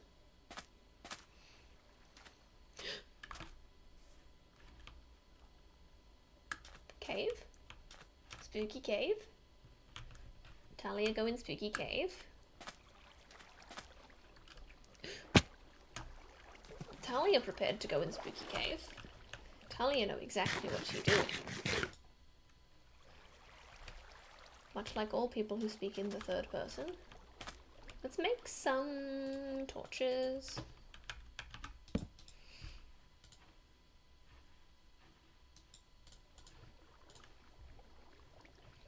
Do I not have sticks?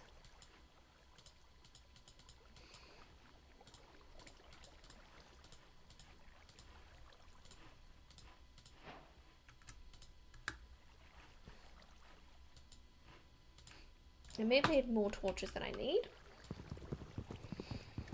But maybe I'm going to be going on a really long cave. And I'll come out.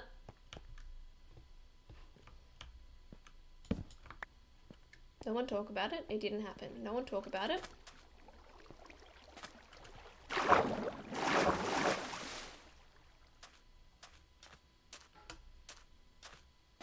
No one talk about it.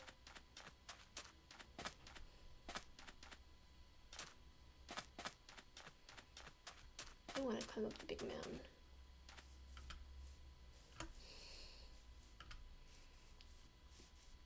I feel silly climbing up the big mountain. Because I've never found a desert by climbing up a big mountain in all the times I've done it before today.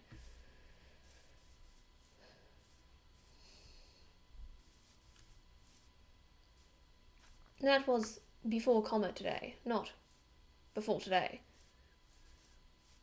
But we're working on it. Maybe this will be the time. Maybe this is the hill I've climbed before. As I said, I have an awful sense of direction.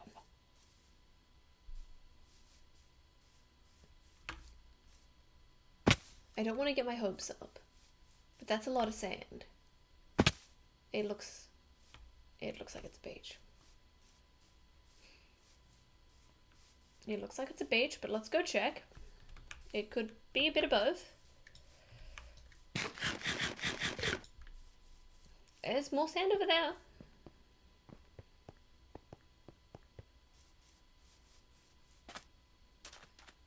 I'm seeing a lot of sand.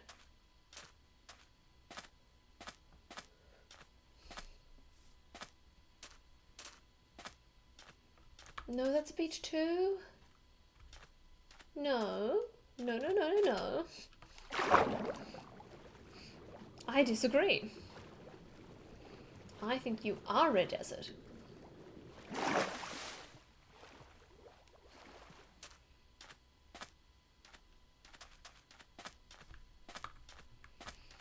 I think you will give me a cactus. Is all I am asking for. Is one cactus. Why is there so much gravel here? This feels like a trap. It's not night yet. They've lured me in with the sand. Now they're like gravel. More sand. More sand. That's a lot of sand. Place bed. Place bed. Sleep. That's a lot of sand.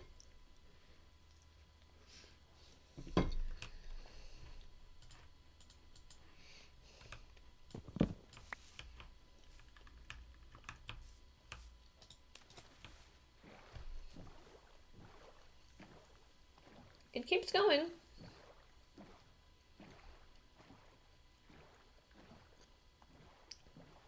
It's still going. There's every possibility that this turns into a desert.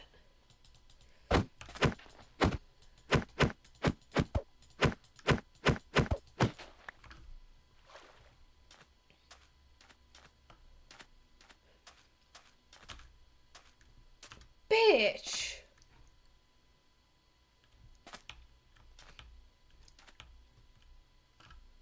Ow. I'm gonna go this way. That's not a desert.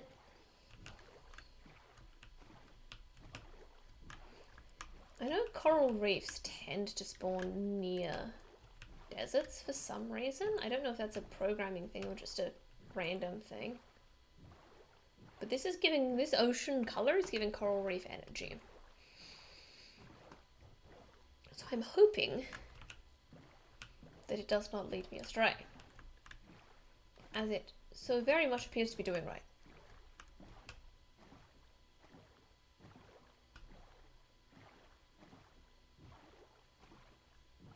That feels dangerous.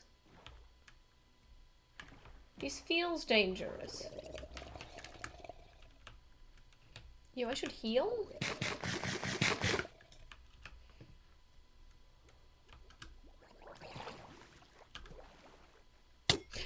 No, not a trident boy. I am not. No, no, no, no, no, no, no.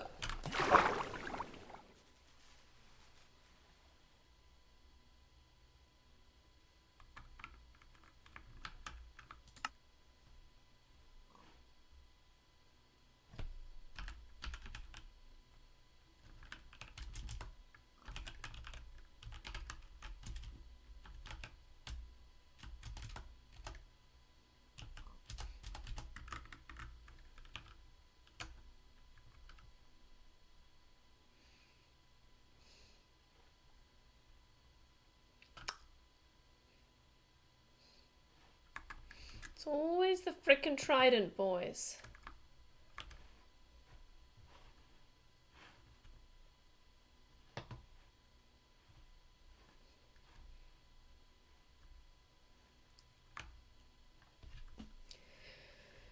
Well, I guess that's as good a place as any to enter. Thanks for coming along this adventure with me. I had a really fun time coming up with a story with you guys, and then I also had a really fun time doing some hardcore. I guess I'll see you next week.